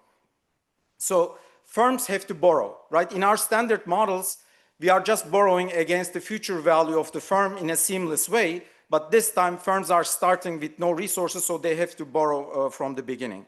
So when they want to borrow, then the bank will issue some loan, but first there's a banking cost, which is captured by this new zero. In addition, I look at the type of the firm, and I look at the debt condition of the firm, and depending on the viability of this firm, I'm going to charge a different interest rate depending on the status of the firm. Okay, so the bank will offer a firm-specific interest rate here. And this is going to be, of course, this is the spread. This spread will be added on top of the risk-free rate, basically. But when I issue loan to Ege, I also know that I cannot go all the way to infinity, basically. So there's a threshold above which, if I give extra loan, then his firm won't be viable anymore. So as a result, there's this upper limit, which is also endogenous D bar, basically. What is the maximum amount of loan that I can give to Ege at any point in time? So that's why there are these two prices or two variables with respect to each firm, which is first this firm-specific interest rate, and the second one is the firm-specific endogenous debt limit. And how does the debt evolve? So I didn't include other equations, but just for the sake of this talk here, this is the law of motion for debt. The firms are collecting their profits, which is pi times n. Then firms have to pay fixed costs to operate. There's fixed cost of operation, which is chi minus y. And then firms are investing in R&D. So as a result, Cx is the R&D investment. And then they have to pay the interest obligation. So as a result, that's what the firm keeps after subtracting all those. Then a tax being paid on top of what's remaining. And then ultimately there's dividend that's being distributed to shareholders, which is VAR-5 at the very end. So then whatever is left will be changing the debt stock, basically. It might reduce the debt stock or it might go up depending on what's happening on the right-hand side. So now default is a choice. So indeed there will be this endogenous choice where when the firm value goes below a threshold, the firm will declare bankruptcy. And then when a company goes bankrupt, first the authorities take over this company, still keep producing with that product line, but they are not investing in R&D anymore. And with arrival rate psi, a new buyer comes to purchase these product lines. And we are going to calibrate it such that the reallocation of firms takes on average 2.2 years, which is, empirically the counterpart for 1 over psi in the data. And then when the buyer comes, there's Nash bargaining. And then with a lower bargain, lower debt, they take over the firm and they start running the firm basically. And they start investing in R&D again. And there's a fresh draw of type. So, this was the usual value function that we've seen many, many times. The only difference here relative to before is now we have also the derivative with respect to debt. So we have to also take into account the evolution of firm level debt when we take the value function into account.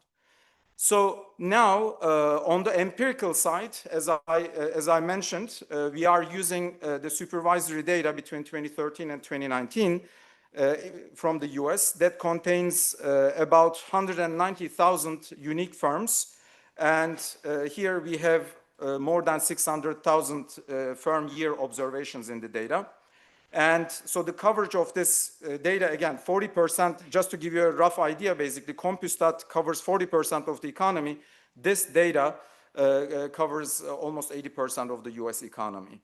And we have 12 parameters. We are matching 16 moments, usual, estimations that we do. And so they are all, I'm skipping those details, but there's a good fit as you can see also in the paper. But I would like to talk about the quantitative numbers. So first of all, let's look at this left graph. So once we estimate this model, what do we get? If we take the standard Clet-Kortum type of model, that model will predict that across the firm size, all the firms will have the same constant innovation intensity per product line. Okay, so normally, this left graph, if you were to estimate the Clet-Kortum model and simulate it, you would just get the same height of bars across the board. Then once you introduce this innovation ability or heterogeneous innovation ability with high ability firms versus low ability firms, now you're creating two layers. So low ability firms, which are more the red bars, will be one level, and high ability firms will invest more in innovation, and then they will be the blue bars at the higher level, and they will again be constant. But when you add on top of this financial frictions, now all those bars have also a slope across the firm size distribution. Why? Because when they are small, they are already hitting their financial limits, so they are not able to borrow. As they are large, they have more internal resources, so that's why they can innovate more and they can grow faster. So that's why you see this increasing trend. When you take firms and look at their leverage ratios and you split them into 4 quartiles, for instance, normally you should expect, if there are no type heterogeneity, you should see a monotonic decline, because if I'm more leveraged, then I'm really hitting my limits. So as a result, I shouldn't be able to innovate anymore. But as you can see, the right bars are not just decreasing monotonically. Indeed, there's an increase and decrease, because behind each of these splits quartiles, there's a heterogeneous composition of firms. So that's why the selection is also interacting here with the level of leverage, basically. So that's why there's a very interesting interaction that's emerging out of this. So because of this, rather than splitting the sample by size and by leverage, we should split the data by both of them, basically. So that's exactly what we are doing here. For instance, conditional on being small, when you look at the high leverage firm, you take 2 small firms, one of them is high leverage, the other one is low leverage. If you look at their innovation efforts, high leverage firms are very innovative, basically. That's because they are the ones who are willing to make a difference, who are the ones that are willing to grow, but they don't have internal resources, so they want to borrow. As a result, if you look at these light blue bars, which show the share of high types within that group, you see that indeed among small firms, high leverage firms are primarily almost 100% high type firms. So there you can see already how the concentration of high types are lining up in certain places. And they are the ones who are really making a difference in an economy, because early on they want to grow, they want to capture the market, but they are also financing hungry at an early stage, basically. So now let's do an experiment here. Let's give a shock to this economy, a financial shock. The exercise will be that the cost of borrowing will increase by 5 percentage points. It's very similar to what happened around 2020, for instance. In that case, this green bar is showing the productivity level of the economy relative to no shock case. Okay? And during this gray area, this 3-year shock episode, of course, things are coming down. But what's really interesting is that as soon as the shock is over, economy is not recovering. Indeed, economy keeps going down. Why? Because there were these high type firms in a non-shock economy, but once the shock hits, those high type firms couldn't expand, couldn't take over more of the product line. So as a result, resources could not be allocated towards the hand of the high type firms. So relative to no shock case, now we have more low type firms in the economy, and compared to no shock case, this second economy is performing worse for a while. So that's why the green line keeps drifting away. Of course, ultimately it will converge and then they will have a parallel trend, but there's this permanent decline in the level of productivity relative to no shock case. Now, when we look at the growth decomposition to understand exactly what's happening, here we look at the growth contribution of different groups of firms. And what's really interesting is that the biggest loss during the shock is through the solid blue line, which is the small high type firms. When the shock hits, the main contribution is lost by the small but high type transformative firms, because they couldn't deliver at that time. They were already at the limit. They didn't have the resource. So that's the big loss. There's one group where they are contributing more during this crisis. Indeed, they are using this as an opportunity. Which group is that? It's the small, low type, lousier firms. Why? Because now they are facing less competition. They were not interested in borrowing anyways. They were not at their limit, and they are also facing less competition. Now the world is great for them, and they are just expanding more. So indeed, during those bad times, they are finding this opportunity indeed to not only survive, but also to absorb even more resources relative to no shock case. Now, of course, here, as I mentioned, Psy plays also a critical role, because when the product line goes idle, depending on the level of bureaucracy, there's restructuring of the company and there will be a new buyer, which takes about 2.2 years. But let's assume the government followed some reforms and managed to, distribute these product lines immediately to a better user. So how would the economy look like? Then the right graph is showing that if the liquidation process is improved, then there will be a very visible, significant improvement in terms of this permanent productivity loss in the economy that we will not be able to recover permanently, basically. So that's why the level of reallocation of these product lines, restructuring, is very, very critical, the chapter 11 story, yes. So now, what if the government, for instance, in this situation comes and subsidizes these firms? So now we are going to do two policies. So again, the green light is what we have seen earlier already. That's our benchmark, basically, no policy intervention. But if the government comes and introduces, say, 5 percentage points support, then now there's some recovery. The blue line is doing better than the green line when the government has this, relatively small intervention, because in this case, all these, transformative entrepreneurs who were hitting their limit are now breathing a bit and they are able to deliver. But if the government goes all the way in and supports by 15 percentage points, then we are in the red zone again, red line. Initially, it looks like it's great. It's doing better in the short run, but in the long run, since it's destroying the composition, it's doing significantly worse than any other case. So that's why there's really a sweet spot, and these policy interventions obviously do not come without any cost. We need to also think about how it's affecting the restructuring in the economy and the reallocation of resources.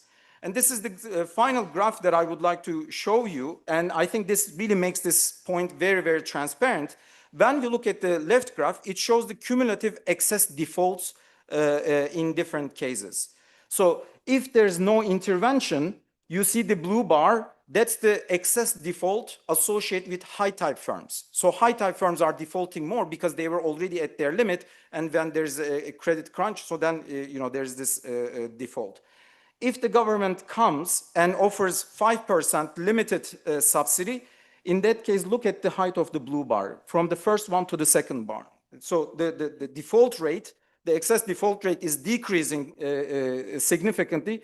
The orange line doesn't change at all, right? The low types default rate doesn't change, but the high types are reacting positively. If the government goes all the way in and offers 15% subsidy, you see the orange line collapses. So the government effectively makes all these low type firms survive in the economy, and high types is declining marginally. So as a result, the composition is getting destroyed.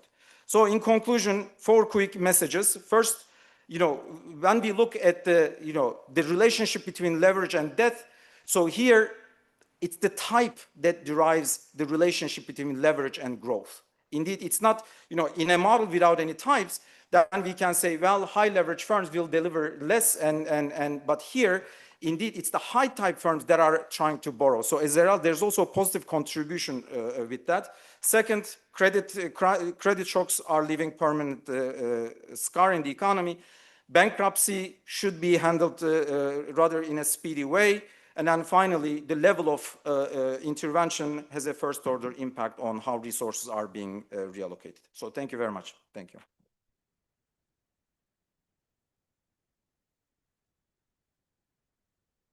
All right, thanks, Ufuk. So the discussant is out to make this a full Turkish session here. 3 Turkish authors, Turkish discussant, so you guys can battle it out.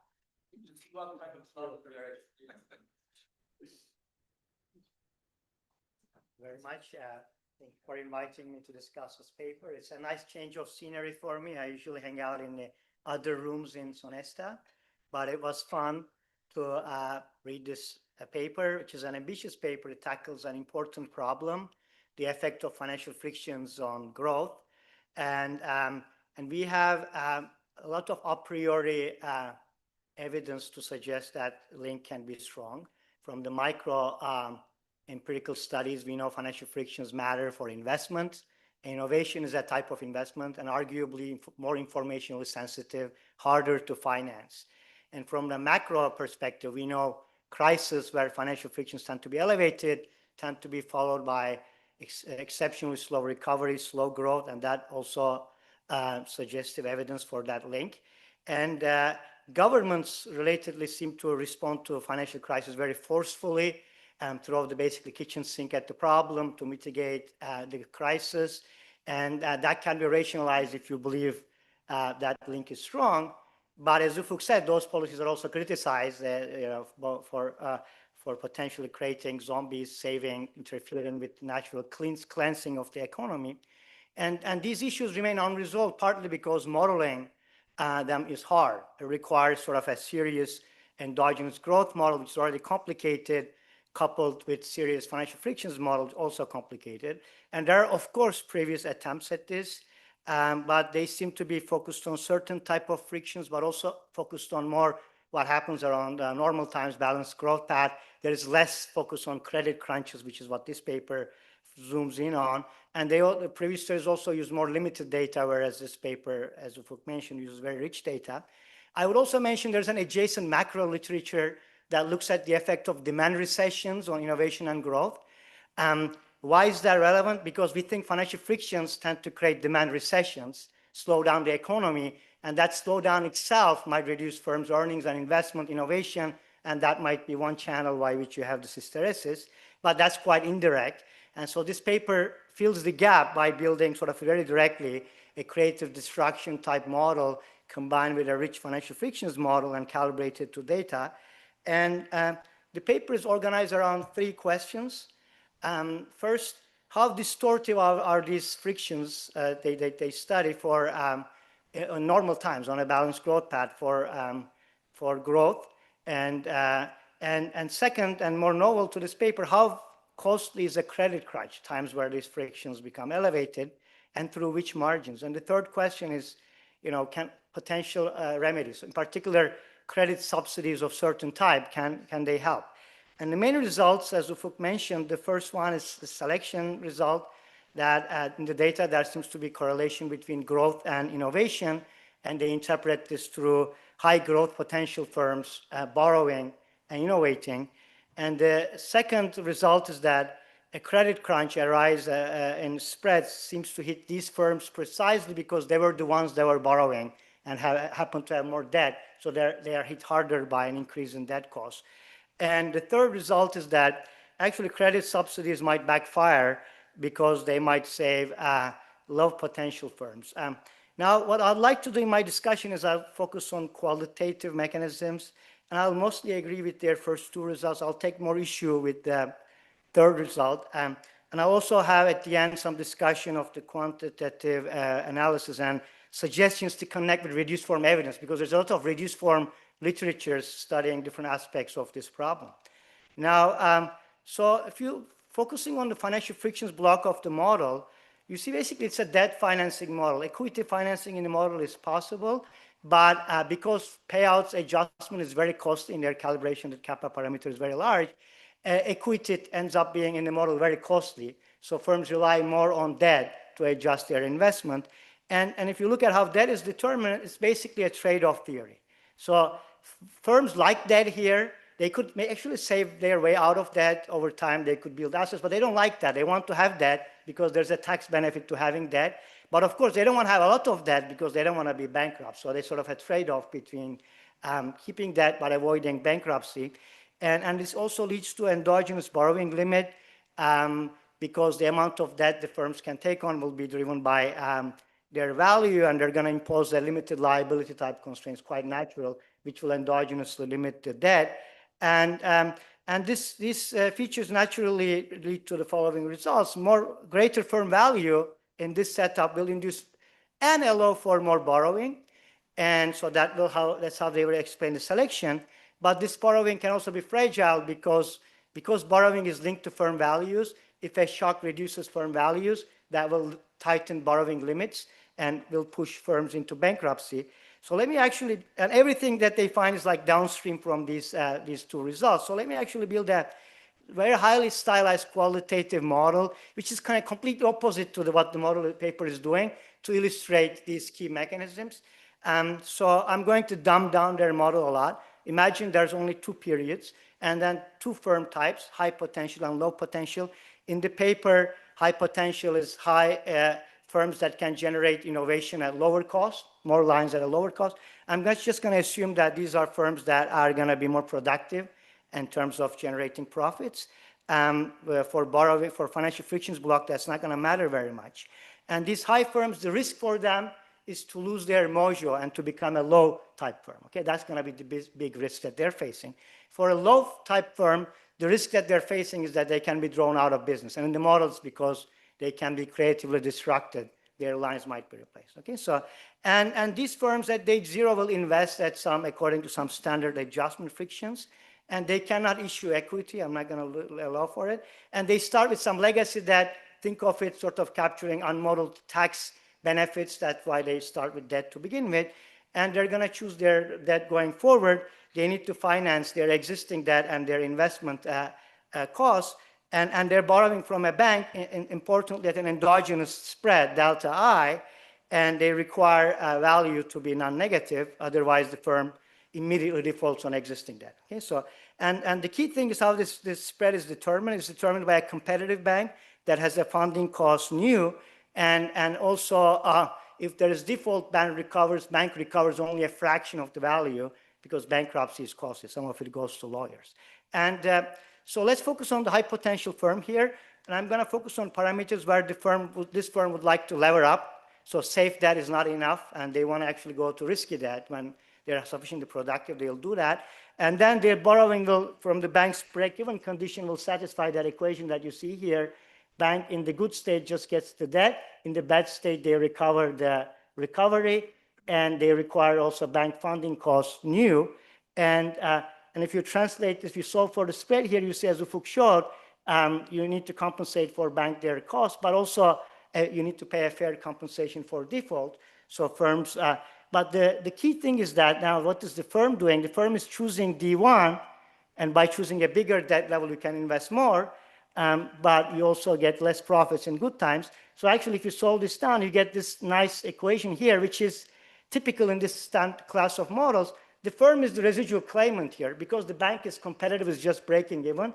The firm is effectively maximizing the surplus, subject to making banks break even. So it's incorporating the bank's costs as well, funding costs and the bankruptcy costs, but otherwise it's solving a very standard problem. And so this leads to a Q theory type equation where investment depends on the firm's value, but now incorporating the bank's costs as well. And the firm's value depends on the this is the net present value from investment.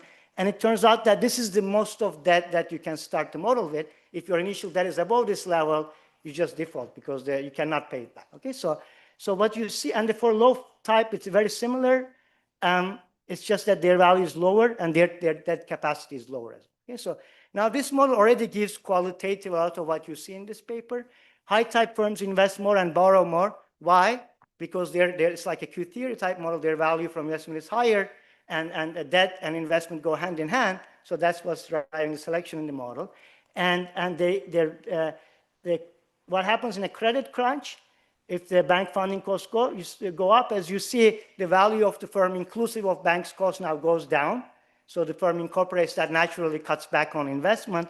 And so the debt limits also tighten in a credit crunch, right? Because the value of the firm decline, and the debt limits are related to that. And so if you happen to be a firm close to the limit, after a surprise credit crunch, you basically go bankrupt.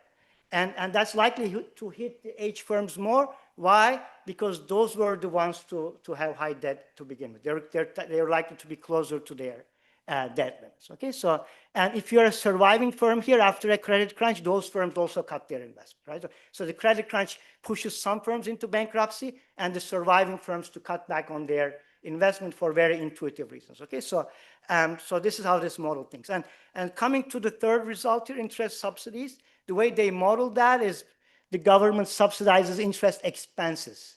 So the sort of a fraction of the spread that the bank was charging the firm. And the spread ranking can easily be such that the low firm spread is higher than the high firms. In my little model, that's very likely because these firms, there's no recovery for them. For these firms, there's some recovery, right? So what that means is that this policy is kind of mistargeted. It's targeting precisely the low type firms. That's why they find excessive doses of this can lead to zombification, because it's targeted toward low type firms, which is exactly the firms that you don't want to save here. But here, like, okay, my first comment is, I don't think this result is very robust because it sort of really hinges upon this policy being on interest, fraction of interest expenses. Okay? If you do the policy as a fraction of borrowing, which is also a natural alternative and used in practice sometimes, then this result would flip, because then you would be benefiting the firms equally. And because high firms were the ones that were defaulting more, they're also the ones that at the margin you'll overturn the defaults of. Okay, so and also there's an issue of those here. Even their aggressive subsidy here is actually kind of small, because when you multiply interest expense with a large number, you still get a small number. Okay, so in fact, with the sort of, if you subsidize that, and if you that subsidy big enough, you could overturn the initial rise in the cost, and you could basically prevent most defaults here. But so there's a lot of discussion of this particular policy, but I think it's not very useful. I would actually broaden that discussion a little bit. There are many other policies used in these situations, and many of them would be very useful in their setup. So they motivate these interest expenses with COVID, but I also don't think COVID was a credit crunch, right? In the COVID in March and April, there was an increase in spreads maybe for a few months, but then in a year, credit conditions became very loose again. So I think GFC is the much more natural example for this paper. And in GFC, we've seen many other policies, right? Like if you think about bank bailouts, the way they operate in this model is they would reduce. So this new zero, you should think of the bank's opportunity cost. In a model with scarce bank capital, that would also capture, it's not just operational cost, but the scarcity of bank capital. So if you recapitalize banks, that would naturally fall, and that would be very effective here. And related loan guarantees, if government sort of insures firms for default, which is something that we see a lot in crisis, that in this model will work very well because you'd be raising that ahead. And again, Q theory type logic improve outcomes quite a bit, right? So I would sort of like a broadening of the discussion to other policies. And I think if you do that, you'll find that you'll sort of, government policies work really well in this environment. And actually, there's also other policies used in practice like monetary and fiscal support. And again, when you introduce realistic ingredients to model like nominal rigidities and demand recessions, those policies will be very effective because, again, they will raise the firm value and by that increase debt limits and investment innovation. Now, the other thing that the toy model shows us is sort of like going back to the first question that they raised, how distortionary are frictions?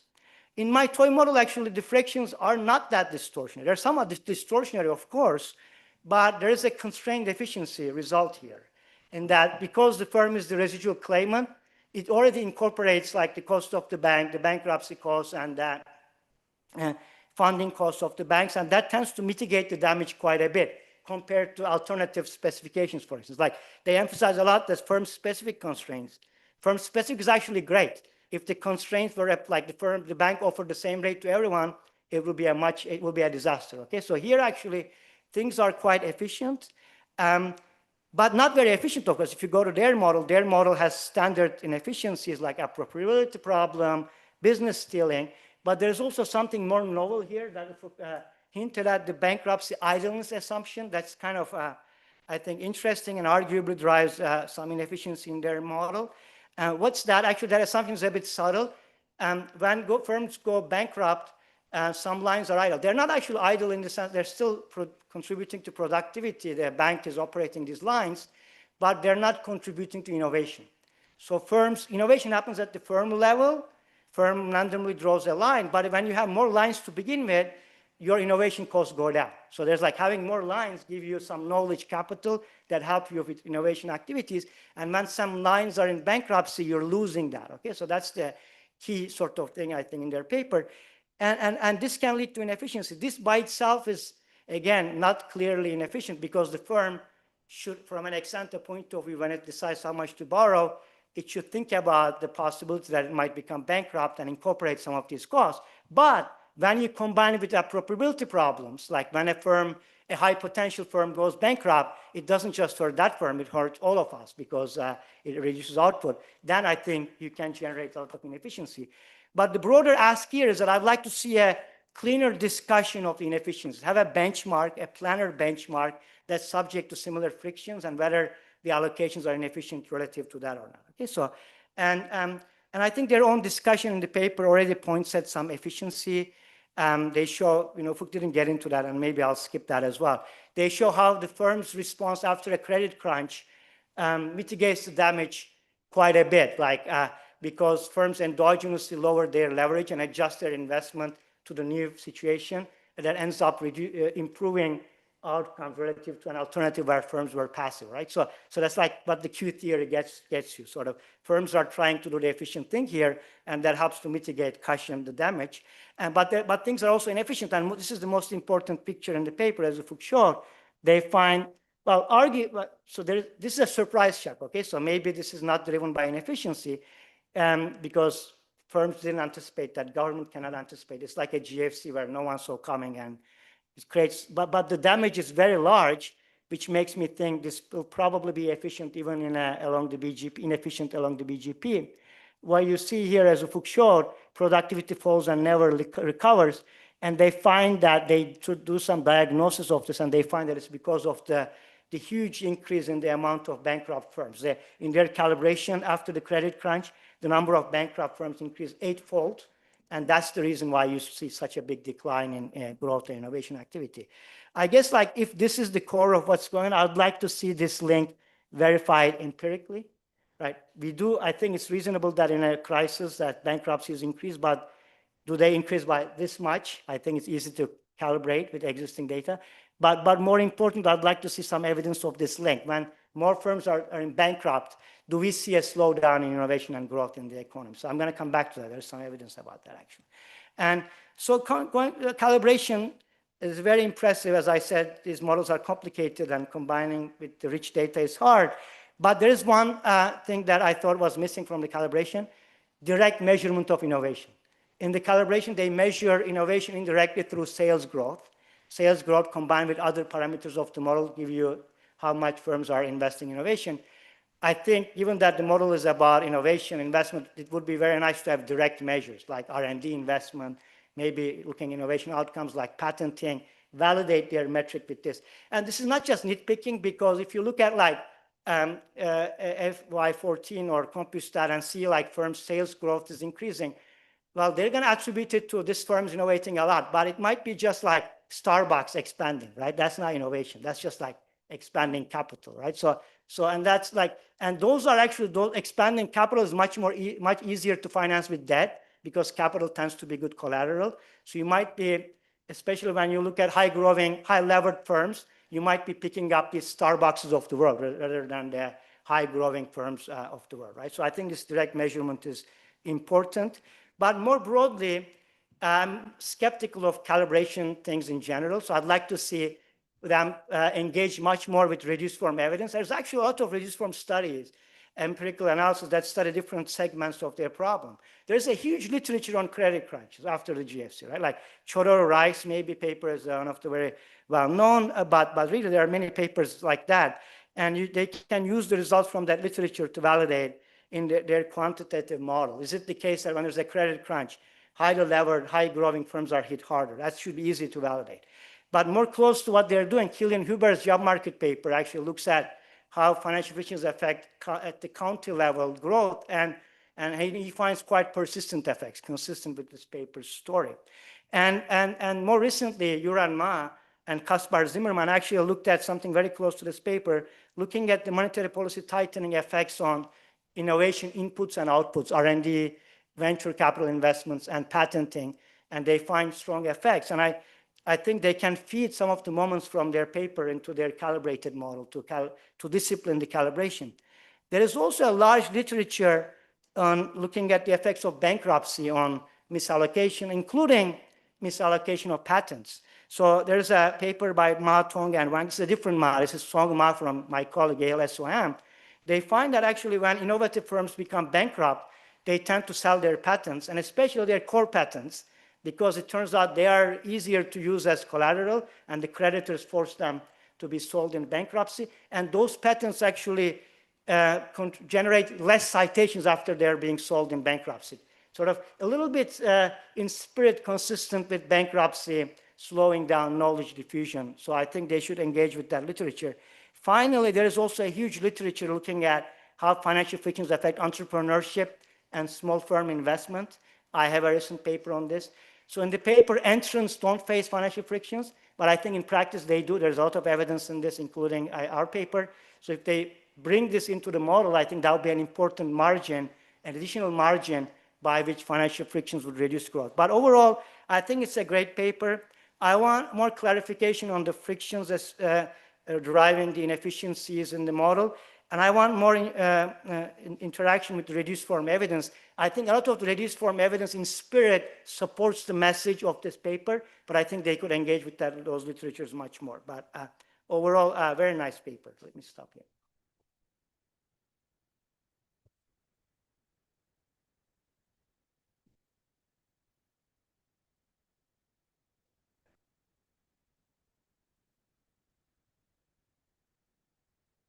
So I like this story that policymakers in an emergency can be tricked into being too aggressive if they just focus on growth or output. So then I'm wondering if your model can be used as a diagnostic to suggest other data moments that they could look at to see if they've gone too far without directly observing firm type, which is presumably, not labeled directly. So first of all, thanks so much, Alpe, for the great discussion.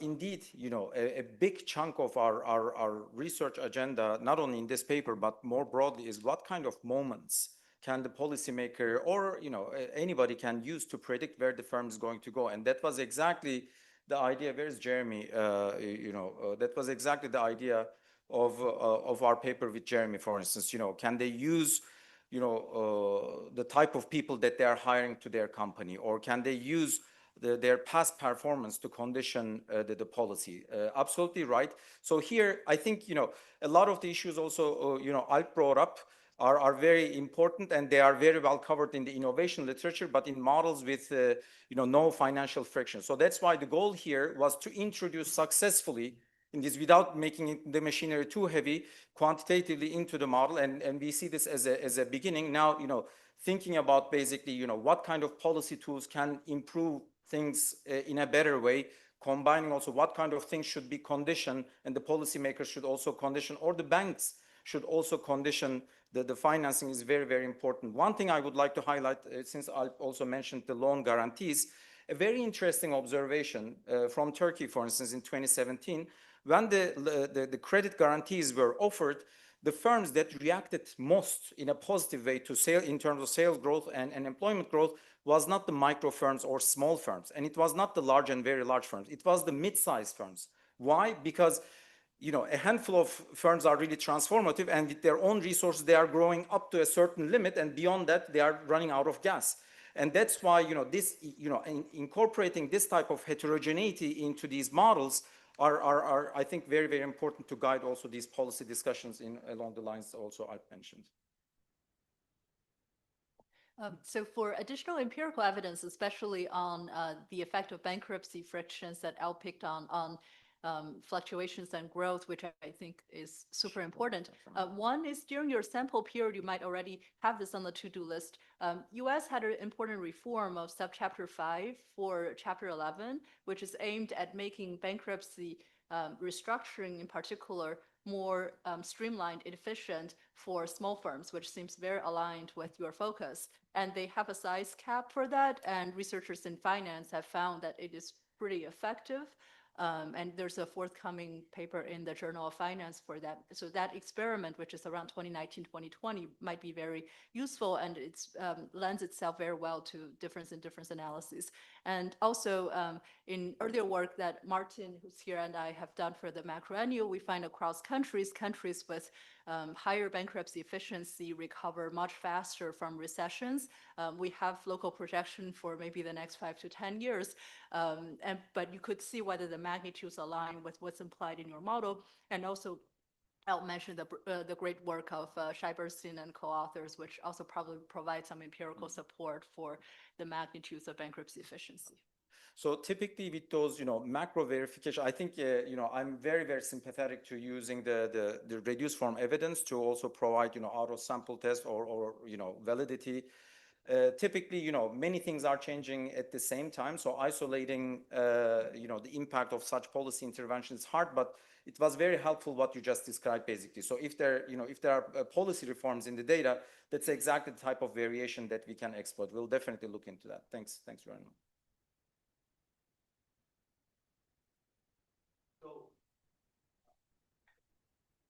Yarmo, you need to speak into the microphone because of the Zoom.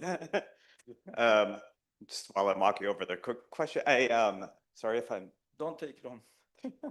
Sorry if I missed this in the in your discussion of the model. So it seems like the financial market is serving two roles here. One is that it is like financing these innovations and letting people, pursue the research. The second is that it's screening, right? Because people's debt limit is endogenous to their idea. And I'm wondering, like, when you think about this subsidy, is it like a one-time thing in response to a one-time shock and there's like credible, we will never ever do this again? Or is the debt limit allowed to adjust endogenously to the existence of a policy in which you have these subsidies? Because that would potentially undermine the screening role, right? It does adjust endogenously, period by period, even if there's a macro intervention. One thing that I wanted to also use this occasion to address is, we call it innovation because of the lack of better word, so that, of course, firms are not necessarily, patenting, and when they are trying to expand into new neighborhood, for instance, you mentioned Starbucks. The same business, when it expands into a new neighborhood, it doesn't work out all the time. Like Getir, a Turkish company, which was a super, I think, wonderful example. It was fantastically successful initially, but in certain neighborhood, they failed. So there's also an exploration, also a fit. There was also a paper earlier, or Kartik, etc., about the fitness. So here, there's always a search, a goodness of fit, search for goodness of fit. And we want to think all these improvements, if it's making things better for people in that neighborhood. So those type of improvements is something that we want to capture. And since sales growth and people demanding it more is reflected better in the sales growth, that's why typically in our earlier work also in developing countries, we try to discipline these rather than just looking at innovation data, but using sales data or employment, just because that will reflect all those inputs as well. But again, I think it would be good to incorporate some of the patent data, at least for the very large firms where we know that they're patenting for sure, could be a way of bringing into the model or quantitative analysis. So I really like the idea of putting financial frictions into innovation and endogenous growth. I think this is important. But given that, I was wondering, you're focusing on this debt and bankruptcy, but have you thought about borrowing against collateral? And what is the input for this innovation that you're thinking about, given your answer a second ago? Because if they're using capital to borrow, let's say, as collateral, and this is also a period in which the price of capital is going to go down because people is trying to pay and sell the collateral, and that can be a great market for some other firms to innovate that are credit constrained. So there is also this role of collateral, and I was wondering whether in your data you can distinguish the sort of credit, for instance. First, a theory point. Actually, collateral does play a point here as well, because if there's a bankruptcy, the bank will try to sell it to someone else. So actually, the value of collateral is still there. If you're a larger firm, because you already have a lot of product lines, even if you go bankrupt, that's still valuable to the bank. So you might get a lower interest rate because of the recovery. So the model actually has it. We might be able to speak to it as well, because we do know which firms already have both physical capital and high sales, which itself is in some sense collateralizable, because the next firm that buys my firm can still have those revenues. And just a quick answer to your question. Have I thought about using borrowing against collateral? Yes, 12 years ago, I thought about it with you. We should go back to that project at some point. Well, so on that, like Shabnam has made a big deal about using Y14 to study debt heterogeneity, whether the debt is against fixed assets or working capital or cash flows and so on. And so you can just build on her code probably to see what types of debt that the innovative firms borrow.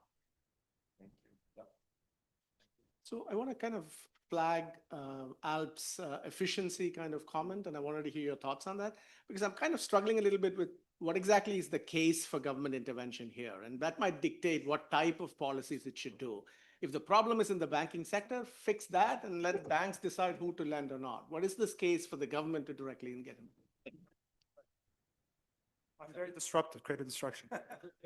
So the first thing is what the static model doesn't quite capture. A big source of inefficiency is this debt overhang.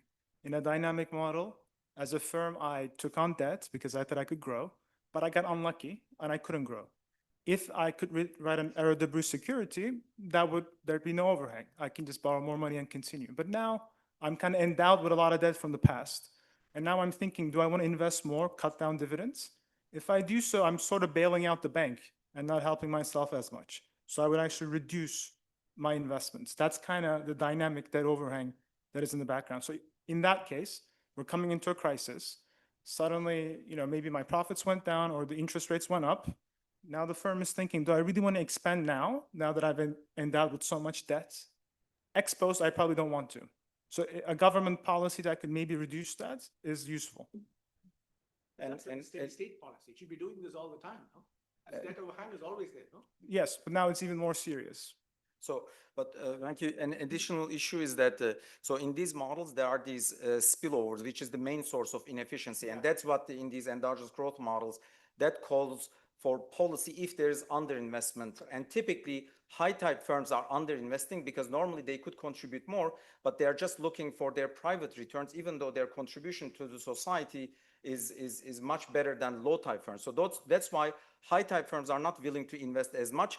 And any policy, not only related to finance, but any, R&D subsidy, be it R&D subsidy, production subsidy, whatever subsidy that doesn't differentiate across firms is not helping to fix that. So that's why you want to tilt things more towards, high-type firms ideally, and there you need to condition things primarily based on performance. And that's why financial markets are doing things better in terms of screening. But of course, if there's some friction also in terms of identifying the borrower perfectly, if they are making mistake, then this is just a lower bound for the level of inefficiency that we are talking about, basically. And yeah, no, I agree with that. I was just saying it would be nice to start with a model where the government recognizes all of these efficiencies, does the best it can given whatever informational frictions you want to do, and then see in the crisis which of those levers really needs to be tweaked. I think once, absolutely, once we, of course, always the steps in this type of literature is first building the machinery, and ultimately, how can we converge to the first best as much as possible with what policies, and that will be the natural next step for sure. Here, our goal was not to search for optimal policy at all. Indeed, this was a thought experiment that we wanted to do in the paper where, for instance, if the government doesn't differentiate, and in this case, it's the financing resources, how bad things can be. Indeed, I pointed out that indeed the intervention is really small. When you multiply those percent with percent, it's very small, but that already makes things worse.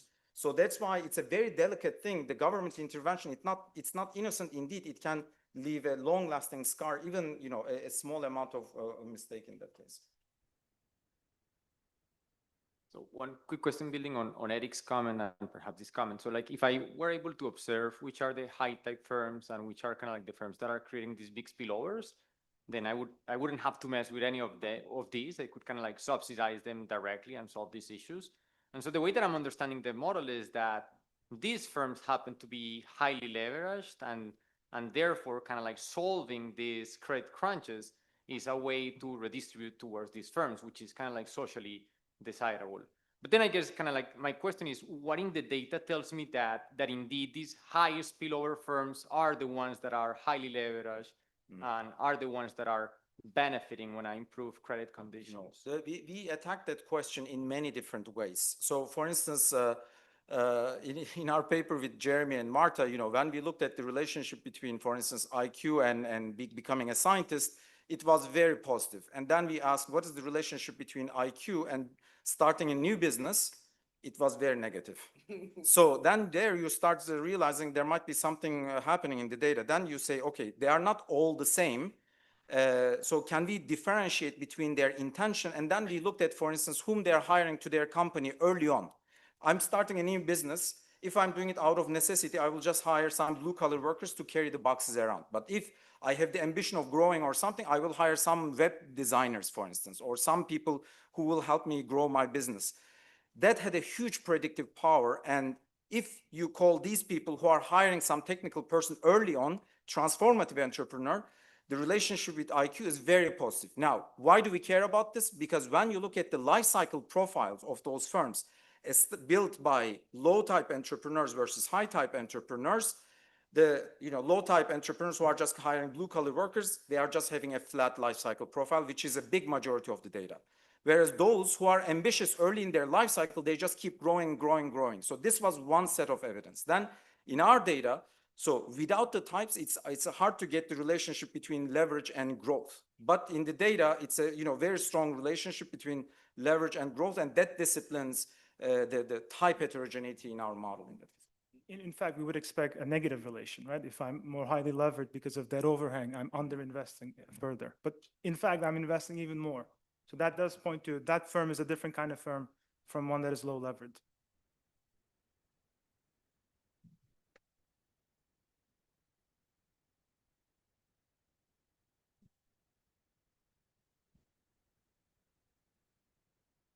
I know you don't have equity in your model, but we do know Sorry, you don't have equity in your model, but we do know firms kind of use that margin of financing over cycle differently in order to survive. I guess I'm afraid you would be overstating the effect of the credit crunch if you didn't have that substitution. We do have equity, actually. It's just costlier, and there must be a reason for equity to be costlier so that I would get that. Say it again? No, it was too short, of course, to go into details, but yes, we you know, I mentioned So it definitely helps. So we would get more equity injections during that crisis. It would be even worse if we completely shut off the equity channel. So if I may say something about the policies, I actually did this on our behalf because one of the stuff is you change the interest rates in steady state and then see how things react. So we can think maybe the government gives a subsidy to change the spreads. When that happens, when we reduce the spreads, we don't get that much more innovation. That was kind of the point of the heat map, where the point is once you subsidize debt, people just take on more debt and they become debt overhanged again. The actual friction really is the fact that I cannot write a state contingent claim on projects, which is really not something that the government can very naturally fix. It's not just that the interest rate is too high. That's not really the main friction here. This is a great discussion for the two of you. I just continue over coffee.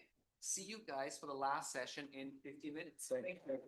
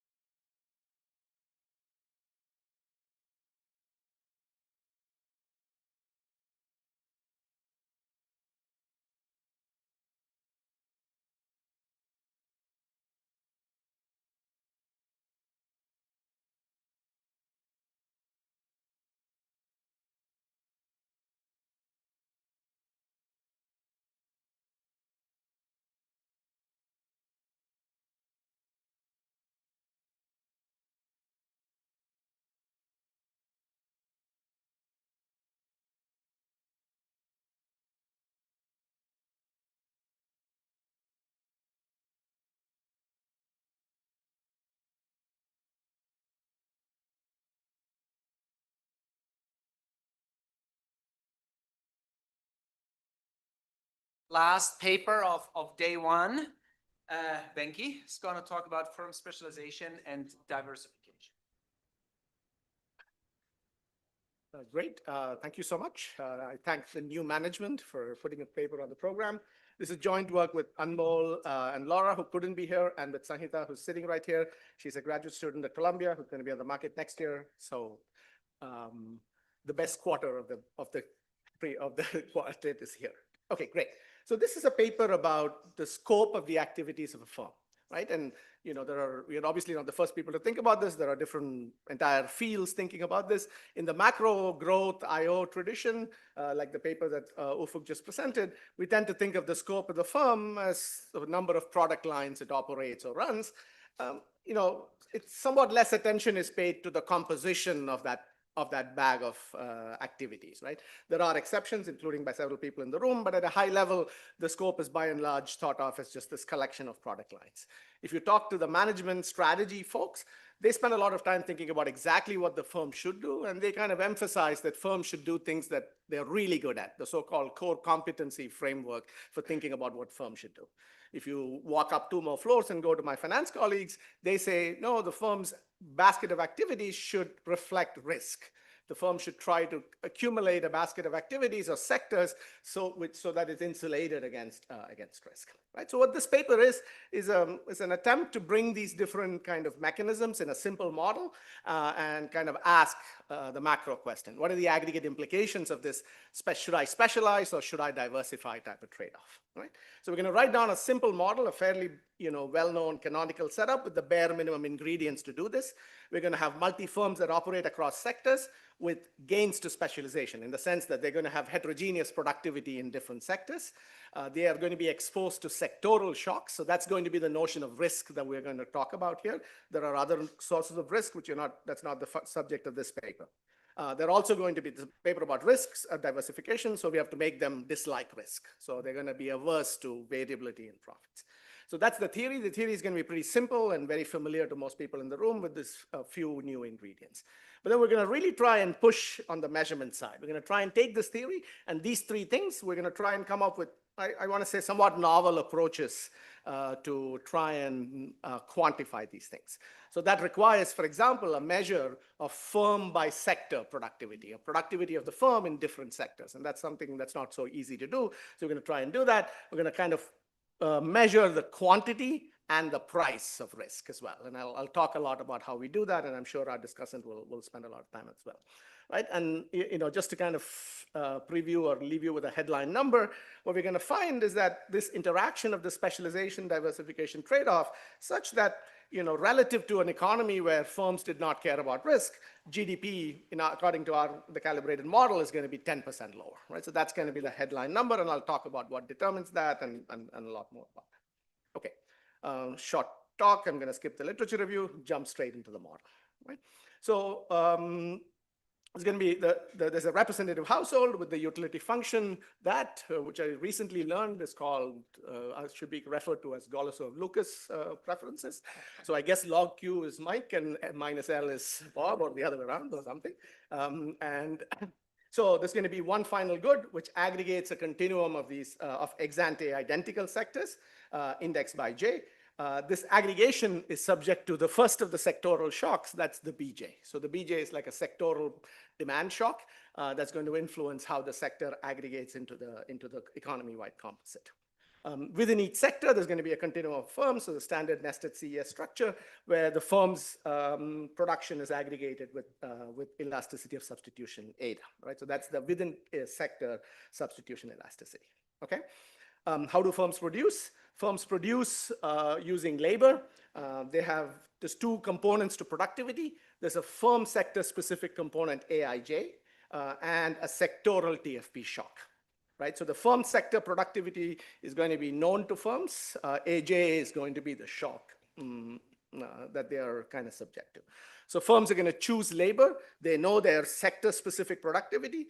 Oh, sorry, they know their idiosyncratic productivity, but they don't know any of the sectoral shocks. So that's the risk that they are exposed to, right? So after choosing LIJ, they exposed realized revenue of firm I from sector J has this component. There's the deterministic component, and then the sector-specific revenue shifter XJ, right? So this is just standard nested CES algebra, right? So this XJ is the composite shock that the firm is going to face when it contemplates this thing. Okay.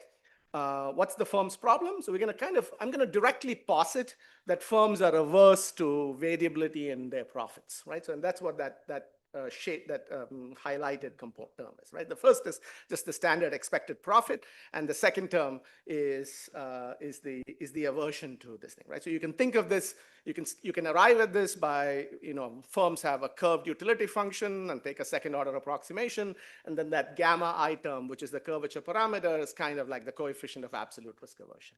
But for now, I'm just going to posit this, and then the game we're going to play is we're going to try and recover gamma from the data. We're going to try and estimate gamma from the data. So if you have alternative micro foundations in mind, financial frictions, bankruptcy costs, agency frictions, anything that causes the firm to dislike risk, that's going to be soaked up for now in that gamma. And the game we're going to play is try and use firm behavior to infer gamma. Right? So Rij is the expected revenue. Rho Jk is the correlation between the shock, the x of j and k. Sigma squared is the variance of that component. Okay, so this is the firm's problem. The solution, it's kind of useful to think about the solution to this problem in terms of markups. There are multiple ways to write it, and markup turns out to be relatively instructive. So the expected markup of firm I in sector J, so the expected revenue over the cost, has the usual eta over eta minus 1 term, the usual CES markup, scaled by this 1 over 1 minus tau, the risk wedge, if you will, right? And that tau is a combination of the price of risk, which depends on gamma, so 2 gamma times Ri, this is the price of risk, times the risk exposure of that sector in the firm's portfolio. Right, so this, how much, my production or my activities in sector I, in sector J, how do they contribute to my overall risk? And that is basically a revenue share weighted average of that sector's correlation with all the other sectors in my portfolio. Right, so this is standard kind of finance portfolio logic. How risky a particular activity is depends on how correlated that activity is with everything else in my bag. Right? And that's what that term, that risk exposure term is, this term right here. Right? And the intuition is, for the markup is, if that correlation is high, this is a particularly risky sector for me to engage in, so I'm going to contract a little bit, and that's going to manifest itself as higher markups. So I'm going to demand, in a sense, a higher compensation for operating in that activity. Right? So that's the idea behind that expression. Aggregate this up to the firm level, then there's a firm level markup, which is a function, just the usual eta, which is a function of the risk price, and a notion of firm scope in this risk from a risk perspective, right? And that's what the scope I is. And that's basically the aggregation of all the risk exposures at the firm sector level up to that, right? And that takes this form. It has a nice interpretation. It's essentially, the scope of the firm.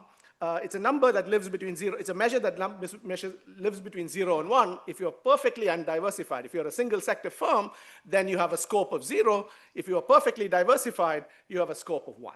Right? And the intuition for this formula, this is sometimes called Rao's quadratic entropy or something. It's suppose you take 2 randomly drawn dollars from the firm's revenue. What is the expected distance between them? So 1 minus rho is the distance between those $2, and this is the expected distance in that firm's portfolio, right? And again, a firm which is risky has low scope, higher markup, right? So that's going to be the idea. And how much higher markup is mediated by how averse the firm is to risk, and that's why the risk price shows up. Right? So this is going to be the equation that's going to play a huge role in what we do. Okay? Then the rest of it is pretty standard. Once you have the risk wedge, then you can just aggregate. You compute the aggregate GDP. This is what happens. The wedge shows up in the expression for aggregate GDP. If you didn't have risk, you just have productivities as a function of that. So then that's the aggregate GDP in the riskless benchmark. And the loss due to risk is just the comparison between. That's what we're going to call the loss due to risk. We're going to compare this GDP to this in logs. Okay, so that's the game we're going to play. Right? And we can kind of, if you stare at this expression, if you stare at these expressions, or maybe in the loss expression, you can see, how much you lose because of risk depends in part on how much the wedge is, what the tau ij's are, but also on who the tau ij falls on. If the tau ij falls disproportionately on most productive firms, that's more costly. So there's a covariance term which tells you, is the risk being borne by the more productive firms, and therefore are we experiencing larger losses as a result? So that's what this decomposition is going to do. So the rest of the paper is essentially about measuring this object, taking this object to the data, right? So that's going to be the game we want to play, right? So how do we do that? I need Aij and tau ij. To have tau ij, I need the risk price of firm I times the risk exposure of each sector in the firm's portfolio. And I need Aij. We're going to measure these things from revenues at the IJ level, at the firm sector level. That's why we need revenues at the firm sector level, sectoral correlations, and markups. Those are the three objects we're going to use to recover all the things. Then we're going to just implement that formula, right? So that's the game we're going to play. Okay, so let me walk you through the easy parts of this and the difficult parts of this. The sectoral correlations, we're going to take the model, look at the data on employment through the lens of the model, and that's going to tell us sectoral correlations. That's the relatively straightforward part. Markups, we're going to by and large, we're going to basically follow what the approach in the Deloitte et al. Tradition. We do some variations, but that's basically what we do. The difficult thing is to come up with firm by sector revenues, right? And there are different sources in various imperfect ways, but it's by and large, this is not something that we can just do. So that's where we're going to throw an LLM at it. Right? So that's basically the game we're going to play. We're going to take CompuStat data, regulatory filings of CompuStat firms, and ask, ChatGPT in this case to tell us what the revenue shares are, right? And the way we do it in two stages, we do it in the first stage, we take each 10K and summarize it into a revenue relevant summary. And then in the stage B, we kind of take that revenue relevant summary and ask it to give us a revenue share by 4-digit NAICS code for each firm in a given year, right? So that's the game plan we play. The two-stage thing is to just reduce noise. The 10Ks are brutal documents. So, rather than, read it each time, this is kind of breaks it down a little bit easier. Okay. And then we go through a bunch of validation. We look at, I'm happy to talk about this in the Q&A. We look at kind of case studies, Amazon, Apple, what have you. So we go through a bunch of cases to make sure that it's somewhat meaningful. We compare it. So in some of the 10Ks, there's what's called segment information. So firms report revenue by business segment. It's not perfect, but there is some information in that. So we kind of try to see how much information there is in the text and the narrative content and how much information there is in that. So that's part of our validation. And the last exercise we do is we take these revenue shares, we compute the scope of the firm. The whole premise here is that the scope reflects the risk of the firm in some respect. So we try to see the scope predict something that we think is associated with risk. And the measure we use is exit, right? So if does scope today predict exit over the next 5 years or exit over the next 10 years? If our claim is true and if risk and exit are correlated, higher scope should be associated with lower probability of exit, and that turns out to be the case, right? So this is not really in the model. It's just a way of like a sanity check that what we are picking up is somewhat related to risk, right? I'm happy to talk more about this. Let me go. Okay, so let me give you a quick flash on what that data looks like once we do the revenue shares. The output of the process kind of flags a large fraction of the firms in our sample are single sector firms. So literally the LLM says this firm has 100% of its revenue coming from one 4-digit NAICS code, right? So that's what our single sector firm is. Among the firms that are multi-sector firms, they operate in 3 or 4 NAICS 4 codes as on average. The scope distribution, precisely following from that first bullet point, has a mass at 0. There's a bunch of firms who have 0 scope. They're single sector firms, 0 scope. But the average scope of the firm is also closer to 0 than to 1. So the average CompuStat firm, from a risk perspective, has a relatively small scope, a scope of 0.2. So if you think about it as spanning the distance from no risk to complete diversification, the average CompuStat firm goes about 20% of the way, right? So that's kind of the headline thing. Sectors, the 4-digit NAICS sectors have a lot of firms, but are relatively concentrated, again, as well known, right? Okay. So this is just a high-level descriptive facts of the thing. So the next and perhaps the most so this is the measurement part, then kind of the non-trivial part, and the one that leverages the economics of the model is how we're going to use this data to infer how much firms hate risk, right? And that's what this is about. This is about how do we estimate the price of risk from doing that. And the way we're going to do it is to exploit that firm level markup equation I showed you. So the firm level markup equation is essentially the markup of the observed markup of the firm in period T, of firm I in period T, depends on the scope of the firm. That's the scope IT, which I just told you how we're going to measure, times this measure, this price of risk, right? That's what this 2 gamma RIT sigma squared, right? Now, ideally, you would, with enough data, you can measure, you can estimate this in a very, very flexible way. We're going to impose a lot of structure on it, and we can talk more about this in the discussion. We're going to impose a lot of structure. In particular, we're going to impose that gamma is proportional to the size of the firm, or inversely proportional to the size of the firm. So that's kind of like a CRRA type of interpretation. The bigger the firm, the coefficient of relative risk aversion adjusts exactly in proportion to that, right? What that does is that means it reduces the estimation to estimating one number. Right? That's what this VAR fee is. This is one number across firms across time, and that's the one number we have to estimate, right? And that's the idea, and I can talk more about that in Q&A, right? So what's the strategy? The strategy is to take, so we have markups for every firm by year, or every whatever time period we use, period by year. We're going to exploit within firm variation in markups and scope. So we know how the scope of the firm changes from T to T plus 1. We're going to see how does the markup of the firm change from T to T plus 1. And that sensitivity tells us gamma. Right? So that's based on VAR phi in this case. Right? So that's the strategy. Right? So we use GMM. And then it comes up with a number, which rather than talk about the VAR phi number, maybe it's more useful to think about it in markup space. Right? So for the average firm in the sample, which has a scope of 0.18, this estimated VAR phi means that its markup relative to the CES benchmark is scaled by a factor of 1.15. So if you think this is 30%, it's 30% plus approximately whatever, 15 or such, 30% times 15%. So that's basically what the magnitudes here are. We do a couple of robustness things, and I won't have time to get into it, but I'll briefly talk about this. One is we use lagged scope as an instrument because what we observe is realized revenues. What the theory wants is expected revenue, so we do some lagging to control for that.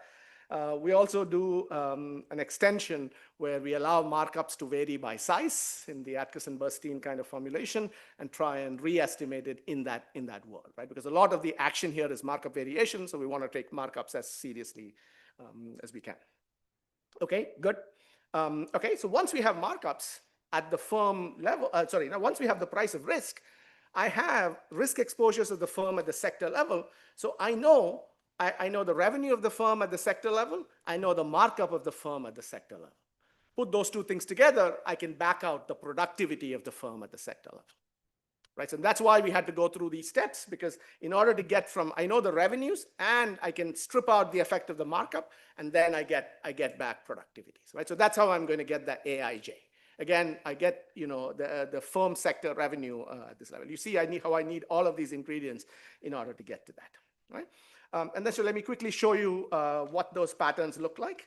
One, on the x-axis here is the distance of the firm, of the sector from the firm's home sector.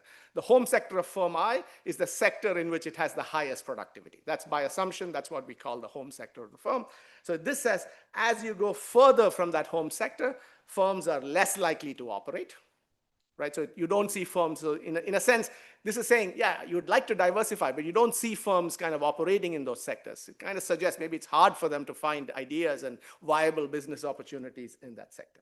The same thing on the productivity dimension. The further you go from the home sector, your productivity is lower.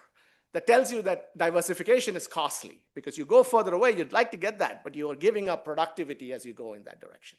Right? And that's kind of, both of these things kind of highlight what that is. And the further, and the stronger the gains from specialization are, the greater the incidence of risk on productive firms. If diversification is very costly, that means the productive firms in a sector are not well diversified, and therefore they have a high risk wedge.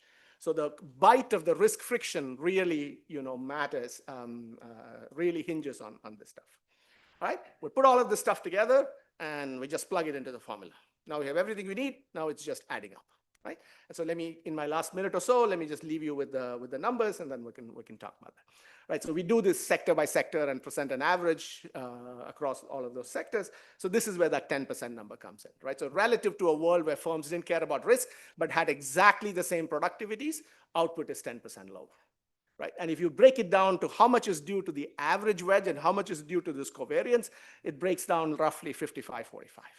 Right? So a big chunk of the bite comes from the fact that firms who are really productive are the ones who are also charging the highest risk premium, if you will.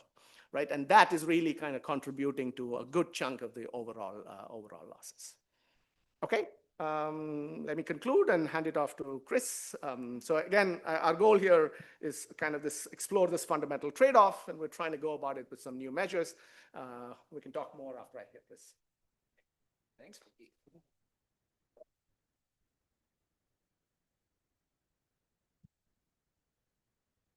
All right. Discussing is Chris, who also thought about risky markups. Yeah, how did I get chosen to be? I don't know. It's just because you're a great discussant. Thank you. All right, happy to be here. So I think Venki did a very good job of the motivation. Firms face a risk-return trade-off when they're choosing their product portfolio. Should they focus on their core competencies, or should they try to diversify to not be exposed to so much risk? And I think this paper does make the product scope an endogenous portfolio choice, and they don't just stop there on the theory, they try to go to measurement. So I think that's a nice contribution. I'm going to spend just 2 slides reviewing again the setup, and then I'll get into my comments. So you have the total markup that you might have been used to thinking about the revenue over the costs of wages times labor, and they're going to do this at the sector by sector level. So they're going to need revenue data at the sector level, and that total markup is a combination of the market power markup driven by the monopolistic competition, CES 8 over eta minus 1, and then there's what Sebastian and Chedomir and I have called the risk markup, this extra component that looks like a markup, although there's no real true markup because the risk-adjusted marginal costs are equalized across the firms. It's just if you don't do the risk adjustment, you get this extra compensation for risk. All right, and so then, as Venki described, this tau ij is related to how much they care about risk and how much risk they're exposed to. And so the prediction is that broader scope means that there is more insurance, and therefore we have lower firm level markups. So here's my big dense slide, and then we'll take it easy after this. The first part of their contribution is the measurement side, and I think that's a really major contribution. Getting the risk exposure by using these 10Ks and the LLMs to get what I think is going to be more broadly useful than just for the uses that they've put into this paper. I think a lasting contribution to this paper is going to be those estimates of the revenue shares across the sectors.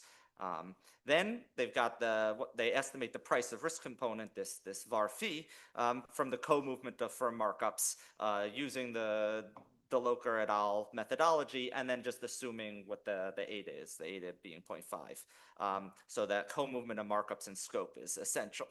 And then they recover the firm sector productivity, and they find, I think quantitatively, the rate at which productivity falls is quite fast as you leave your core sector, and that's why you get firms that aren't operating in that many sectors, or at least not in a revenue-weighted way. So I think major measurement contribution. I think the main, when I was trying to decide how to do this discussion, I think they put a lot of effort into this core contribution on measurement, but that means they did it really well because they're good co-authors, and all my comments would have been small little nitpicks, which are better for me to just talk to Venki ahead of time. So instead, I'm going to focus on what maybe isn't their core contribution, but I think is something that has maybe the weakest part of the paper, and push them to improve that a little bit more. And along the way, it's a call for many other people to join in and try to help with this challenging measurement issue.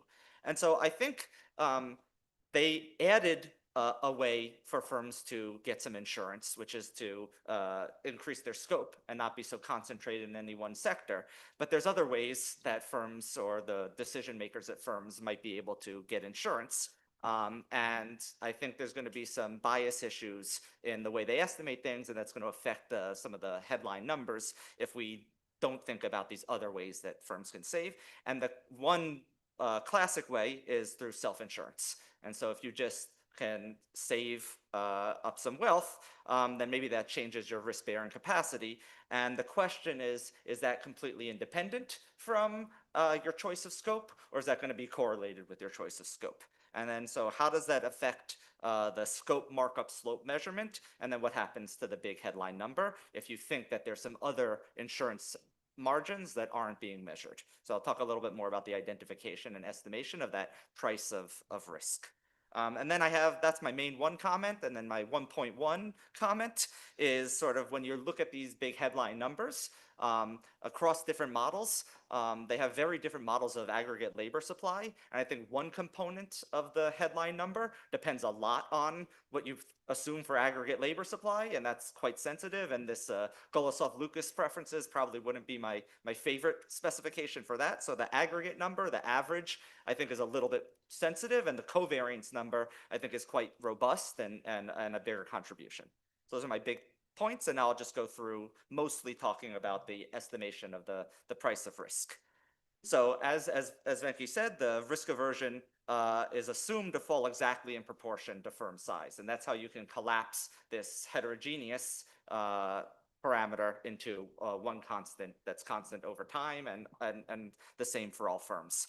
And a foundation is that if you have a CRA decision maker and you assume their consumption is proportional to revenue, this pops out. And I guess my main pushback is going to be, why would you assume consumption is proportional to revenue? Like that basically assumes there's no independent balance sheet, no savings margin that can adjust. And so I'll also just point out, but I won't go too deeply into this, there's also no uninsurable idiosyncratic risk in this model. And in papers that I've worked on and Karina Bohr and Midrigan and Garea's paper, it's almost all about idiosyncratic risk. So when you're going and estimating a markup, and then you're going to say some component of that has to be explained by risk, if you're loading it all onto the sectoral risk, I wonder how that affects some of the measurement when there truly is some idiosyncratic undiversifiable risk. So let's think about other ways that the firm can insure itself. At least 4 ways I can think about. One's financial diversification. And so you can just sell some shares in your firm, and then you're not exposed 100% to all the variation and the firm profits.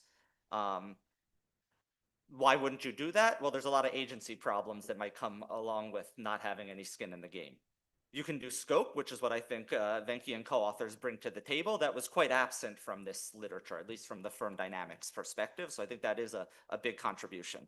Wealth is the other one that I mentioned. You build a precautionary buffer. And then scale. You can just scale down. If you're operating at a lower scale, then you're just exposed to lower risk in absolute terms. And so what this paper is doing is studying scope and scale, and what Bohr, Garea, and Midrigan did, and what I did with Sebastian and with Chetamir, is really emphasizing the wealth and scale part. And then I think something that none of us have empirically dealt with, but Sebastian and Chetamir and I, because we're the least empirical of these papers, we're free as theorists to point out, is that this financial diversification thing is a real big confounder. And we'll talk a little bit about that also. And so the analogy to the household, just to make this really, really simple, is consider a household that's picking a portfolio of risky assets, and it has to eat only what that portfolio pays out. The only way that household can smooth consumption is to diversify. Now let's imagine instead the household can save, and it built up a buffer stock of savings, and it has a big chunk of wealth that it can draw down after a particularly bad realization of its shocks. Well, the bad transitory payoff no longer means low consumption, so maybe now the household can afford to bear more risk, and then it'll shift its portfolio to having more exposure to the high expected return assets instead of just having to diversify and at the cost of a lower expected return. And so there's a big question is, does greater wealth also lead firms to specialize? So for firms, how does wealth affect risk exposure and risk taking? So I have two papers that I know of, and I'm sure people in this audience know even more than that. So in the Borgarea and Midrigan paper, they have some evidence that the estimated risk markup falls with owner wealth, sort of holding fixed the ability or the productivity of the firm. So there's some evidence, even though theirs is also a residual exercise backing things out, not direct evidence, that the wealth level does affect the amount of risk and risk compensation that they're demanding. And then there's a more sort of high frequency identification by a ring in a finance journal that says losses to owners outside wealth leads owners to lower their employment in their firm. And so there's some direct evidence that some sort of exogenous shock that lowers a firm's wealth leads to a reduction in scale. And so there's some connection between the wealth you have and the risk that you take. Now, there's a question about, are public firms different? The Borgarea Midrigan evidence was about private firms in Spain, much smaller than the CompuStat firms that Venki and co-authors are looking at. And I think that really comes down to, do you think that these risk markups, these compensations for risk, are about incentive problems and agency, which are still going to be present even at the largest firms? You need the CEO to have skin in the game. Or do you think it's something about some technological fixed cost of issuing equity? If it's just that it's costly to issue equity, once you get big enough, now you're over that cost, and then you can diversify, and then we shouldn't see these risk markups. And so I think that's still an open question about what's driving the risk markups, and should that skin in the game agency, which suggests then the wealth of the decision maker, may still be relevant. I think what they allow us to do is think a little bit about whether wealth and scope move together. So here's the identification, and then I'll try to be constructive and suggest some tests they can do that might help us to understand whether this is quantitatively important or not. So to a first order, the model's firm level relationship is, I have the DeLocher et al. Estimate of the markup. I know the eta over eta minus 1 because I just picked eta to be 5. And then I have this price of risk times 1 minus scope. So in words, they're looking within firm. Does a firm's markup fall when its scope widens? All right, and then that's the identifying variation behind this. And so then what they do is they find this single estimate, and that sets the risk markup for every firm, because that's the risk exposure, which I didn't even talk about, which I think is very well done, multiplied by the single price of risk gives you the tau, and the tau is what goes into constructing the risk markup. And then they recover the productivity in a very straightforward way that I'm not going to get into. And the counterfactual is hold the recovered productivity fixed, set the price of risk to 0, and you get a big increase in output.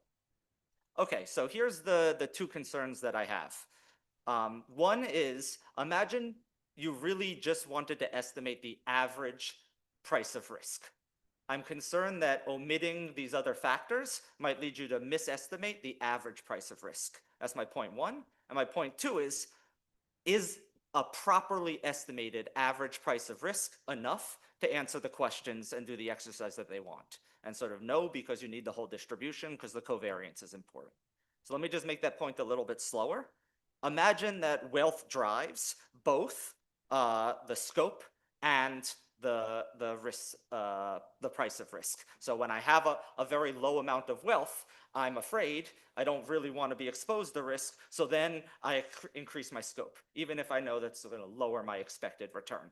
If both of those things are happening at the same time, and you run that regression here, sort of you have the phi moving, the scope moving, but there's a confounder that there's one thing that's moving both of them at the same time. And that's sort of the identification concern.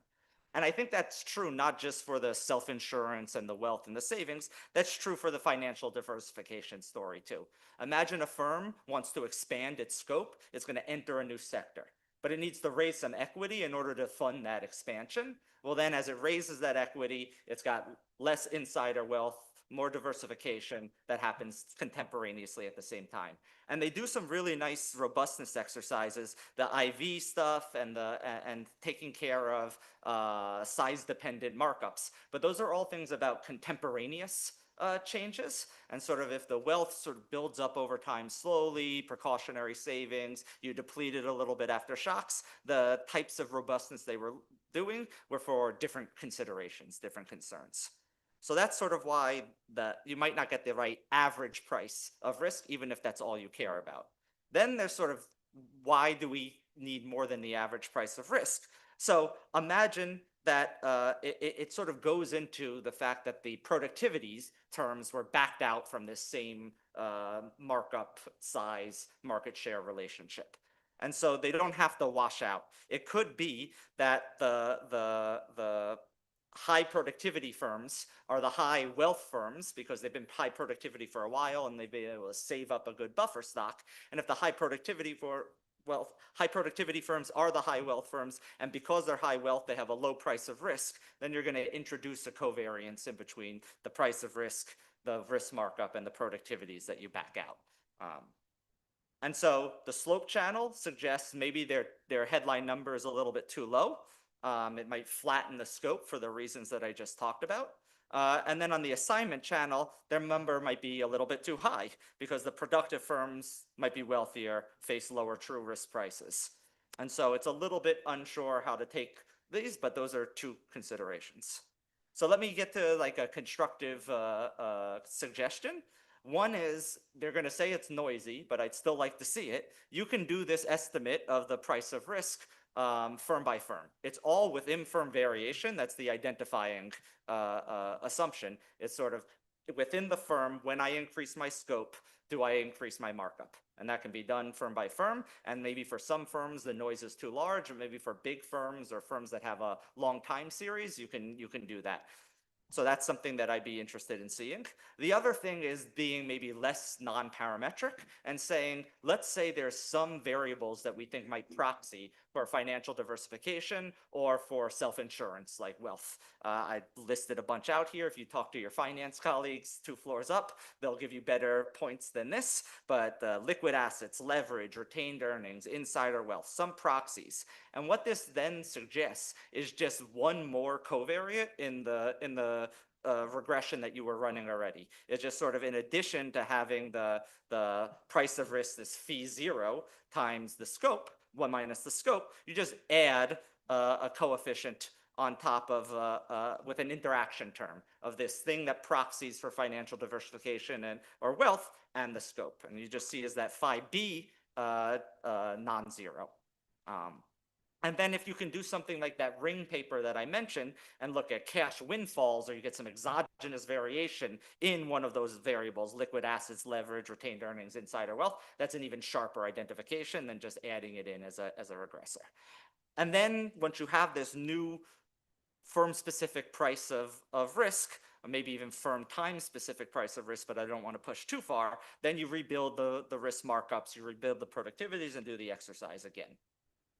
Okay, so now let me wrap up with turning away from the price of risk and turning towards this labor market thing, and how should we interpret the final numbers. So 10.3 is the difference, or that's the cost of risk in terms of foregone output, is on average, the average risk markup is contributing 5.55, and then the covariance 4.73, right? So I would say that the covariance term is very robust. It's about the misallocation. The 5.5 is really just that on average, we have too small firms. We need to have more labor. And if we get rid of the markup, then we have more labor and then we have more output. And I think sort of how much labor responds to reductions in these markups is going to depend a lot on the Frisch elasticity of labor, right? And so if you look at the Borgere and Midrigan paper, what they do is they fix aggregate inputs in their output, or I'll call it a TFP exercise.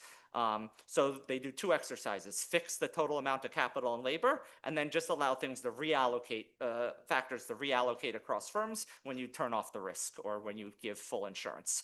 And that lowers TFP by about 11 log points. And then they do another exercise, they hold fixed L, and then just allow the aggregate capital to adjust, and then you get an even larger movement.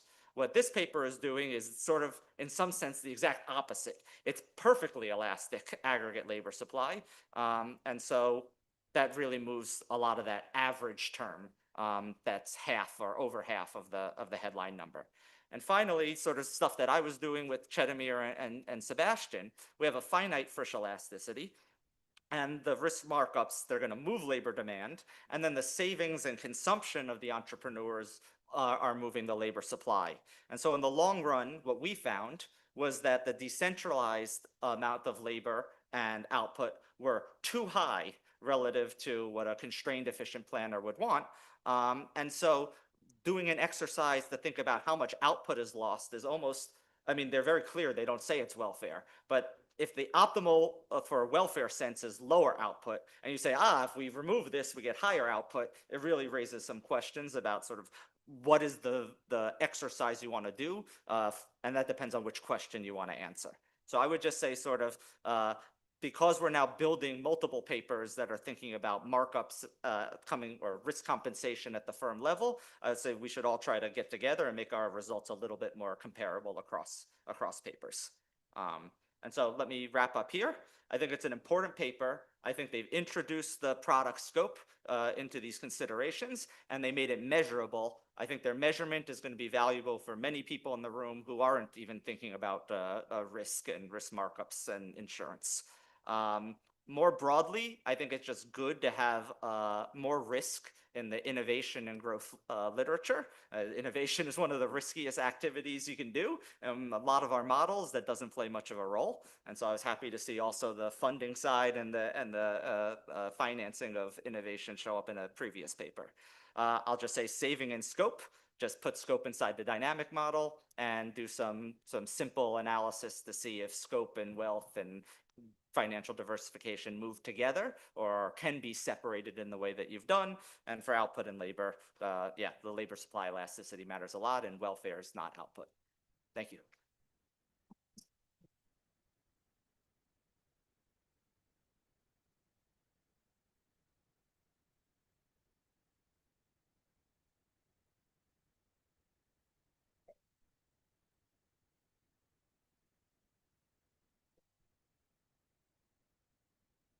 As friendly a crowd as it gets. Super interesting paper. So let's say that I want to take your model to the extreme logical conclusion. Basically, in your model, mergers are kind of like an arbitrage, because by merging firms, I can actually reduce the risk pricing without affecting actually their productivity, right? So now, the reason why this is important in practice is like, in practice, firms merge for other reasons, because there might be cost synergies or because there might be anti-competitive effect. And in your measurement, the way you estimate phi, you regress firm scope, markups on firm scope. But I suspect that a lot of the change in scope that you see in the data is actually coming from mergers. That's one way that firms change their scope. So my question to you is, wouldn't you want to actually, to estimate phi, just use changes in firm scope that come from unrelated mergers? So firms that do not produce similar things and do not use the same technology, because that will just isolate the risk diversity, the diversification effect.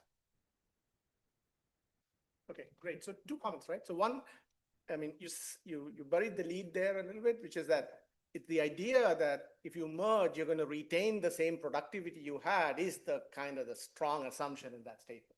If you merged, Apple with, I don't know, McDonald's, who knows whether that combined entity will have the productivity of that thing, right? In fact, the entire literature on mergers is precisely that you kind of put 2 very dissimilar things together, you shred both, right? So that's kind of the reason why I think we don't see, even in our, we don't have, our theory doesn't say anything about that. It just says, to some extent it does. It says, if you go further away, you actually lose productivity.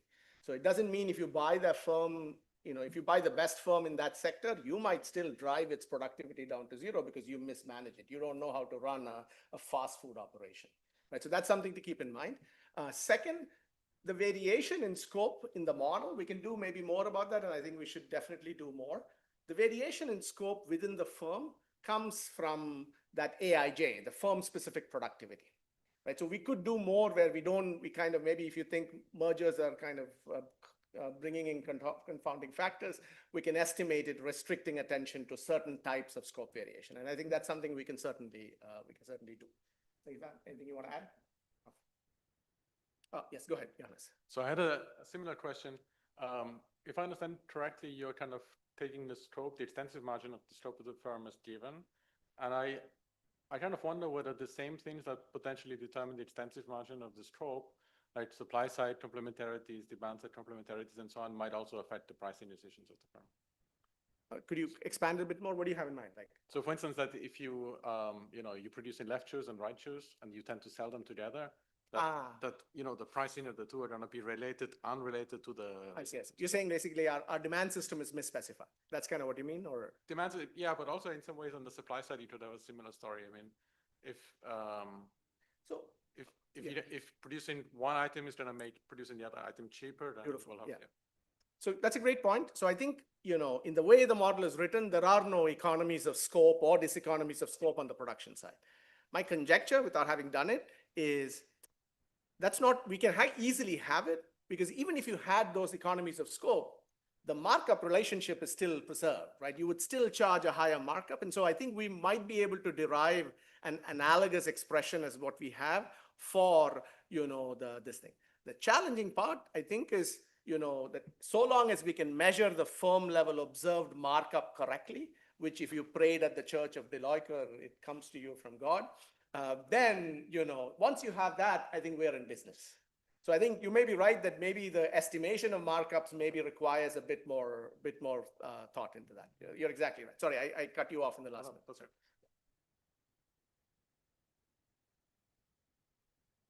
So at the beginning of your sample, the stereotype of U.S. firms were they were conglomerates and they had like very broad scope, and now they're much more specialized. And they're also worked by census folks that there's like the rise of specialized firms. I wonder that's the case in your data as well, and maybe in some future work you can study the causes and consequences of these broad trends. So we tried to look for trends, but in fact, this average diversification has stayed pretty stable over time, at least in the way we measure it.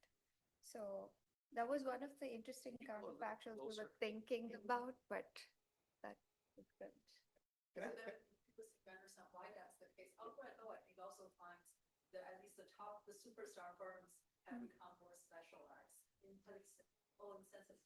So yeah, I have maybe one response to that. I'm saying the notion of scope needs more elaboration, basically, right? So, we have a particular notion of scope from a risk perspective.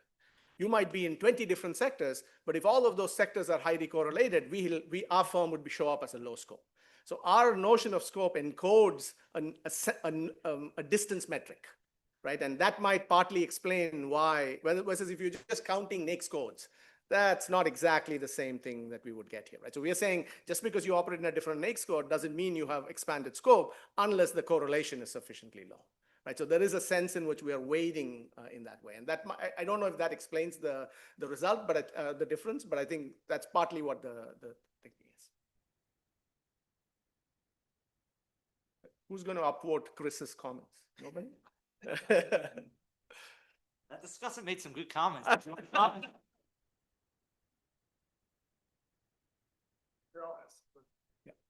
I was in workshop with Anmol for a few years, and every time a student presented a paper like this, he would say, "That's nice. But what's the policy question? What are we going to do with this? If I know it's 10%, imagine I believe you. Now what?"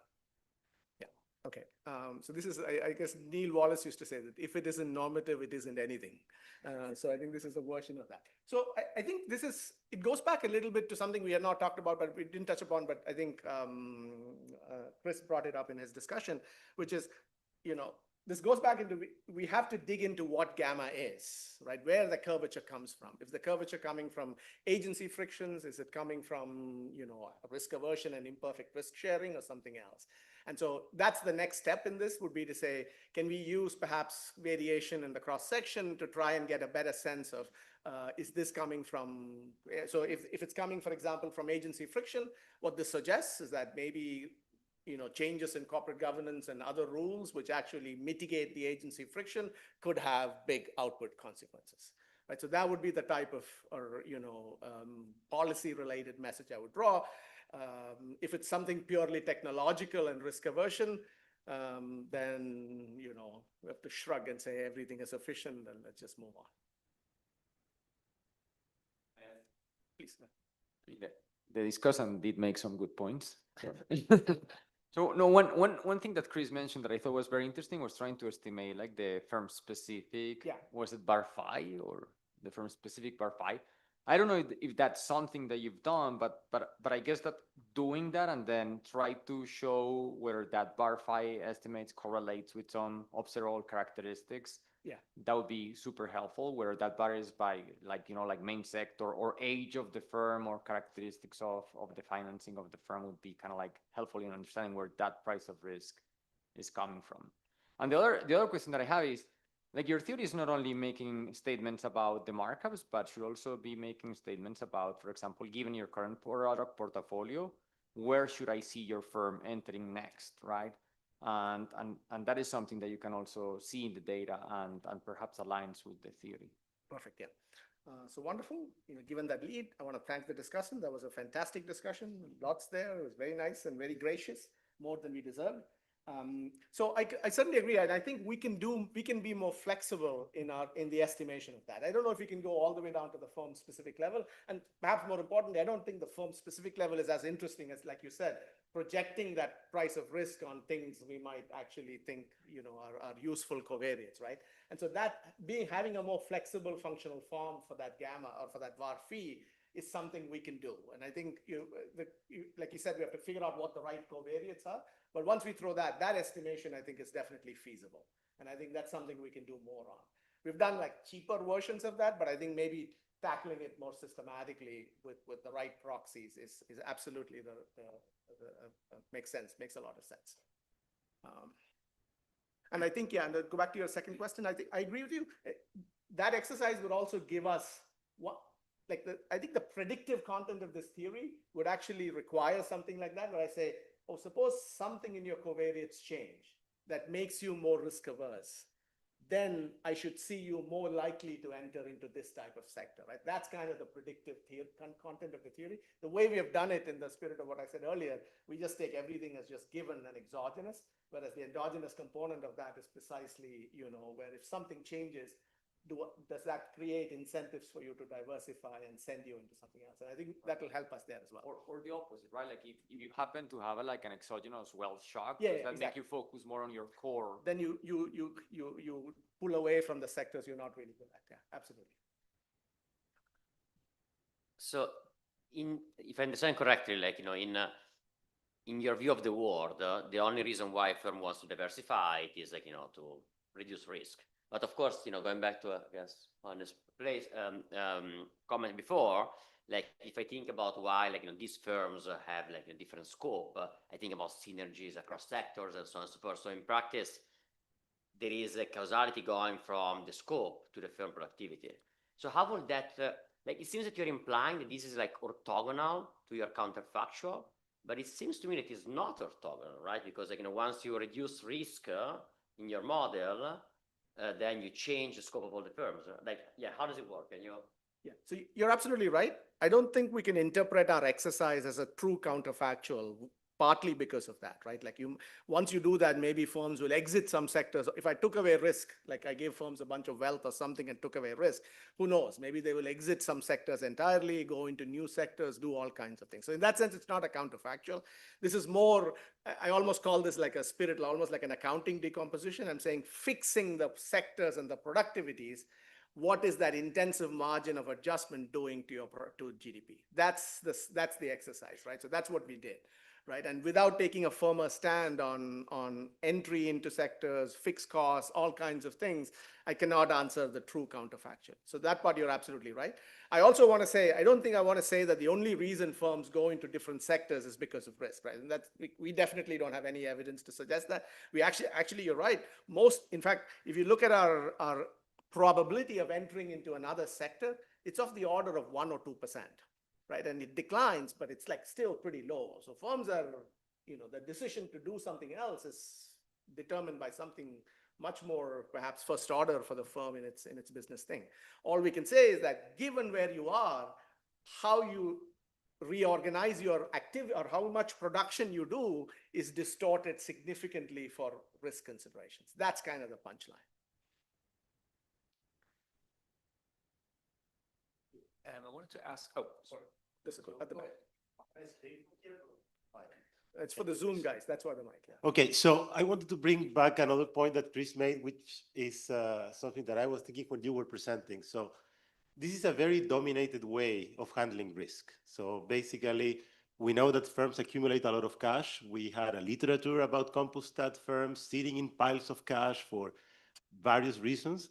And then there is also a literature that thinks about who owns the firms. At the end, the risk aversion is about the owners, and the owners can diversify in much more efficient ways. They can buy the S&P, they can buy other sectors that are negatively correlated. So it's not, there are like 10 things that, and 10 people that can do this more efficiently than the firm by going to other sectors.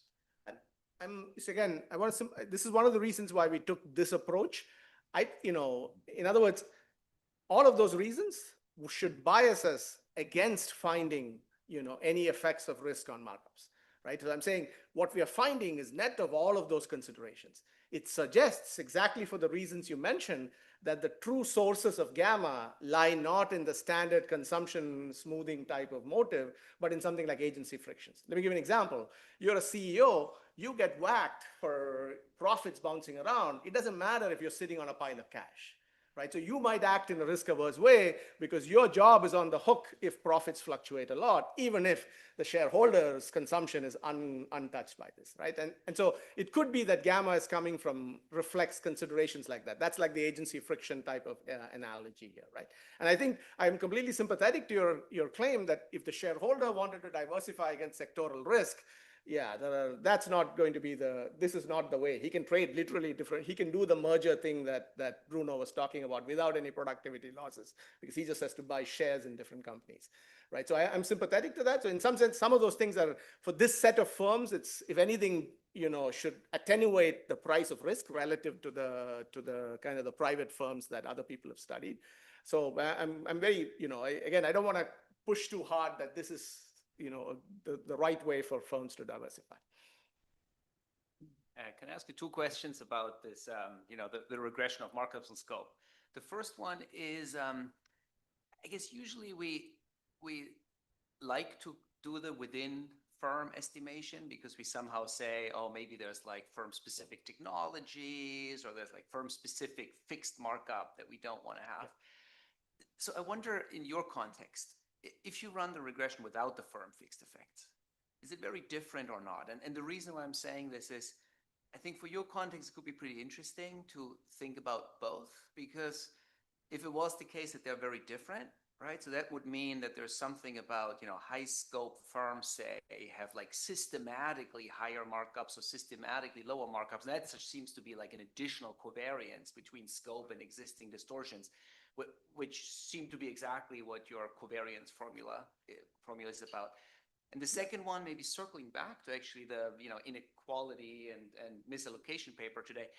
So if you run your regression, you think that changes in scope are also correlated with changes in size and so on.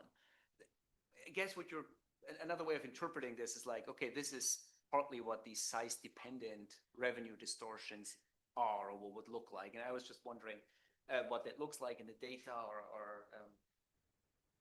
Yeah.